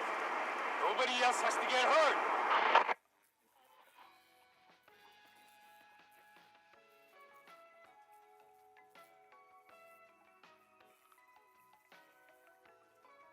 No, stop! Suspect has jumped!